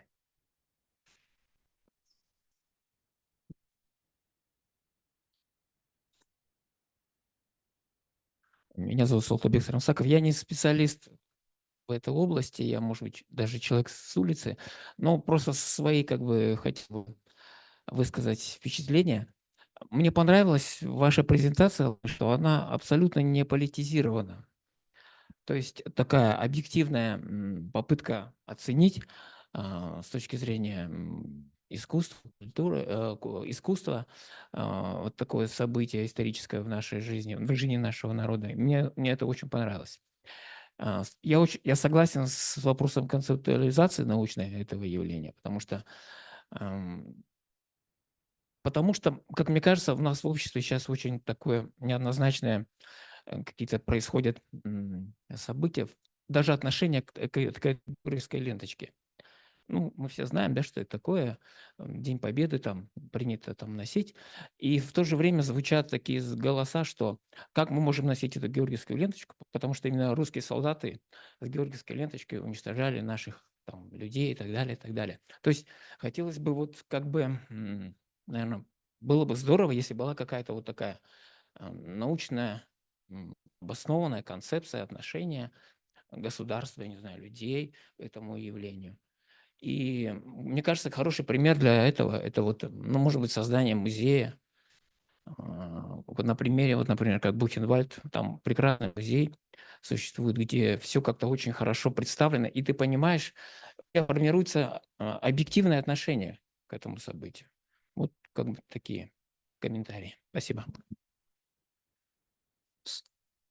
So I just want to shortly comment on this. The oral historians, we are in a very hurry. Why is time is very sensitive? We are losing, as Jana said, our great ancestors who know the stories, grandfathers. And we are really eager to develop our conceptualization theories, but we are currently in the process to collect as much information as possible. For example, at the AUC, I have more than 500 interviews so far, and the UC has more 400. So we try to collect all this information as far as possible, and trying to transcribe and digitalize them. And this will be the second stage of the conceptualization and trying to develop our own theories, stories, and narratives. So thank you very much for coming, for joining, and we wish to have the further productive day. And if anyone wants to join and have any ideas working with the oral history projects, we are happy to join. Thank you very much for coming.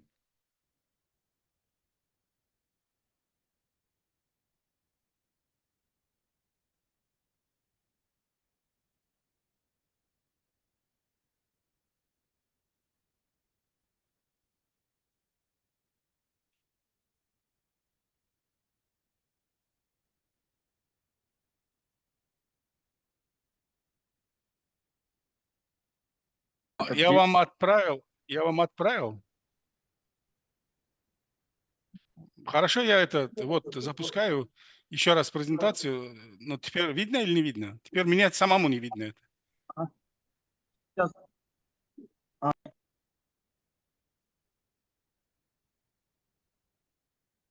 Говорит, что вы начали screen sharing, но еще нет.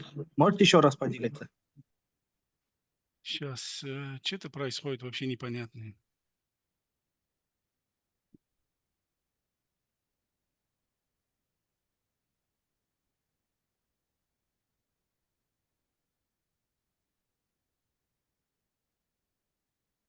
Видно? Да. Теперь да, сделайте презентацию. Да, сделал вот презентацию. Все, теперь видно. То есть некоторые части закрыты, но, наверное, ничего страшного.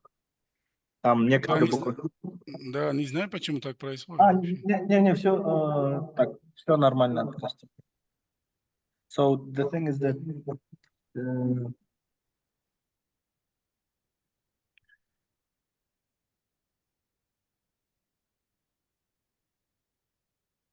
Алло? Алло? Да, Искандарака, все хорошо. То есть некоторые части текста закрыты, но там не критично. Давайте так же, потому что вам будет удобнее двигать презентацию самому. Ну, если что, я вам тоже отправил презентацию.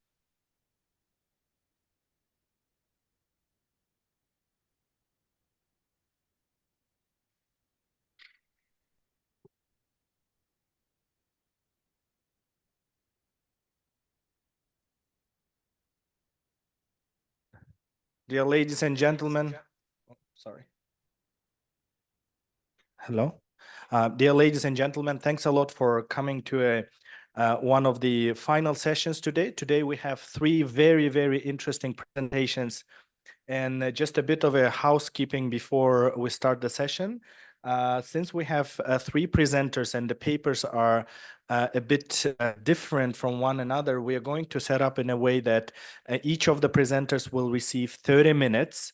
And the presenter has a right to use 15 or 20 minutes of their time for their presentation, and the remaining time will be used for the questions and answers. So in case you have a question for a specific presenter, please do not keep it until the end of the session.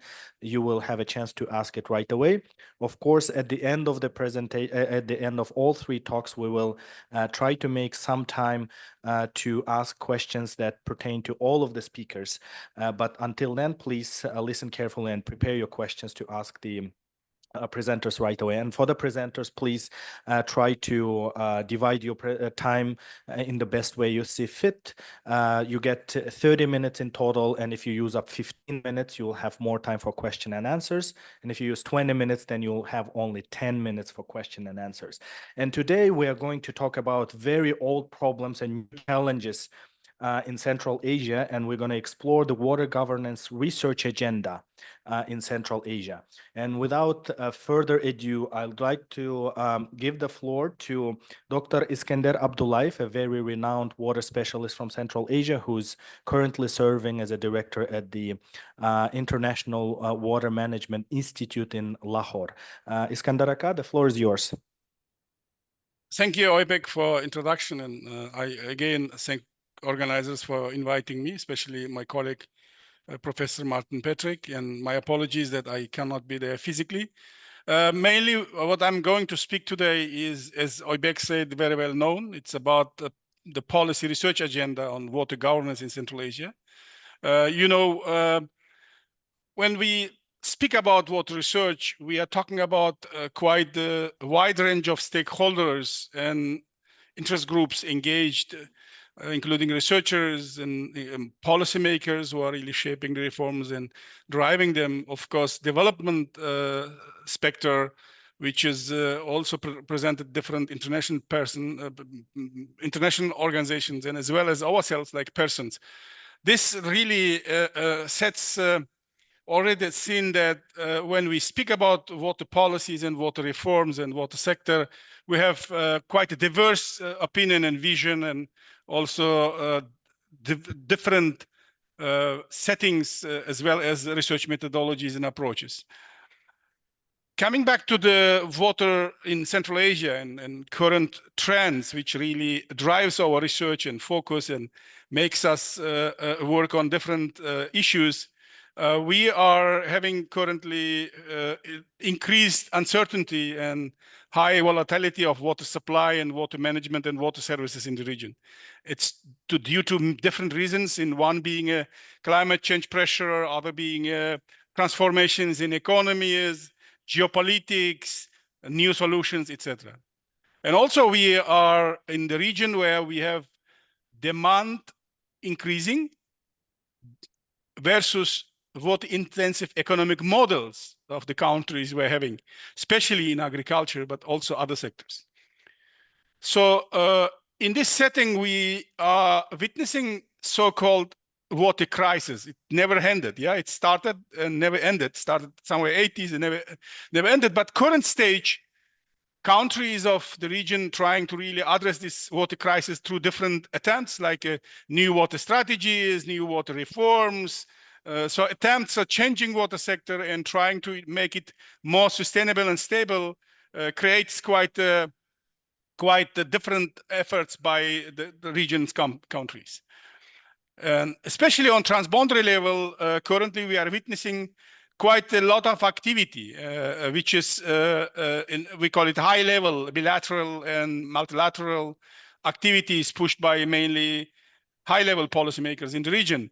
And then the last but not least, which is really interesting in the current stage, that for a long time, we hadn't been witnessing activism or so-called public activism in the region concerning water issues and environmental issues. It was a focus of mainly researchers and groups of the interest groups, which are just a smaller circle. But now, more and more, we see that there is a quite outstanding public interest and opinion about water issues. This is really a new trend, a new challenge we have to observe, document, and research.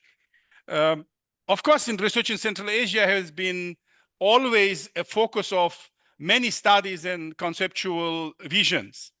I can just highlight few, and I'm not going to take your time and describe each these platforms of research. And mainly we could describe it socioeconomic and political focus, water governance, institutional focus, and nexus, interlinkages, agriculture, land issues focus, and water and conflicts and cooperation focus.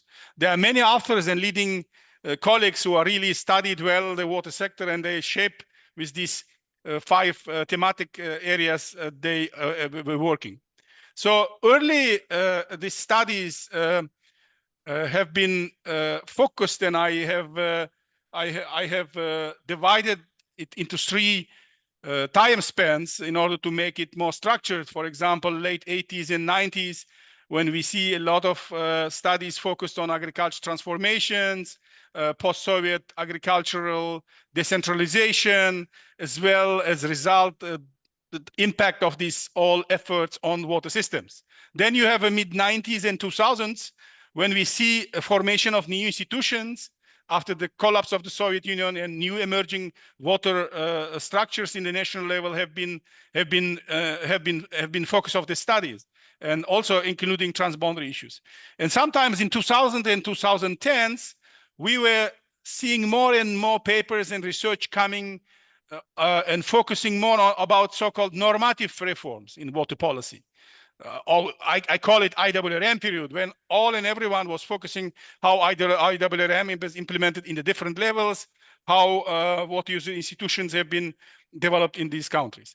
So in this context, recently, I tried to conduct jointly with Professor Petrek a research where we wanted to analyze the last years of the changes and transformation in the region on water sector, looking into roles of individuals in water sector changes, how water institutions shaping these reforms, and how different concepts played role in these reforms. So we have done literature review of many articles, also retrospective analysis of my field notes and Martin's work in the Central Asia. We had also a series of interviews and interactions, and also we were looking to media and public opinion.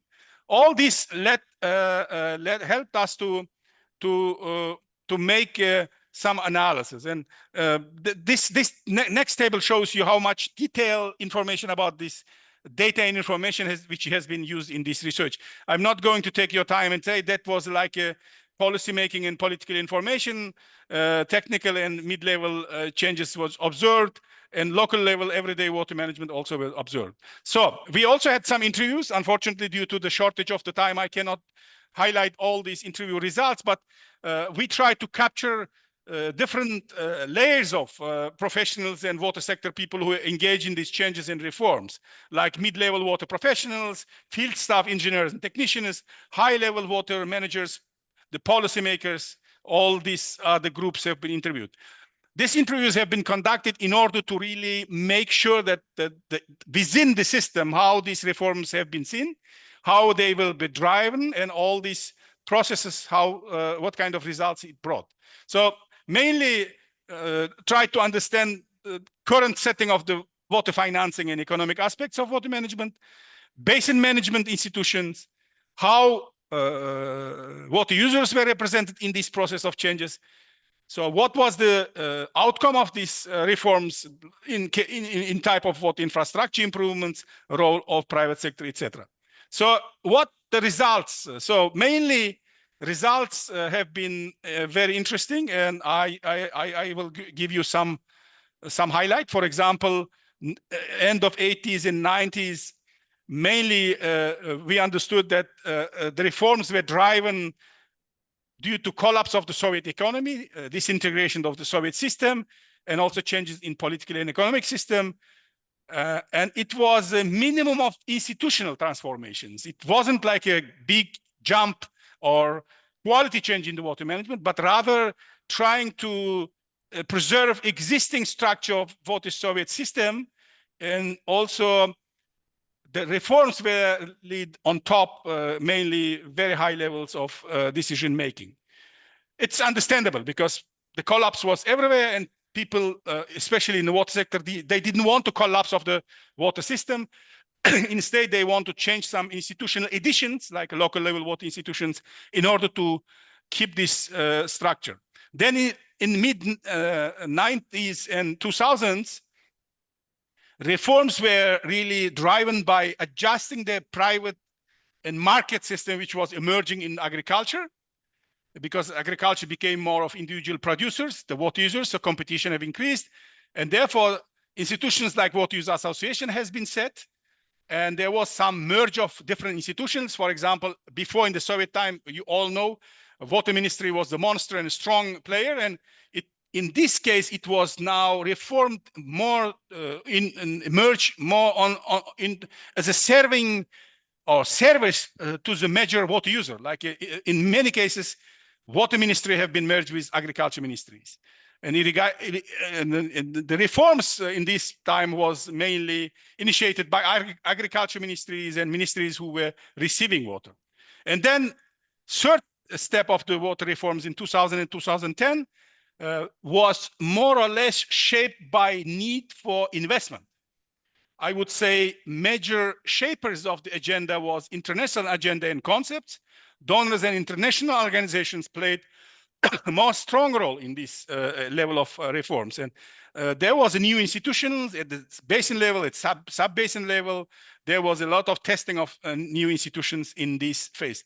Now, recently, we started to monitor and also notice that there is also new step of reforms starting. Somewhere in 2016, so 2015, Central Asian countries started to change the water structure.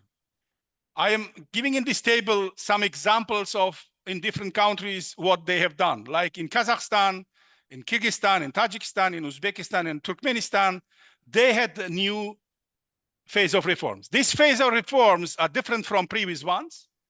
And if you see most of these reforms talking about guaranteed water supply, increased efficiency of water, water as an economic good, improving water management and introduction IWRM, water saving, water efficiency, adapting market principles, and also strengthen professional capacities in the water sector. So these are the all well documented in the state programs, national plans, decrees, different legal institutional documents which governments are announced.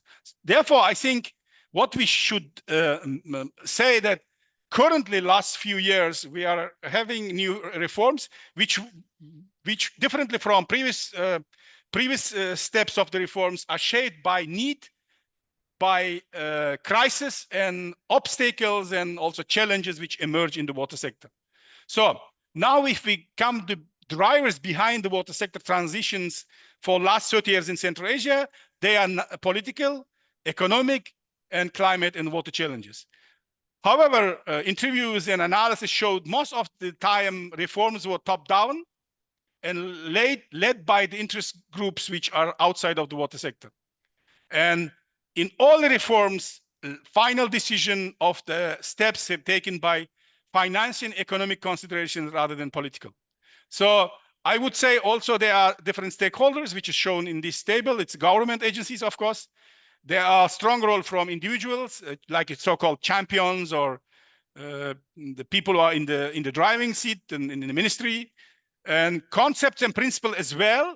Not all reforms were well conceptualized, but there was behind some principles which try and drive them. And then you would see that more or less last reforms are very top down and then mainly the concept and principles which are shaping the last phase of reforms are sustainability, climate change concerns, water saving, water efficiency, because you understand why this is coming into the picture because of the situation with water sector. So if we now overall review the reforms with indicators which Global Water Partnership and other institutions use for assessing the reform results, mainly in all our countries, results are partial. Not all principles like strong and operational local water institutions, river basin organizations, water sector financing are not well set or well established. But as I said, this is the process is ongoing. We have to really carefully monitor what will go out. Now, coming back to the research, I think there is a big problem with the methodology, because it's indeed if you apply any methodology, it's very difficult to capture water sector reforms because they are fluid, and most of the time it's also social process. Fortunately, last few years, data and access to information in Central Asia is improved, but still, I think it's very difficult to find the objective data and evaluate its accuracy. Also, interpretations when you conduct different quality research and social interviews, that's really, it's very difficult because interpretation is difficult and all depends on knowledge in the system, experience, etc. Of course, applicability and policy follow-up is important. I think we have to work because most of the studies on water governance ends up with analysis. So question, what next must be very important and to be asked by all researchers what we can do with our findings. Of course, we have to really try to distinguish the concepts and actors because it's really mixed and unclear pathways. Who doing most? I mean, is it concepts driving reforms or actors driving the reforms? Because that's really mixed. Now, future potential research areas on water governance, it could be performance and efficiency of institutions, drivers in internal dynamics, which we partly started, of course, these pathways of influence analyzing, and of course, very important that what are reforms are targeting? They are targeting more productivity or improving productivity and economic mean, or access and justice and equal access to water. And of course, the water sector reforms, their outcome and their impact on regional dynamics also would be a very, very important topic to focus. As Oybek suggested, I will wrap up here and stop my talking in order to collect your questions and give you a response if you have any. If you allow me, I stop sharing because it makes me a little bit easy to observe the people and also haul from distance.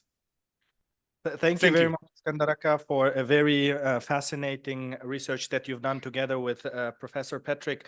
So now the floor is open for questions, and we have 15 minutes for questions and answers. And Skandaraka, you can use this time in your responses. You can maybe use the questions to finish up the presentation as well. So the floor is open. I see Asil, please. Искендерака, здравствуйте, рада вас видеть. У меня вот следующий вопрос к вам. Вы указали на периодизацию и на пройденный путь. В этой связи, мне кажется, у нас в регионе не хватает дискуссии об выученных уроках. Как вы считаете, вот водная реформа в Кыргызстане, вы уже отметили, что она была достаточно быстро проведена и так далее, и так далее. Какие уроки Кыргызстана можно будет озвучить для региона и наоборот, vice versa? Потому что вы знаете, что у нас сейчас снова идет дискуссия о том, что АВП это был такой ошибочный путь, что нужно снова возвращаться к старой модели. Что вы думаете? Спасибо. Спасибо, Асел. Очень хороший вопрос. Это сама по себе еще отдельная презентация. Действительно, выученные уроки или невыученные уроки. Очень сложно, действительно. Почему? Потому что институциональные эксперименты очень опасны, когда идут рядом с экономическими реформами, потому что неустойчивые институты есть и неустойчивый экономический результат. Поэтому нам вот это экспериментировать с институтами очень сложно, особенно с АВП, я с вами согласен, это не только Кыргызстане. В Узбекистане, например, тоже уже как бы АВП нет почти. И так далее. Что хотел бы сказать? Мы, прежде чем менять институты так быстро, мы должны все-таки понять, какую роль эти институты должны играть. Ассоциация водопользователей – это не водохозяйственные институты. Вот это с самого начала была ошибочная формула, что давайте сделаем АВП, и она все, весь колхозские функции будет повторять. Нет, это была платформа для репрезентативности многочисленных, увеличившихся многократных водопользователей. С этой точки зрения им давать еще и функции водохозяйственные. Я еще раз говорю, не водные, а водохозяйственные. То есть и техника, и технары, и другие инструменты. Это очень сложно, потому что этот институт состоит в большинстве случаев из волонтерских взносов водопользователей. И они не могут быть профессиональными. А профессиональные институты должны были создаваться параллельно, с которыми могли бы работать как институты по договору, по подаче, по управлению и по распределению воды.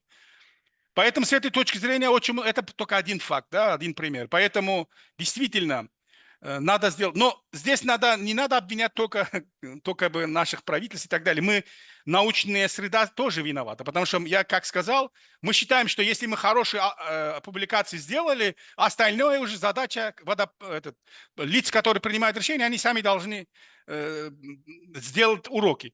Нет, вот этого не хватает, да, policy, research, interaction. Вот этого нет недостаточно в нашем регионе. И такой платформы нету. Но я надеюсь, постепенно я вижу, что новые реформы, как раз, как я сказал в начале, новые реформы создают очень много споров в обществе. И вот этого надо воспользоваться, чтобы, как вы сказали, давайте все-таки сделаем, какие у нас выученные уроки есть. Какую пользу мы сделать должны, чтобы следующие реформы еще один раз мы не повторяли те ошибки, которые сделали. Это вкратце, но я, как сказал, это отдельный диалог. Я хотел бы вот сказать, что мы над этим должны работать. Да? Диалог между профессионалами и учеными. Спасибо. Вопрос там и вопрос здесь. Сначала там вопрос по очереди. Thank you. Thanks very much, Iskandar. Really, really interesting presentation. I'd really like to get hold of the presentation. It's so interesting. Yeah, I have a similar question to Asil. Maybe the response might be also similar. So this model of water users associations has been implemented in many countries in the world. So from your reply to Asil, are you saying that in Central Asia, they have been implemented in a different way from, for example, other countries? And from your experience in other countries, is that model more successful than it has been in former Soviet countries? And why? Yeah, it's also a very, very difficult question, because if you say success, we have to measure success against the goals which have been set. I don't think overall experimenting in social engineering of water institutions are not really easy thing. And in Central Asia, water user associations has been seen as a replacement to kolkhoz. I'm sorry, it's directly because I have been in this process of setting up, and I remember first bylaws which prepared by our project units and different implementation agencies. They were just trying to make sure that kolkhoz is gone now, water user associations become a kolkhoz. I really, it was astonishing and telling that it's not formula which is going to work, and let's maybe find the other options. Yeah, water user associations being a platform or representation of water users, and don't give them a function of professional water management organizations. There is a professional water management organizations. Water user associations can have a contract with them to supply services. Actually, in Kyrgyzstan, there was one attempt to set up hydro services. So that could be okay. You set this hydro services, but you should have still water user associations, because you should have some platform where water users' interests are represented. Otherwise, we have a strong players, small players, big players, strong players, and weak players. Therefore, I think it's also justice issue. In case of climate change, access to water becomes an issue. If you don't have a proper representation of water users, implementation of all water plans and good plans no one can control. Therefore, I think my assessment is what kind of goals for the reforms you're setting. And as I shown, mainly goals were moving out from Soviet system and putting something before colchoses made a dysfunction, and call it what use associations. And after 20, 25 years, recognizing that actually they are not water management organizations. So not surprising. Success or failure in Central Asia, if you compare with other regions, you are right. I mean, it's so difficult being critical, but the same you can tell other cases where water use associations not working well. But relatively, they're still fulfilling their major function, representing water users. They're actually fulfilling this function. Maybe not well, not good, but in the context of the dead countries, you can see they have some kind of institutional function. Okay, thanks. Thank you very much. Nadira here. Thank you so much for your presentation, Professor Abdullayev. My question is related to the aspect of donors behind water governance reforms. So we usually tend to speak as donors about as one homogeneous community. We don't provide any nuances, but can you provide some background, like who is behind what? Are there any synergies behind, or did they just unify around one concept and decided to bring it together? Thank you so much. And one more question. So you said that since 2015, it was kind of realization of climate change. So was it a genuine understanding of climate change challenges in water sector, or at the decision-making level, or was it also this веяние времени, so like everybody is talking about it, we also have to talk about it to get the financing and so on. So what is your opinion? Okay. Yeah, thank you, Nadia. First part of question, role of international organizations in reforms. Let me be like straightforward. In this research, we are still studying this, and if I will now say that we know everything, it's not true, because exactly what you said, there are nuances, and one must be careful when put them into different, actually classifying them, like shapers of the agenda and technical supporters group, etc., etc. What I say, there are the different groups of donors, and some they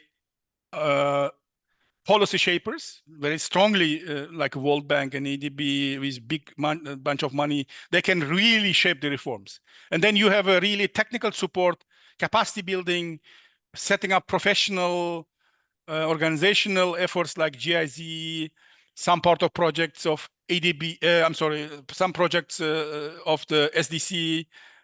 So yeah, they are the different groups, and they are not really in one voice. And there is also coordination heterogeneity. It's very difficult coordinate projects because they have their own project framework, etc. No, there is no single, but all they of course speak about internationally accepted formulations like IWRM, institutions, river basin organizations, etc. So this is very, very short because Nadira, again, we have to study it. It's one area really we have to put a lot of focus, because exactly now in this phase of reforms, role of international organizations will become even more stronger. And it links me, it links to back to the second question which you asked about, are really there is a recognition of climate change as a threat, or is it like what's a buzzword reforms again? One thing changed totally since last 10 years, maybe decade, when talking about climate change and crisis from just to discussion topic became real life.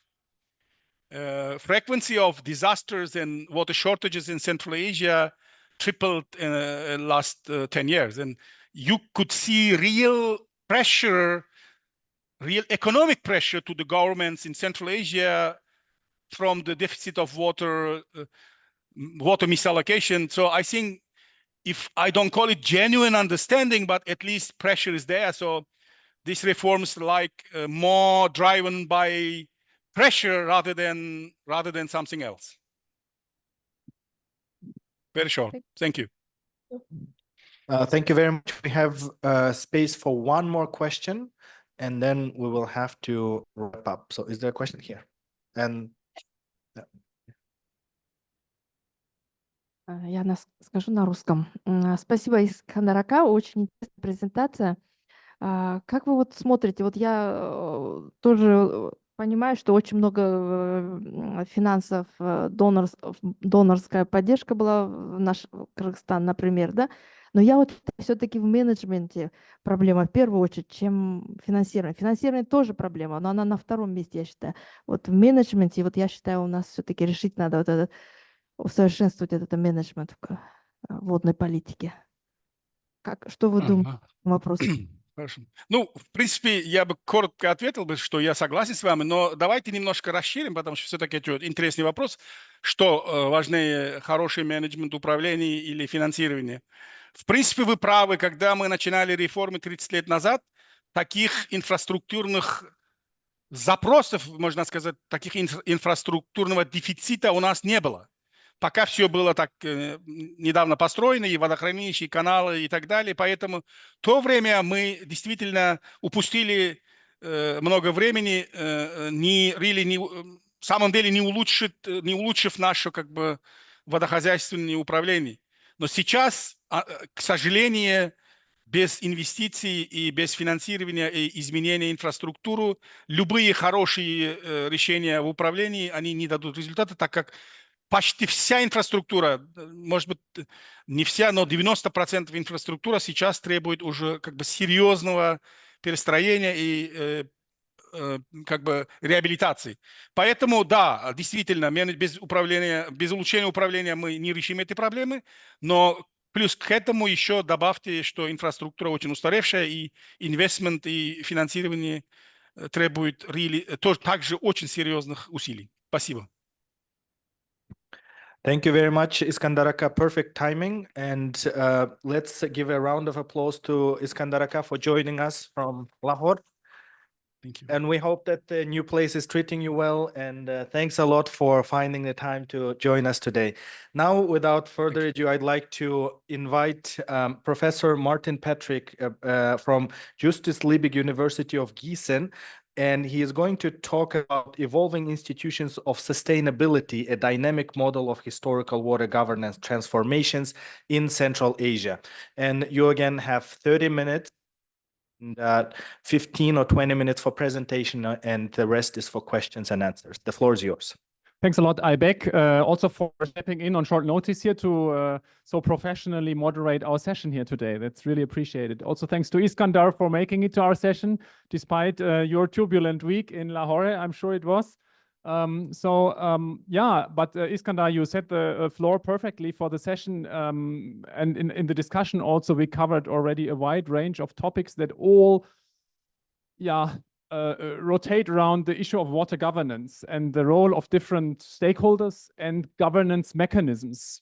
You see here a slide in front of you that not exactly reflects the title of my presentation that IBEC has just rightly read from the program. So I apologize for not updating it.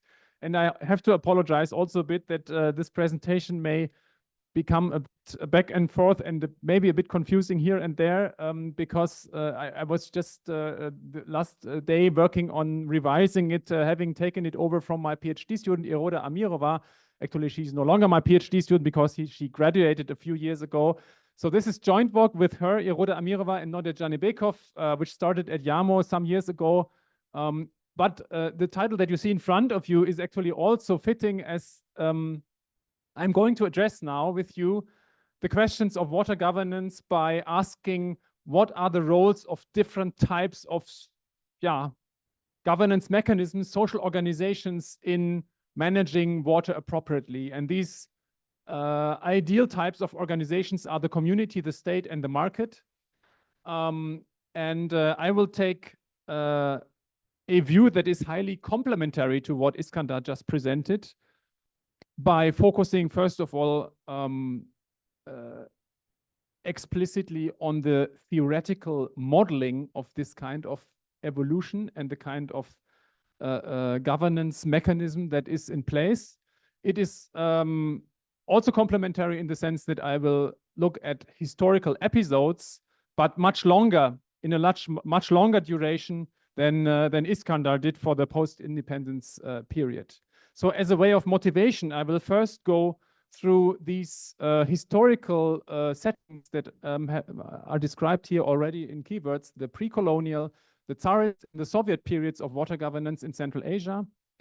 And I do this because the goal of this paper is, first of all, to provide a model of the historical evolution of water governance, but also to raise the question whether we can learn anything today from historical ways of water governance actually observed in Central Asia in these periods. And the model is an analysis of the historical water governance settings in Central Asia with the aim of learning the lessons for today. It's a very ambitious aim, I assume.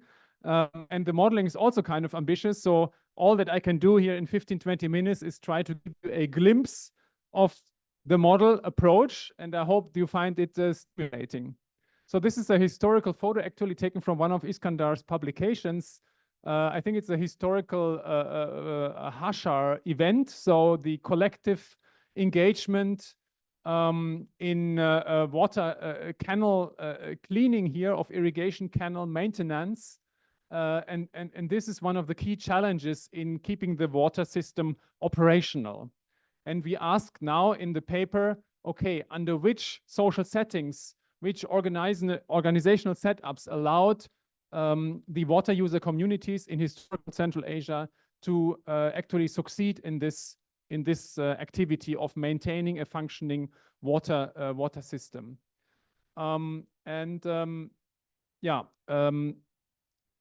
For this, I need to go very quickly to the historical episodes to give you at least the key insights from these different types of settings. So in the pre-colonial era, we have been screening historical documents and historical analysis about the election sanctioning mechanisms that would make sure the water irrigation system is kept intact. And that was built on a fairly differentiated hierarchical system of orders, but also incentives. So I listed here a couple of those stakeholders that were relevant in that period: the Mirops, the Aksakals, which in a hierarchy of orders and incentives made sure that locally in the sub-localities, the water system, the canal system, which you see here kind of lurking in the back from a historical map, were kept intact.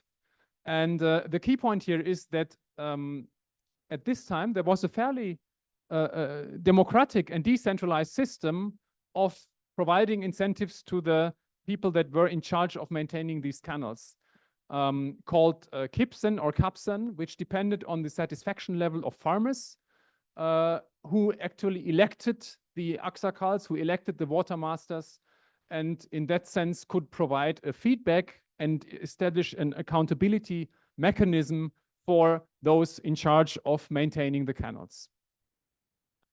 And a key claim of this paper here is, of this presentation, that this fairly well-functioning governance, historical governance mechanism over the historical episodes was more and more eroded and made dysfunctional by top-down, more or less authoritarian ways of reforming, de facto reforming the water management system over the Tsarist and Soviet periods, which became more and more systems of providing a central authority, central orders, and hierarchical lines of management into the water management system. And in this sense, undermined a community-driven approach of incentivizing water systems management. And the idea behind this is, okay, if we now talk about water user associations and their operation, it may actually be worth to look into historical models in Central Asian water governance and how they may inform current-day management principles, and how they may also show how a cultural setting of a sort of civic mindedness in the localities then might be reinvigorated today. Yeah, let's go quickly through the historical episodes. So the Tsarist episode is one where the election sanctioning mechanism that I just described was still de jure in place, but due to the initiative of Kaufmann, one of the leading emperors of Central Asia, was replaced de facto by an appointment and fixed wage system, where historians have observed bureaucrats taking over the role of those elected and sanctioned water masters. At the same time, that were the first intents of establishing a large water infrastructure into many irrigated regions of Central Asia, which were ever correlated with the physical deterioration of the irrigation system in place and increased corruption levels.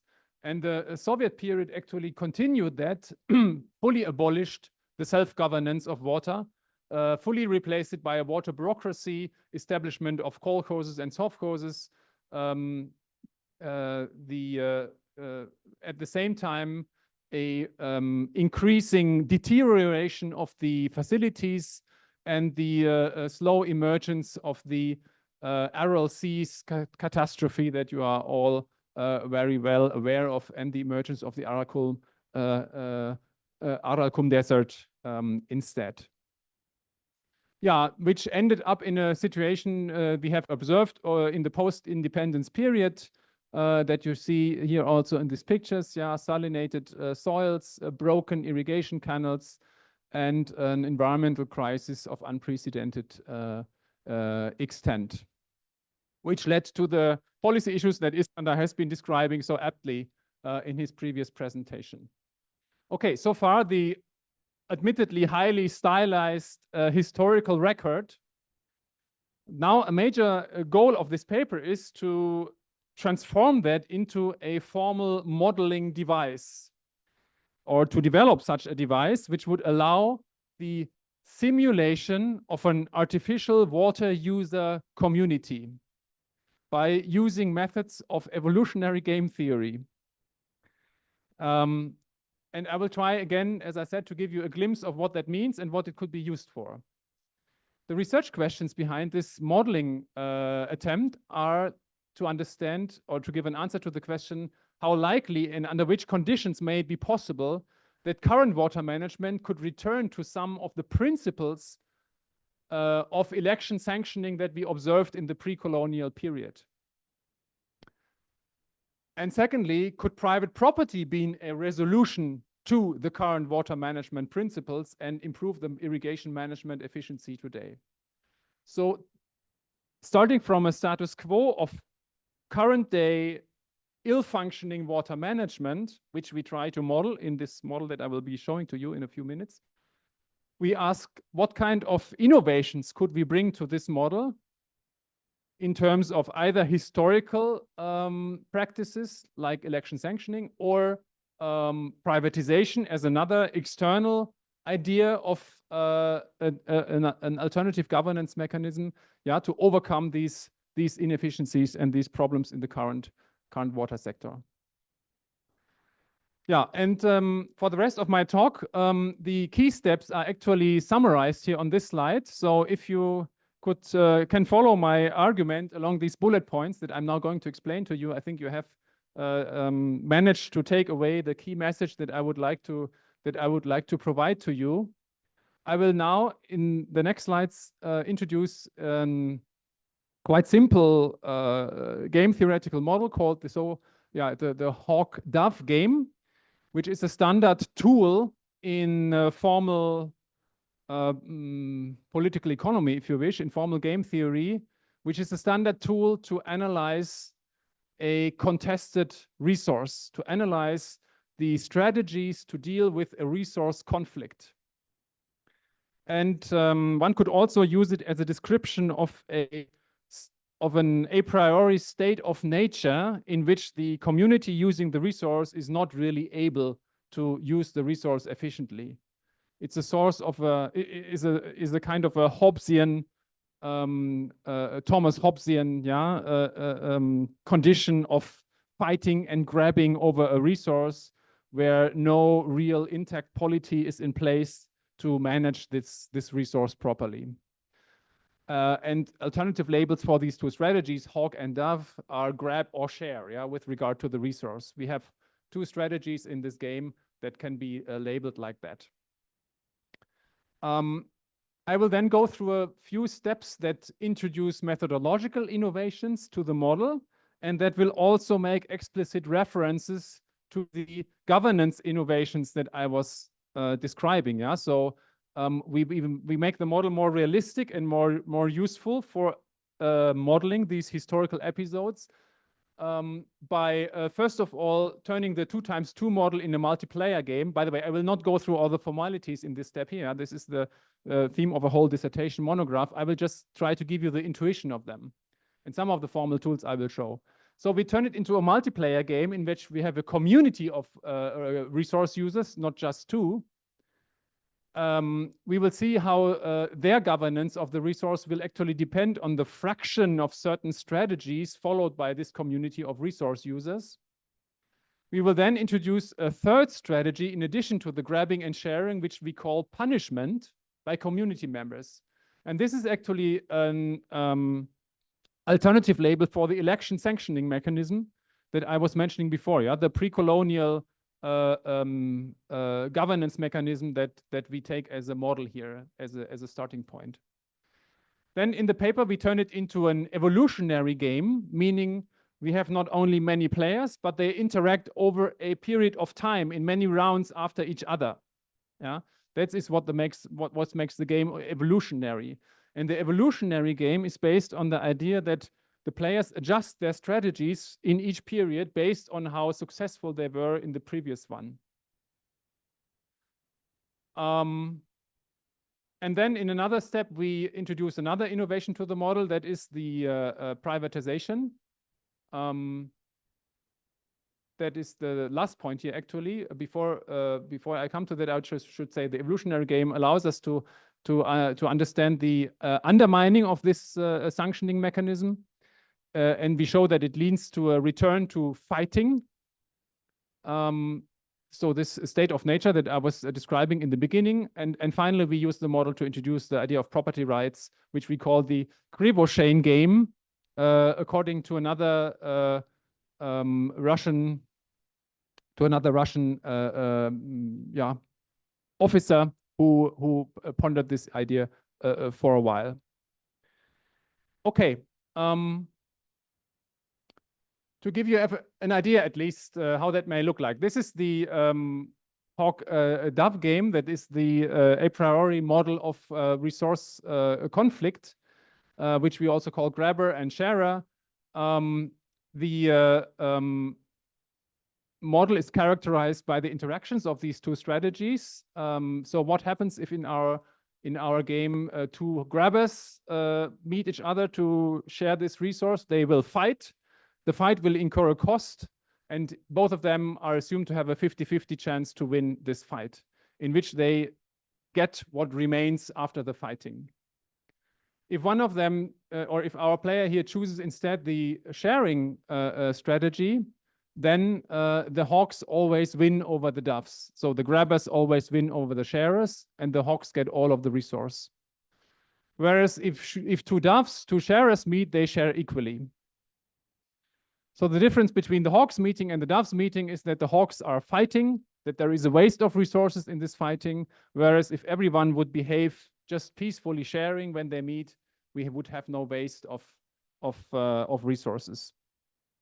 Yeah, and the solutions using game theory show that depending on the payoffs in such a community, there may be different equilibria being dominant. That depends actually on the cost of the fight. And when fighting is costly, then we will end up in a community in which either the hawks fight each other, or the hawks always fight the doves, in which we have fighting all the time, basically. So the question is, what could be a governance mechanism that overcomes this brutal state of nature and introduces some civil management and civil governance into this community? Yeah. One strategy to do that is the election sanctioning mechanism that I mentioned. And this is modeled by introducing a third strategy into the model, in addition to the grabbing and sharing, and that is punishment. Punishment is described as in the bottom left cell here. If one party engages in punishing, that means it also starts a fight. but if it means that the punisher takes the help of all other actors in this community, so they collectively punish the grabber and share what is left among themselves. If the punishers lose against the grabber, then they bear the cost of the fight. Yeah. So it is a sanctioning mechanism that builds on the collective endeavor of the community to actually punish the grabber, and in that sense introduce some civilized management of conflicts. I'm not going through the formulas here. I would just like to show some of the modeling devices that one can use to study and to simulate such an artificial society. It is by this so-called simplex graph here, which shows the share of each of the strategies in our community now consisting of many players. Yeah, you can have 3 different strategies, and the length of this vertex here of the line shows the share of each of those groups.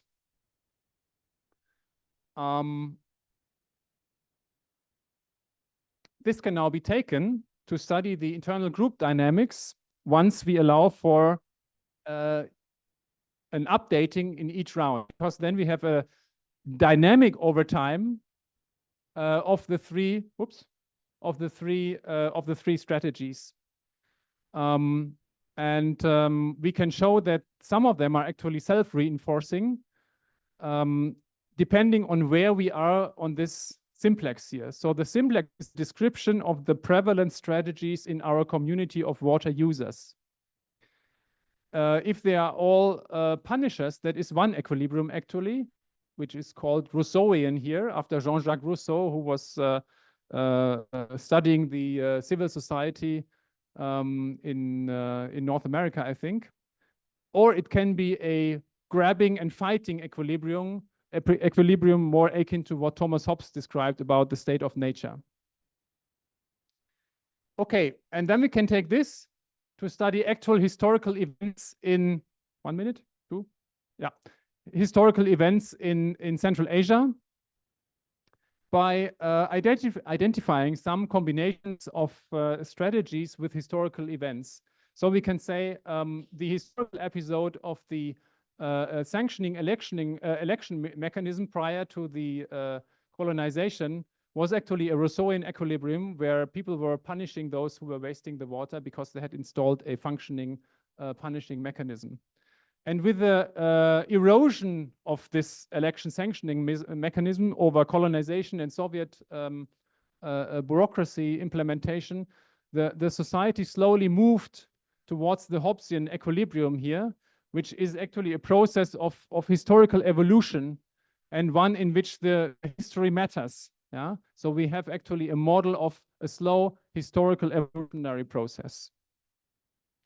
Okay, I'm not going, due to time constraints, into the privatization model. The privatization model introduces yet another strategy, which we call bourgeois, in which the users actually they respect the private property in water by some of their community members, and they will defend this private property if it is violated. And we show that this can also have beneficial effects on the overall efficiency of the system here. Okay, my last slide. What does it mean for today? Well, first of all, it provides an analytical device to grapple with these historical circumstances in a way that allows to model some of the key aspects, for example, the erosion of norms or the introduction of governance innovations. It shows where there may also be the problems with the introduction of private property or with the restoration of election sanctioning mechanisms. And it shows especially that it is very difficult to socially engineer these kind of innovations, that there are always existing norms and existing behaviors in place that can only change slowly over years or maybe even decades. Okay, thank you so far. I hope, as I said, I could at least give you a bit of a flavor of what this kind of model can do. Thank you. Thank you very much. Let's give Martin a huge round of applause. Thanks a lot for linking the historical part, which was, I think, more understandable for the majority of the audience, and the modeling part, which was didn't seem to be as exciting as the historical part, at least in my eyes. But the floor is open for the questions now. We have 1 and 2 questions, and we don't have as much time for questions, but please go ahead. Thanks, Professor Martin, like again me. Okay, just I want to have like somewhat a discussion question. Like, I just wondered, that what do you assume about discount rate in this model? Because you say that this what the game actually lasted for multi rounds, yeah? Like when in order to the game to last in multiple rounds, there should be somewhat the discount rate. Okay, all the payoffs are in real time, yeah. So there is no foresight actually. The players in this game just update every period by looking at what was successful in the past year or in the past round, and then adjust their behavior. So in that sense, the behavioral assumptions are quite away from the, say, Homo economicus with farsight and fully rational decisions we usually use in economic models. Yeah, and we don't make any specific assumptions about the timing. It's just one round after the other. So I can't say it takes 10, 100, or 500 years. Yeah. Thank you. Suyun? Thank you, Dr. Martin, for the insightful presentation. I've also used game theory to conceptualize cooperation between Central Asian states in my grad school. But I wonder, why did you use anti-coordination game? Because there is a publication, I think last year, from Dr. Dadabayev in Tsukuba University, where he discusses Central Asian water neighborhood and how everything around water governance is very Western dominated, preoccupied with rationalist IR approaches. And it's never about conceptualizing it over, I don't know, constructivist IR approach, and how it should be about coordination too, because people always live together and always share the resources. I know there are conflicts, but then it's always, there is always a concept of neighborhood in there. So why did you use Hawkendorf approach game? This is an excellent question, yeah. That goes deep into the philosophical a priori's of this modeling here. Yes, maybe here is it where the evil science of economics gets through, that we assume in the beginning, okay, there is no order. So in the beginning, there is a natural state that in which humankind doesn't really know how to live in a civilized way together. And that is what this model is actually just trying to depict, yeah. So it is, in that sense, maybe you could call it a problem-oriented perspective, yeah. But that there is a problem that if you leave humans alone, they may not have immediately a social mechanism at hand with which they can solve their conflicts, yeah. And if you think of a scarce resource like water, maybe that's not too far away from reality, from some distant historical reality. Thank you. So, but before I give floor to Nadira, I also wanted to use the powers of a moderator to ask my question. So, if you look at the conservation side of the literature, right, they moved away from equilibrium-based models a long time ago. So, because if you are too focused on equilibrium type of models, then conceptualizing change or evolution, as you say, is problematic, because as soon as the equilibrium is reached, then it's kind of it's there, right? So that's why the conservation models, species models, mostly go for non-equilibrium models. So I was wondering, if you were to think about your model as a non-equilibrium model, what kind of changes would there be? Also an excellent point. Actually, this evolutionary games theory can easily accommodate a stochastic component, because the question is always, where do the innovations come from? So why should some actors suddenly act differently once they reached a certain kind of equilibrium setting, yeah? And you could relatively easily introduce some external shocks where you would say, okay, we have an environmental irritation, yeah, that shifts the payoffs for one season, say, and that may actually lead to a tipping point, yeah, to a regime shift on the way to a new equilibrium, which is also reached only after a couple of periods. Yeah? So we always have this path dependency, which I think gets already quite some way away from the from this kind of traditional static equilibrium concepts that I think this literature was criticizing. Thank you, Nadira. Thank you so much for presenting this model. I am curious in which conditions it is applicable, because we're talking about this ideal case situation when actors have first equal power, equal claim over the water, equal users about the water, and in Central Asian realities it is extremely messy, and the water is not given, or it's given in the upstream countries, and everyone has different claim about water for different users of water. So I'm curious how to consider this in the model. Thank you. And also regarding the path dependency, like what is the breaking point to deviate from it? Is there?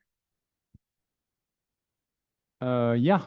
So to give a short answer to the second, I think I gave two examples here, yeah, of what could be moves away from, or how the paths could be broken, yeah, by introducing some modifications to the system, like eroding the sanctioning system, or by introducing a new way of dealing with, say, water resource claims, yeah, in the form of introducing a private property, which I assume is possible in this model, yeah. I would also say, I mean, this is not a model of transboundary water governance. This is a model of local water management, right, in a given community. And it does allow for quite some heterogeneity in that community. Yeah, that was your first point. Yeah, so we have the doves and the hawks. Yeah, we have fighters, we have collaborators, we have punishers who even bring a civil norm, yeah, to the community. So I think again here the model has already quite some desirable properties that are in line with what you are saying. If that's what you meant, at least. Thank you. Well, thanks a lot. So the time is up, unfortunately, and let's give another round of applause to Martin for the excellent presentation. Well, thank you for your attention. Yes, and we know that I've seen the few more hands, but please keep them until the end, and we may stay a bit longer and ask, pick his minds a bit more. So now I'd like to invite my colleague Asel Murzakulova from the Mountain Societies Research Institute of the University of Central Asia. And Asel today is going to tell us about the current dynamics of Central Asian hydropolitics in the context of climate change. And Asel, you also have 30 minutes for the entire presentation. Thank you. Thank you, Айбек. Добрый день, уважаемые участники. Сегодня моя цель презентовать исследование, которое было поддержано Институтом мира.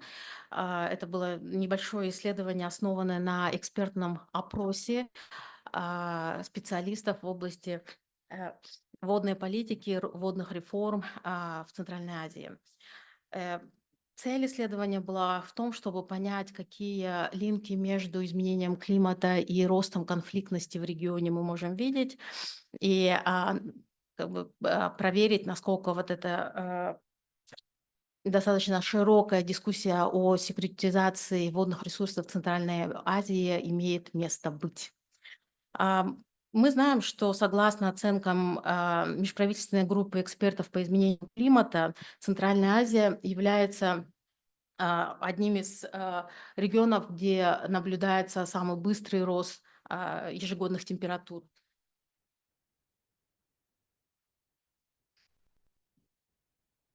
Наряду с регионом Северной Африки. Мы видим, что в регионе наблюдается повышение частоты экстремальных природных явлений. Это засухи, тепловые волны, экстремальные холода и сильные дожди. Эти изменения уже привели к увеличению засушливости и засух, таянию ледников и снижению продуктивности сельского хозяйства. А кроме того, изменчивость снегопадов в горных регионах усугубляет экологические и сельскохозяйственные проблемы, связанные с наличием воды. Традиционно картина региональной безопасности региона Центральной Азии не включала вопросы изменения климата в качестве своей неотъемлемой части. Но мы уже видим на протяжении последней декады, что региональная картина безопасности начинает все больше и больше отражать вопросы изменения климата, деградации, водные вопросы. И эти процессы, то есть теоретические переосмысления, идут на фоне очень, скажем так, явно процессы, которые каждый из нас явно чувствует. Например, если мы возьмем продолжительные засухи, которые с 2008 года достаточно часто, да, уже начали происходить в регионе, количество паводков, селей, других экстремальных явлений и такие инфраструктурные failures, да, как, например, отключение электроэнергии во всех 3 странах в январе 2022 года. Как уже говорил предыдущий докладчик из Кендерака, подогревают общественные дискуссии и общественную обеспокоенность в отношении того, как процессы, связанные с изменением климата, будут сказываться на безопасности инфраструктуры, на взаимоотношениях между странами и так далее. Ну вот, как показывает проведенный нами анализ экспертных интервью и литературы, можно выделить 3 динамики. Нужно сказать, что традиционно картина региональной безопасности у нас всегда была сосредоточена на бассейне Аральского моря, в который входят все страны, скажем, советской, да, Центральной Азии, постсоветской Центральной Азии. Но сегодня мы можем видеть, что эта картина достаточно сильно меняется, и водные отношения за пределами бассейна становятся более активными и более динамичными. Ну, начнем с первой динамики, которая касается системы управления водными ресурсами на реке Сырдарья.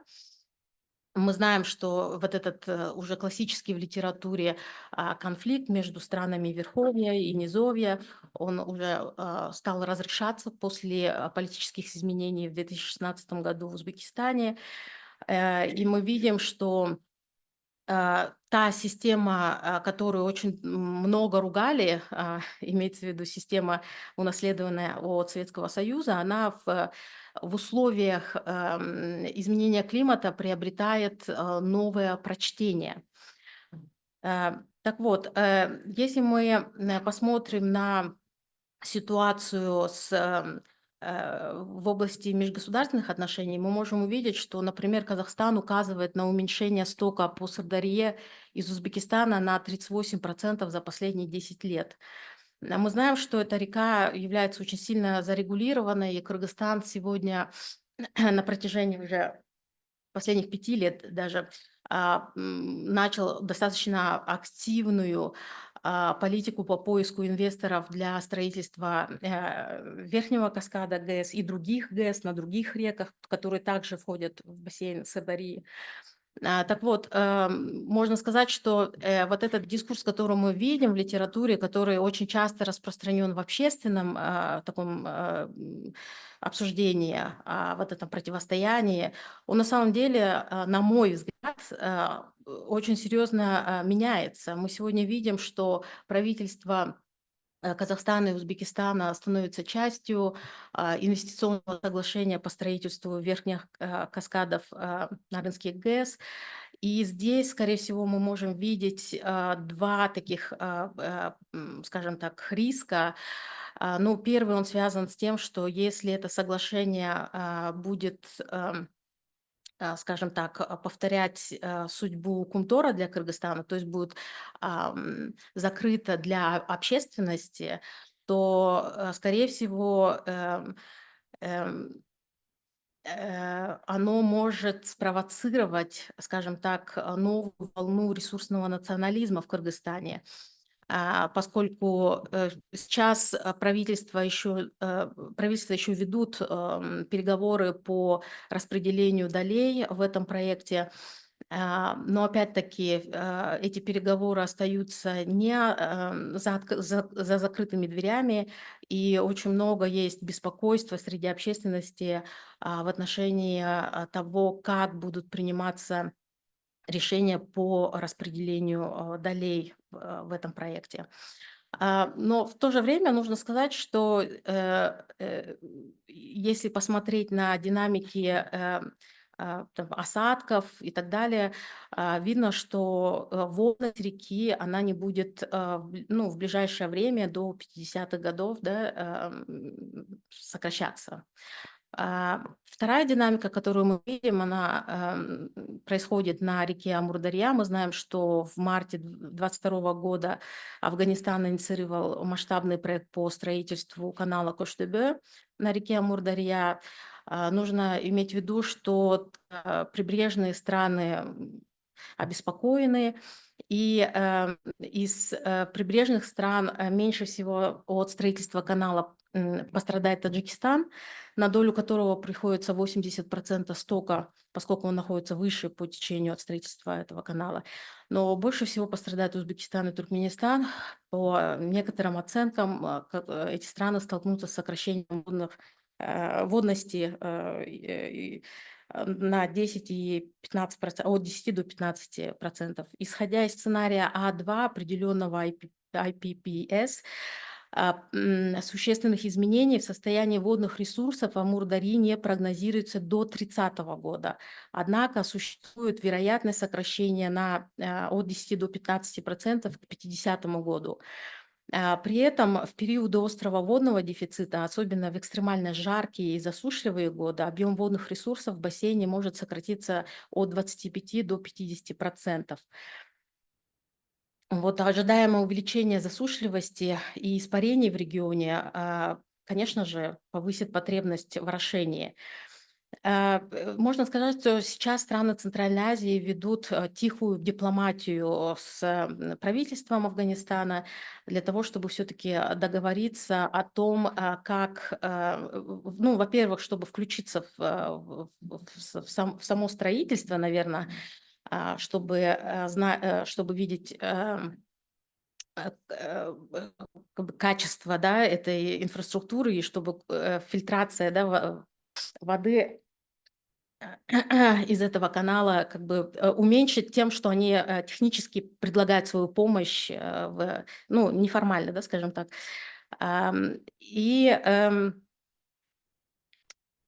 Вот это, как бы здесь еще очень важно отметить, что как и по Амур-Дарье, так и по Сыр-Дарье у нас есть очень интересная, мне кажется, недооцененная система распределения воды. Да? Вот у нас водные лимиты между странами, они корректируются пропорционально на основе фактического наличия воды. То есть всегда учитывается и берется в расчет гидрологические условия.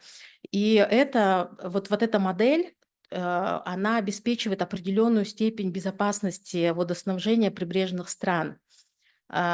Поэтому, когда говорят, что у стран нету как бы эффективной модели и так далее, я бы здесь не согласилась. На мой взгляд, здесь идет как бы недооценка того, что существующая модель, ее можно ругать, конечно, она, да, может быть улучшена и так далее, но во всяком случае то, что вода распределяется на процентной основе, что учитывается реальное положение, то есть это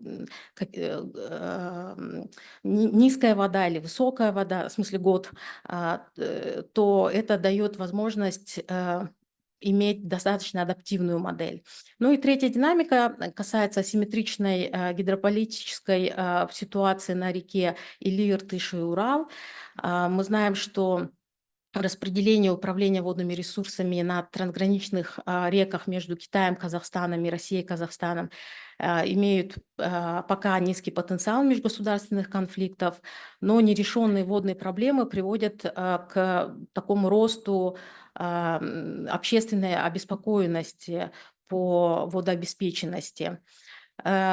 Здесь нужно отметить, что управление рекой Урал характеризуется наличием нормативной базы и доминированием властного гегемона. В случае с реками Или и Иртыш имеется гегемон, но отсутствует нормативно-правовая база.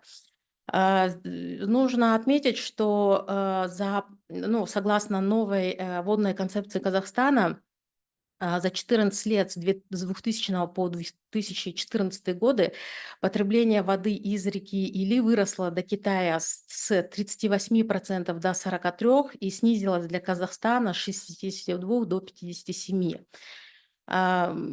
Согласно данным, приведенным водной концепции страны, за последние 10 лет сток из Китая по Иртышу уменьшился на 21%. Ну, это связано с индустриальным развитием в Синьцзяне, поскольку страна построила достаточно мощный канал Черный Иртыш, из которого забирается достаточно большой объем воды для орошения достаточно засушливых почв. И следующий случай касается реки Урал. Мы знаем, что это крупная река, и между Казахстаном и Россией существует соглашение о минимально необходимом водоснабжении Урала. Однако здесь мы увидим, что есть определенный рост напряженности, особенно в засушливые годы.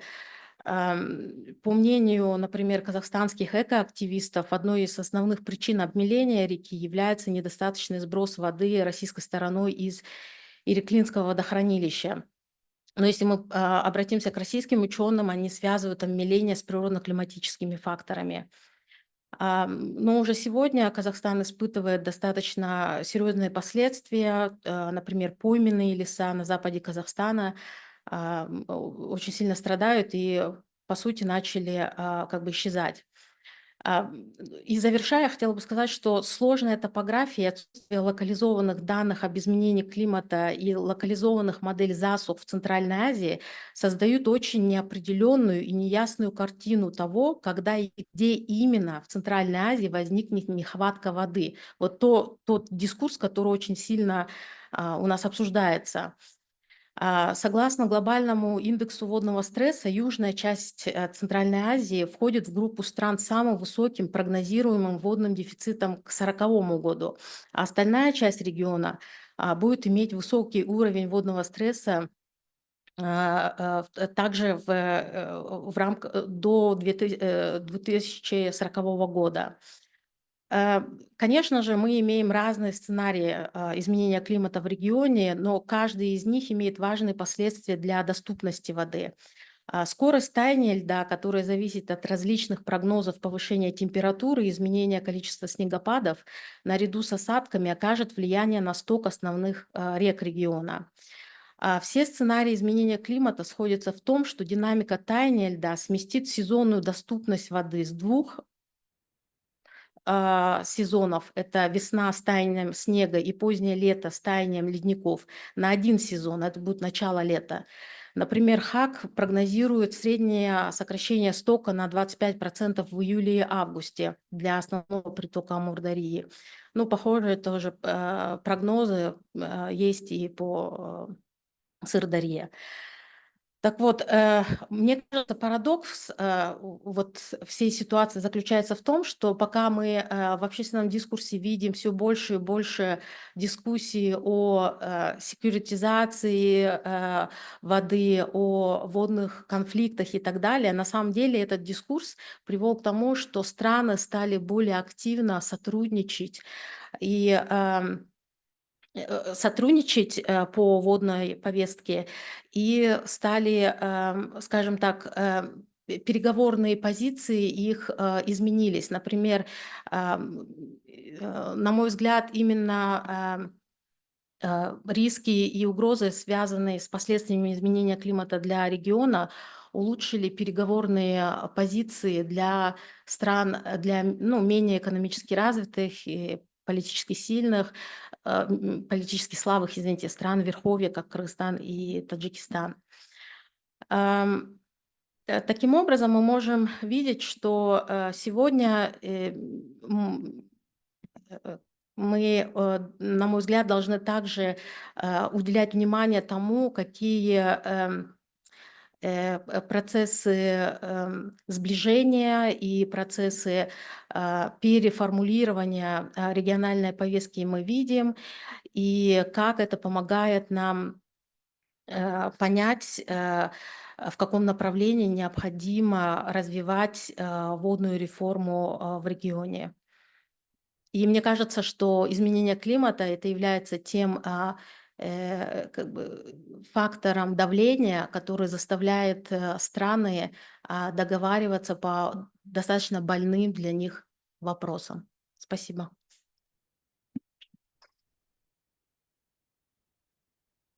Спасибо большое, Асель. Тоже спасибо, что уложились в время. У нас есть около 13 минут, извиняюсь, около 12 минут теперь, чтобы на вопросы и ответы. Если у вас есть вопросы, можете поднять руку, и мы дадим вам слово. Пока все думают о вопросах, пользуясь правами модератора, Асель, я хотел спросить вас, вот в вашем обзоре, вот в вашем анализе, думали ли вы о большом канале, который афганцы начинают строить на Амударье, и как вы считаете, каково ваше мнение о том, что вот в научной среде очень много авторов начинают говорить, что когда мы говорим про Центральную Азию, мы всегда как бы отодвигали Афганистан, и теперь без Афганистана любые дискуссии о воде в Центральной Азии в принципе несостоятельны. Что вы по этому поводу думаете? На мой взгляд, необходимо понимать, что этот канал вообще в самом Афганистане рассматривается как очень важный вклад в развитие страны. То есть, и, конечно, у Афганистана, как у прибрежной страны, есть право на долю в вододелении. И, конечно, этот канал вызывает очень большую озабоченность у Узбекистана, у Туркменистана. Но я надеюсь, что вот эти очень активные двусторонние визиты, которые эти правительства сейчас ведут, достаточно активные, мы видим, параллельно идут экономические соглашения между странами, да, мне кажется, они все равно приведут к решению, которое удовлетворит, наверное, все стороны. Поэтому, мне кажется, здесь не нужно недооценивать центральноазиатскую дипломатию. Я думаю, что, ну, во-первых, нужно понять, что Афганистан имеет право на ну, часть, свою долю, да, и то, что для страны этот канал рассматривается как очень важный элемент развития.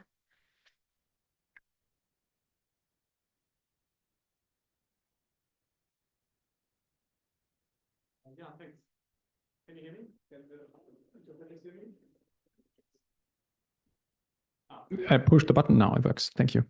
Marcel, I have two questions to you. So you mentioned in the beginning that your analysis is based on expert interviews, right? Could you be a bit more specific on what kind of experts these were? So what kind of stakeholders or representatives they were? And secondly, I would like to reconnect to Iskandar's opening of the session today, where he said, okay, we have kind of entered a new phase of a discourse around water governance in Central Asia due to a couple of factors. One major one that you were also mentioning is the developments in Afghanistan, right?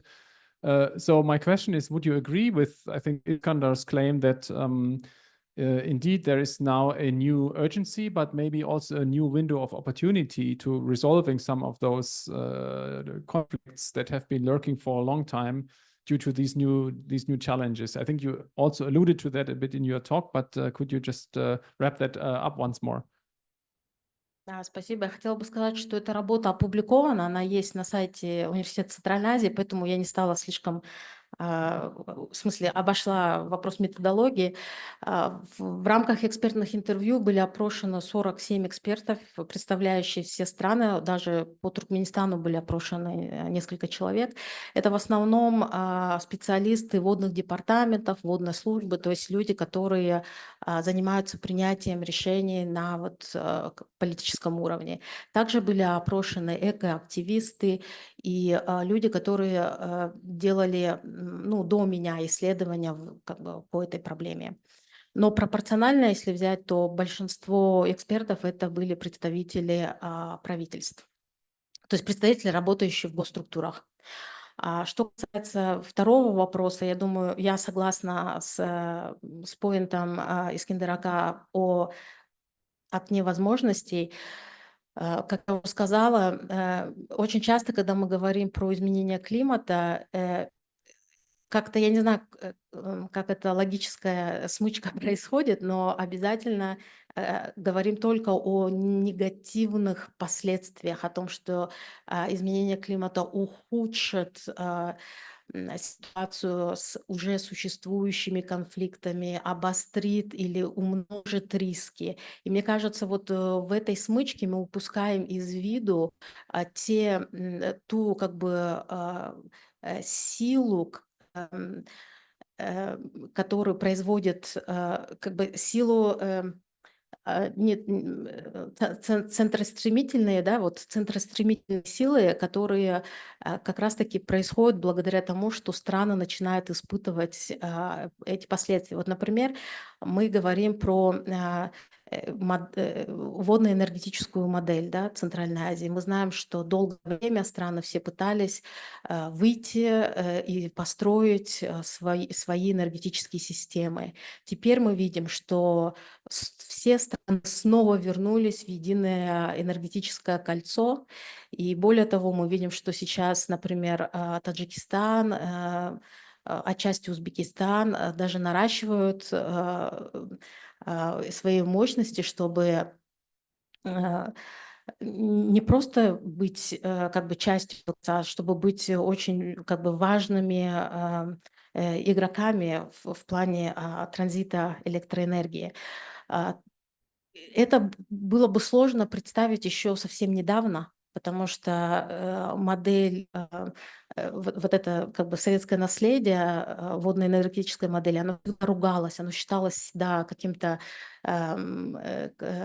конфликтным, да, ну, оно и таким и было, конечно, но сегодня мы видим, что это просто как бы перевернулось, то есть страны снова вернулись к этому бартеру, и да, и это помогает им выходить из водно-энергетического кризиса.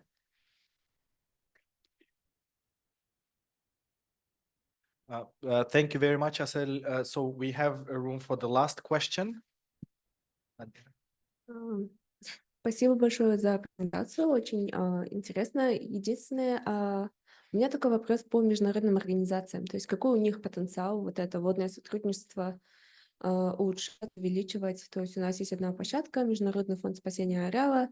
Сначала он был про ареал, но больше это про, скажем, распределение фондов между странами бассейна в водном секторе. То есть как вы видите потенциал этой организации ввиду изменения климата, ввиду изменения политической ситуации в регионе? Спасибо. Да, это, безусловно, очень нужная организация, но, как вы знаете, Казахстан имеет альтернативное видение на формат этой организации, сейчас приостановил свое членство в фонде, но является наблюдателями и присутствует на всех заседаниях. Безусловно, нужно здесь, опять-таки, вопрос того, что у нас есть такой клэш в представлении. То есть мы, когда говорим о интересах стран, мы всегда имеем в голове вот этот методологический национализм, когда мы рассматриваем этот как бы юнит в рамках национальных границ. Но мы понимаем, что изменение климата и наше участие как бы в водных соглашениях, оно, конечно, выходит за рамки этого. И вот это как бы несоответствие масштабов, да, вмешательств и видения своего мандата, оно, мне кажется, и производит вот такие, ну, скажем так, кризисы, да, как мы сейчас видим с фондом. А если смотреть на более широкую повестку международных акторов, мы знаем, что есть инициатива, например, швейцарского правительства, Blue Peace, да, и первая фаза которого уже завершилась, началась вторая. Мы видим интересы USAID, которые помогали странам подписать свое первое Сардаринское соглашение. То есть, мне кажется, здесь потенциал для сотрудничества очень хороший, потому что благодаря вот таким площадкам, например, в условиях, когда межгосударственные отношения были замороженными, да, именно международные организации предоставляли такие переговорные площадки, на которых стороны могли встречаться. Поэтому я бы не совсем не списывала их роль и важность в этом процессе. Thank you very much, Asel. Let's give Asel a huge round of applause for a very interesting presentation. And there's one question from the online audience, and let's take that one. So Saleh is asking, will water use efficiency likely compensate for more withdrawal from the Amu Darya? So if you'd like to take that, and then we're going to wrap it up. So do you think water use efficiency is likely to compensate for the more withdrawal from Amu Darya? Ну, безусловно, но это должно касаться всех прибрежных стран, да? Thank you very much. So today we had a very interesting session. Now we have to try to wrap it up. Now let's open up the floor for a couple of minutes. I know we are 3 minutes over, but let's give a couple of minutes for questions that you were not able to ask earlier. So if there are any burning questions or comments, please, the floor is yours. 1, 2. So first Martin, and then gentleman over there. So.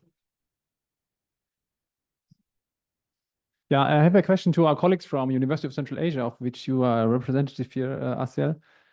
Should we expect more research into water governance from University of Central Asia in the future, along the lines that you were presenting in your talk? I hope yes. I think it's one of the central research problem for region and for us as a research institute. And I think what we need real in our research agenda, it is a truly transdisciplinary focus on this issue. So that's I found that this very important. For example, when I have such kind of discussion with a political scientist, etc., it's one kind of narrative flow, you know. But when we came to hydrologists or climatologists, it's totally different kind of narrative flow. And I think we need to really grasp this diversity of opinions and understanding what has happened with the water in our region. Yep. Thank you very much. So there's another question back there. So there's a mic. Yes. Yep. Well, my question to Asel. Thank you very much for your presentation. I was wondering that how this there's a good successful case we can see in Central Asia, also between Uzbekistan and Kazakhstan, that collapse of let's say consequence of mitigation or management of consequence of Sardoba Dam, yeah, Sardoba Dam. That's when it happened. President Uzbekistan and President of Kazakhstan met and discussed this, and it was a good case. But also at the same time that we are like Kyrgyzstan and Tajikistan, which has like we are like upstream countries, but we still have questions. That do you think that it's difficult for neighboring or for upstream countries where we have plenty of water, have difficult to mitigate conflict? I know there are many reasons for that conflict, but I mean border conflicts. So one of the reasons was water or mismanagement of the water. Why we still cannot solve? Your opinion on that? Thank you. You mean between Kyrgyzstan and Tajikistan? It's I don't know how it's happened that everybody start to understand this conflict as a resource conflict. Actually, the issue with it is very long conflict. It starts from national territorial division of Turkestan in 1920s, 1930s. So, and for me, it's still very unclear how this shift in perception of this conflict as a resource conflict happened. Thank you to LiK discussions. I think I need to investigate this, how this discourse shift actually happened. And regarding Sardoba reservoir, I think it is for sure, yeah, it could be a good case for how we can manage situations, such situations based on norms, I mean, based on law, because between countries it was a law in place. But it's also raised the question of safety of water infrastructure, because Sardoba was a quite new reservoir. And we have, for example, Soviet era dams here. And someday these dams also came to the final capacity of usage. And now countries not paying for, I mean, the payment's not enough to save the working quality. So we think we should think further for 50 years further, because all this Soviet time infrastructure also will came to their working capacity. Who will pay for new technical resolutions, or who will take responsibility to, for example, somehow repay it, etc. We need to raise this question, I think, now. Well, thank you very much. The very, very last question. That's just one question, right? Or there are more? So one question from the audience, and then we will wrap it up. Спасибо, Азеля. Был очень интересный доклад. У меня вот вопрос сейчас вот в связи с изменением климата, а также таянием ледников. Вот я сейчас вот картину здесь отвлеченно видела, как вот эти водные источники, как кровеносные сосуды, да, они текут. И вот основным источником являются это вот ледники же наши, размещаемые на горных регионах. Вот как мы можем сохранить эти ледники? То есть для сохранения этих ледников, хотя бы для применения каких-то адаптативных мер, участие Кыргызстана, также роль вот этих наших ближних соседних стран, как вы думаете, тоже должна быть их вклад, да, в сохранение этих ледников?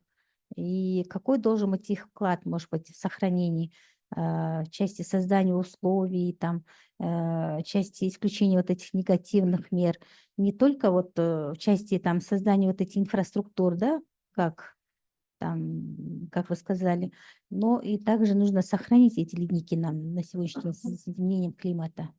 Что вы об этом думаете? Ну, во-первых, если мы возьмем чисто тему как бы ледников, то следует сказать, что не из-за изменения климата, а из-за добычи золота в Кыргызстане уничтожено 2 ледника, да? Это на Кумторе.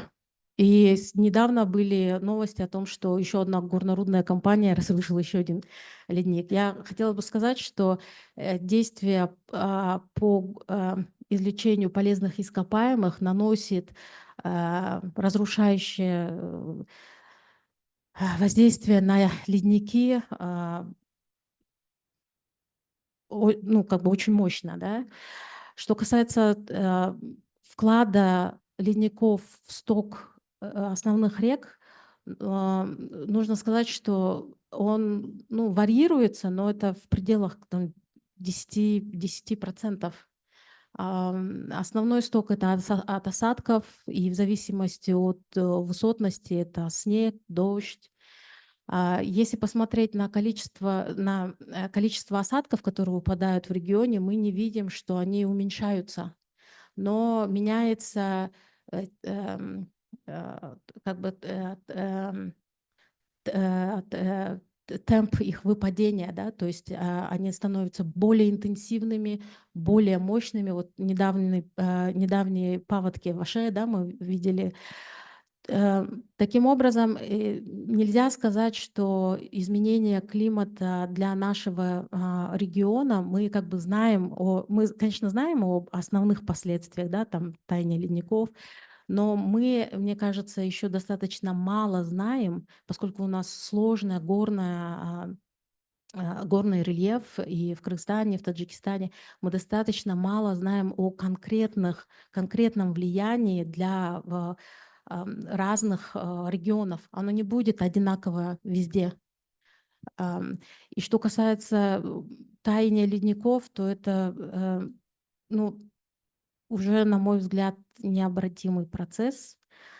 Вот, но да, конечно, мы знаем, что даже вот те исследования, которые указывали наоборот на то, что в некоторых частях планеты некоторые ледники аккумулируют массу, да, например, на Памире, эти исследования уже были опровержены. Недавно тоже вот опубликовали работу, где показывают, что они также теряют массу, как и ледники в других частях мира. Поэтому здесь, на мой взгляд, нету какого-то решения, которое приведет к тому, что ледники перестанут таять. Вот. Спасибо большое. Thank you very much for very interesting presentations and very interesting questions. So today we, at the panel, we looked at the history, the evolution of the research agenda. Then we looked at the history of and how this history could be understood through the game theory and different models.